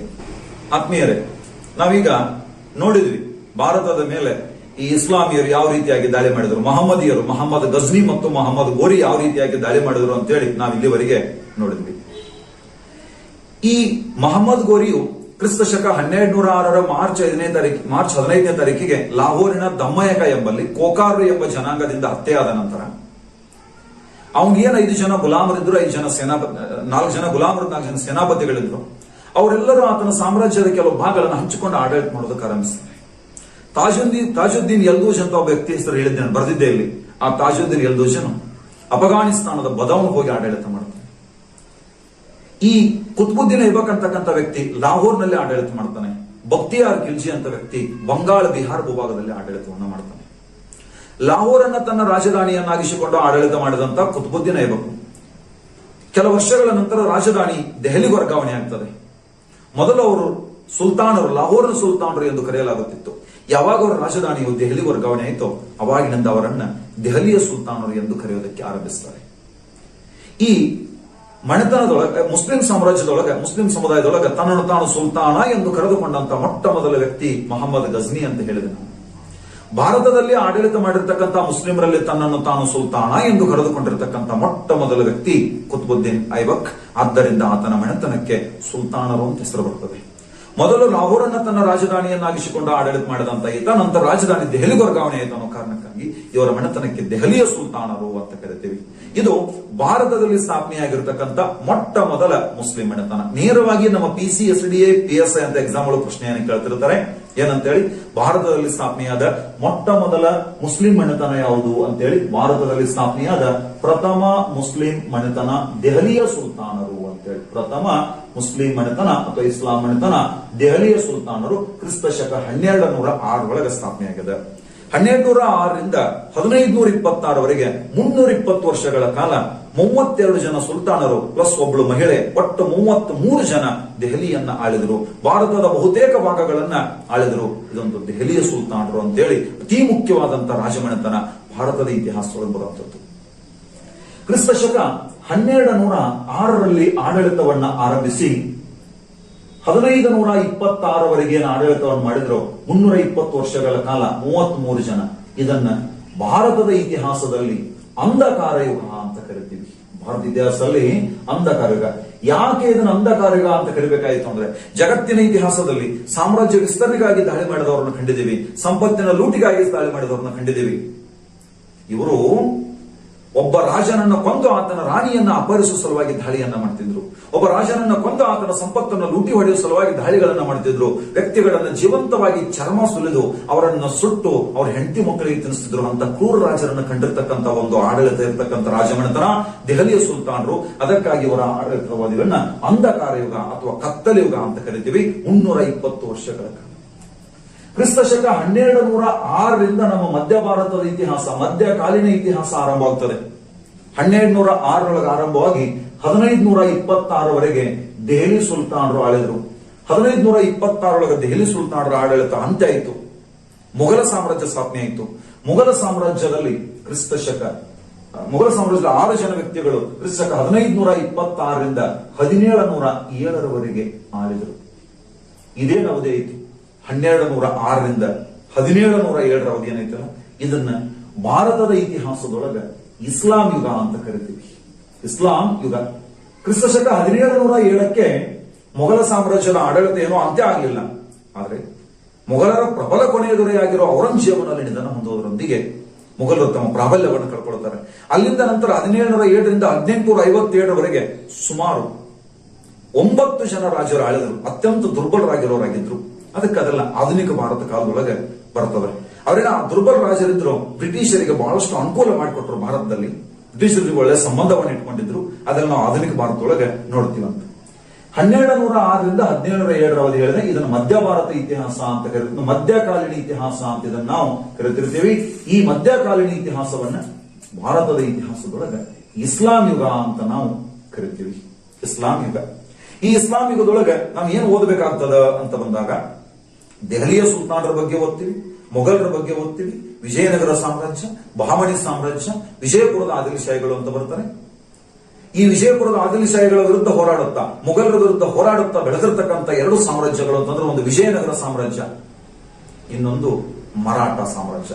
ನಮ್ಮ ವಿಜಯನಗರದ ಅರಸರು ಮೊಘಲರ ಜೊತೆಗೆ ಅಷ್ಟೇನು ಹೋರಾಡಲಿಲ್ಲ, ಆದ್ರೆ ಮೊಘಲರ ಹಿಂದೆ ಆಡಳಿತ ಮಾಡಿರ್ತಕ್ಕಂಥ ದೆಹಲಿ ಸುಲ್ತಾನ್ ಜೊತೆಗೆ ಹೋರಾಟ ಮಾಡ್ತಾನೆ ಬೆಳೆದು ಕೊನೆಗೆ ಬಹಮನಿಗಳ ಜೊತೆ ಹೋರಾಟ ಮಾಡಿ ಅವನತಿಯನ್ನ ಹೊಂದವೆ. ಅವುಗಳನ್ನ ನಾವೆಲ್ಲ ಇಲ್ಲಿ ಓದಬೇಕಾಗ್ತದೆ. ಈ ಮಧ್ಯ ಭಾರತ ಇತಿಹಾಸದೊಳಗೆ ಮೊಟ್ಟ ಮೊದಲ ಟಾಪಿಕ್ ದೆಹಲಿಯ ಸುಲ್ತಾನರು ಅಂತ ಹೇಳಿ. ಈ ದೆಹಲಿಯ ಸುಲ್ತಾನರ 320 ವರ್ಷಗಳ ಅವಧಿಯೊಳಗೆ 5 ಮನೆತನಗಳು ಆಡಳಿತ ಮಾಡಿದ್ವು. ಇದನ್ನ ನಮ್ಗೆ PCPSI ಎಕ್ಸಾಮ್ ಒಳಗ ಕಾಲಾನುಕ್ರಮಣಿಕೆಯಲ್ಲಿ ಬರೀರಿ ಅಂತ ಕೇಳಬಹುದು. ಇಷ್ಟು ನೆನ್ಪಿಟ್ಕೊಂಡ್ಬಿಡ್ರಿ, ಗು ಕಿ ತು ಸೈಲೋ ಅಂತೇಳಿ. ಗು ಕಿ ತು ಸೈಲೋ ಏನು ಹಿಂಗಂದ್ರೆ, ಗು ಕಿ ತು ಸೈಲೋ ಅಂದ್ರೆ ಏನು? ಗುಲಾಮಿ, ಖಿಲ್ಜಿ, ತೊಗ್ಲಕ್, ಸಯ್ಯದ್, ಲೋಧಿ ಅಂತೇಳಿ 5 ಸಂತತಿಗಳದಾವ ಕಾಲಾನುಕ್ರಮಣಿಕೆಯಲ್ಲಿ. ಮೊದಲೇದು ನೋಡೋಣ, ಗುಲಾಮಿ ಸಂತತಿ. ಕ್ರಿಸ್ತ ಶಕ 1206ರಿಂದ 1290ರವರೆಗೆ ಆಡಳಿತ ನಡೆಸ್ತದೆ. 84 ವರ್ಷಗಳ ಕಾಲ, 84 ವರ್ಷ ಗುಲಾಮಿ ಸಂತತಿ ಆಡಳಿತ ನಡೆಸಿತು. ಖಿಲ್ಜಿ ಸಂತತಿ ಅಂತ ಬರ್ತದೆ. ಕ್ರಿಸ್ತ ಶಕ 1290ರಿಂದ 1320ರವರೆಗೆ ಕೇವಲ 30 ವರ್ಷಗಳ ಕಾಲ ಆಡಳಿತ ನಡೆಸಿದ್ದು ಖಿಲ್ಜಿ ಸಂತತಿ. ಕ್ರಿಸ್ತ ಶಕ 1290ರಿಂದ ಆಡಳಿತವನ್ನ ಆರಂಭಿಸಿ ಕ್ರಿಸ್ತ ಶಕ 1320ರೊಳಗೆ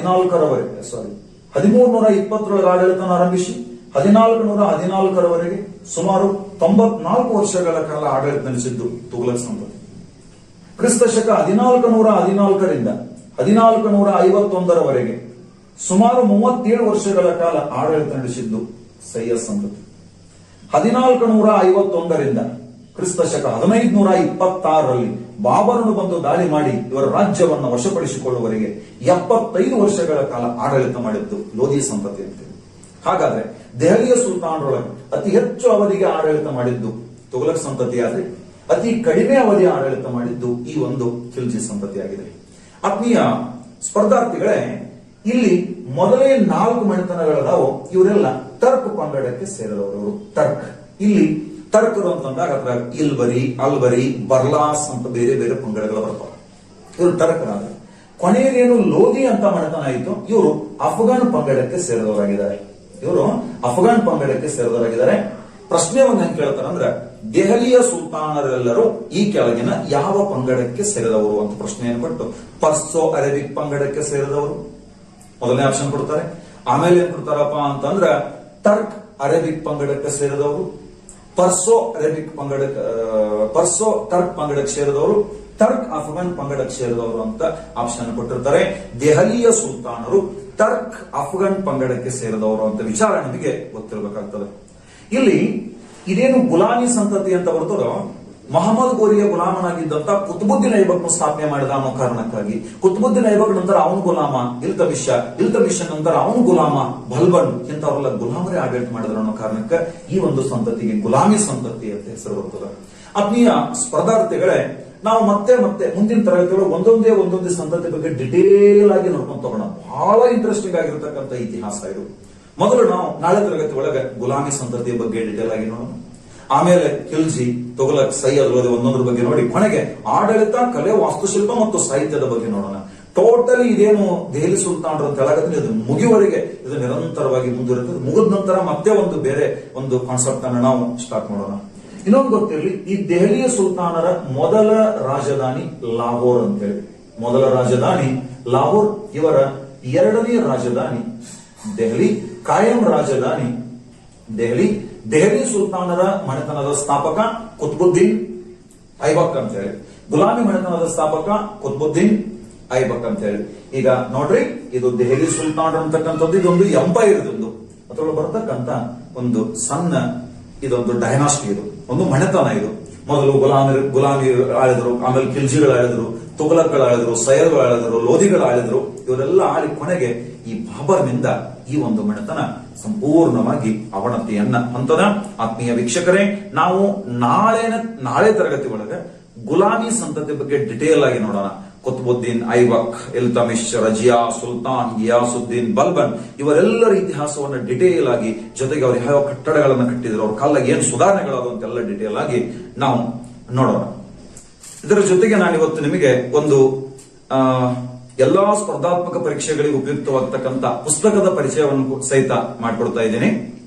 ನಿಮ್ಗೆಲ್ರಿಗೂ ಬಹಳ ಜನರಿಗೆ ಈ ಪುಸ್ತಕದ ಬಗ್ಗೆ ಗೊತ್ತಿರಬಹುದು, ಇನ್ನೂ ಬಹಳ ಜನರಿಗೆ ಗೊತ್ತಿಲ್ಲ ಅಂತ ನಾನು ಅಂದ್ಕೊಂಡಿದ್ದೀನಿ. ಯಾವ ಪುಸ್ತಕ ಅಂತಂದ್ರೆ, ಬೆಂಗಳೂರಿನಲ್ಲಿ ವಾಣಿಜ್ಯ ತೆರಿಗೆ ಅಧಿಕಾರಿಗಳಾಗಿರುವ ಅಶೋಕ್ ಮಿರ್ಜಿ ಅವರೇನು ತಾವು ಅಧ್ಯಯನ ಮಾಡುವ ಸಮಯದೊಳಗೆ ಕೆಲವೊಂದಿಷ್ಟು ಕೋಡ್ಗಳನ್ನ, ಟ್ರಿಕ್ಸ್ ಗಳನ್ನ ಮಾಡಿದ್ರು. ಆ ಟ್ರಿಕ್ಸ್ ಗಳನ್ನ ಕ್ರೋಢೀಕರಿಸಿ ಹಾಗೂ ಕರ್ನಾಟಕ ರಾಜ್ಯದ ಪ್ರಮುಖ ಸಂಪನ್ಮೂಲ ವ್ಯಕ್ತಿಗಳು ಮಾಡಿರ್ತಕ್ಕಂಥ ಕೆಲವೊಂದಿಷ್ಟು ಟ್ರಿಕ್ಸ್ ಗಳನ್ನೆಲ್ಲವನ್ನ ಕ್ರೋಢೀಕರಿಸಿ ಮಾಡಿರ್ತಕ್ಕಂಥ ಒಂದು ಪುಸ್ತಕ GK ಟ್ರಿಕ್ಸ್ ಅಂತಕ್ಕಂಥ ಒಂದು ಪುಸ್ತಕ. ಯಾಕೆ ನಾನು ಈ ಪುಸ್ತಕವನ್ನು ನಿಮಗೆ ಪರಿಚಯ ಮಾಡೋದಕ್ಕೆ ಹೊರಟಿದ್ದೀನಿ ಅಂತಂದ್ರೆ, ಇದು ಪ್ರಚಾರ ಅಲ್ಲ, ಇದು ಪರಿಚಯ. ಯಾಕೆ ಪರಿಚಯ ಮಾಡ್ತಾ ಇದ್ದೀನಿ ನಿಮಗೆ ಅಂತಂದ್ರೆ, ಕೆಲವೊಂದಿಷ್ಟು ವಿಷಯಗಳು ಎಷ್ಟೇ ಓದಿದ್ರು ಸಹಿತ, ಪದೇ ಓದಿದ್ರು ಸಹಿತ ನೆನಪುಳಿತಾರೆ. ಈಗ ಒಂದು ಉದಾಹರಣೆ ಹೇಳ್ತೀನಿ. KS ಎಕ್ಸಾಮ್ ನ ಒಂದ್ಸಾರಿ ಒಂದು ಕ್ವಶನ್ ಕೇಳಿದ್ದಾರೆ. ಕರ್ನಾಟಕದಲ್ಲಿರ್ತಕ್ಕಂಥ 8 ಬೆಟ್ಟಗಳನ್ನು ಕೊಟ್ಟರೆ, ಎತ್ತರದ ಬೆಟ್ಟಗಳನ್ನು ಕೊಟ್ಟು ಅವುಗಳನ್ನ ಇಳಿಕೆ ಕ್ರಮದಲ್ಲಿ ಬರಿ ಅಂತ ಹೇಳಿದ್ದಾರೆ. ಇದು ನಿಜವಾಗ್ಲೂ 8 ಬೆಟ್ಟಗಳ ಎತ್ತರಗಳು ನೆನ್ಪಿಟ್ಟುಕೊಳ್ಳೋದಂತೂ ಕಷ್ಟದ ಕೆಲಸ. ಅದನ್ನೊಂದು ಟ್ರಿಕ್ ಮೂಲಕ ಅಥವಾ ಒಂದು ಕೋಡ್ ಮೂಲಕ ಅದನ್ನ ನಾವು ನೆನ್ಪಿಟ್ಕೊಂಡ್ರೆ ನಾವು ಎಕ್ಸಾಮ್ ಒಳಗೆ ಹೆಚ್ಚಿನ ಅಂಕಗಳನ್ನು ಪಡಿಬಹುದು ಅಂತೇಳಿ ನಾನು ಹೇಳೋದು ಹೊರಟಿದ್ದೀನಿ. ಇವಾಗ ಈ ಪುಸ್ತಕ ಸುಮಾರು 1000ಕ್ಕಿಂತಲೂ ಹೆಚ್ಚಿನ ಟ್ರಿಕ್ಸ್ ಗಳನ್ನು ಹೊಂದಿರತಕ್ಕಂತ ಒಂದು ಪುಸ್ತಕ. ಆ ವಾಣಿಜ್ಯ ತೆರಿಗೆ ಅಧಿಕಾರಿಗಳಾಗಿರ್ತಕ್ಕಂಥ ನಮ್ಮ ಮಾರ್ಗದರ್ಶಕರು, ಒಂದು ಒಳ್ಳೆಯ ಸ್ನೇಹಜೀವಿಗಳಾಗಿರ್ತಕ್ಕಂಥ ಅಶೋಕ್ ಮಿರ್ಜಿ ಅವರು ರಚಿಸಿರ್ತಕ್ಕಂಥ ಟ್ರಿಕ್ಸ್ ಗಳಿದಾವೆ. ಕೆಲವು ಜನ ಸಂಪನ್ಮೂಲ ವ್ಯಕ್ತಿಗಳು ರಚಿಸಿರ್ತಕ್ಕಂಥ ದಿಗ್ಗಜರ ಟ್ರಿಕ್ಸ್ ಅಂತ ಕೂಡ ಇದ್ರಾಗ ಒಂದು ಪಾರ್ಟ್ ಇದೆ. ಸಬ್ಜೆಕ್ಟ್ ವೈಸ್ ಬಹಳಷ್ಟು ಟ್ರಿಕ್ಸ್ ಅನ್ನು ಕೊಟ್ಟಿದ್ದಾರೆ. ನೀವು ಈ ಟ್ರಿಕ್ಸ್ ಅನ್ನ, ಈ ಬುಕ್ ಅನ್ನ ತೆಗೆದುಕೊಂಡು ರಾಜ್ಯದ ಎಲ್ಲಾ ಪುಸ್ತಕ ಮಳಿಗೆಗಳಲ್ಲಿ ಈ ಪುಸ್ತಕ ಲಭ್ಯವಿದೆ. ಈ ಪುಸ್ತಕ ತೆಗೆದುಕೊಂಡು ಓದೋದ್ರೊಂದಿಗೆ, ಜೊತೆಗೆ ನಿಮ್ಮ ಸ್ನೇಹಿತರಿಗೂ ಸಹಿತ ಪುಸ್ತಕದ ಬಗ್ಗೆ ತಿಳಿಸೋದ್ರೊಂದಿಗೆ ಈ ಒಂದು ಪುಸ್ತಕದ ಸದುಪಯೋಗ, ಇದ್ರೊಳಗಿರ್ತಕ್ಕಂಥ ಜ್ಞಾನದ ಉಪಯೋಗವನ್ನು ನೀವೆಲ್ಲ ಪಡ್ಕೊಳ್ಬೇಕು, ನಿಮ್ಮ ಜ್ಞಾನದ ಮಟ್ಟ ಹೆಚ್ಚಿಕೊಳ್ಬೇಕಂತ ಹೇಳಿ ನಿಮ್ಗೆ ಕೇಳ್ಕೊಳ್ತಾ ಇದ್ದೀನಿ. ಇದಕ್ಕೆ ಒಂದು ವರ್ಡ್ ಅನ್ನು ಬರೆದಾರಲ್ಲ, ಏನು ಕೊಟ್ಟರಪ್ಪ ಅಂದ್ರೆ ಮಾಂಟೆಸರಿ ಟು ಮುಸ್ಸೋರಿ ಅಂತೇಳಿ. ಏನಿದು ಮುಸ್ಸೋರಿ ಅಂತಂದ್ರೆ ತರಬೇತಿ ಕೇಂದ್ರ ಇದೆ ನಮ್ಮ ಯಾರಿಗೆ IAS IPS ನವರಿಗೆ.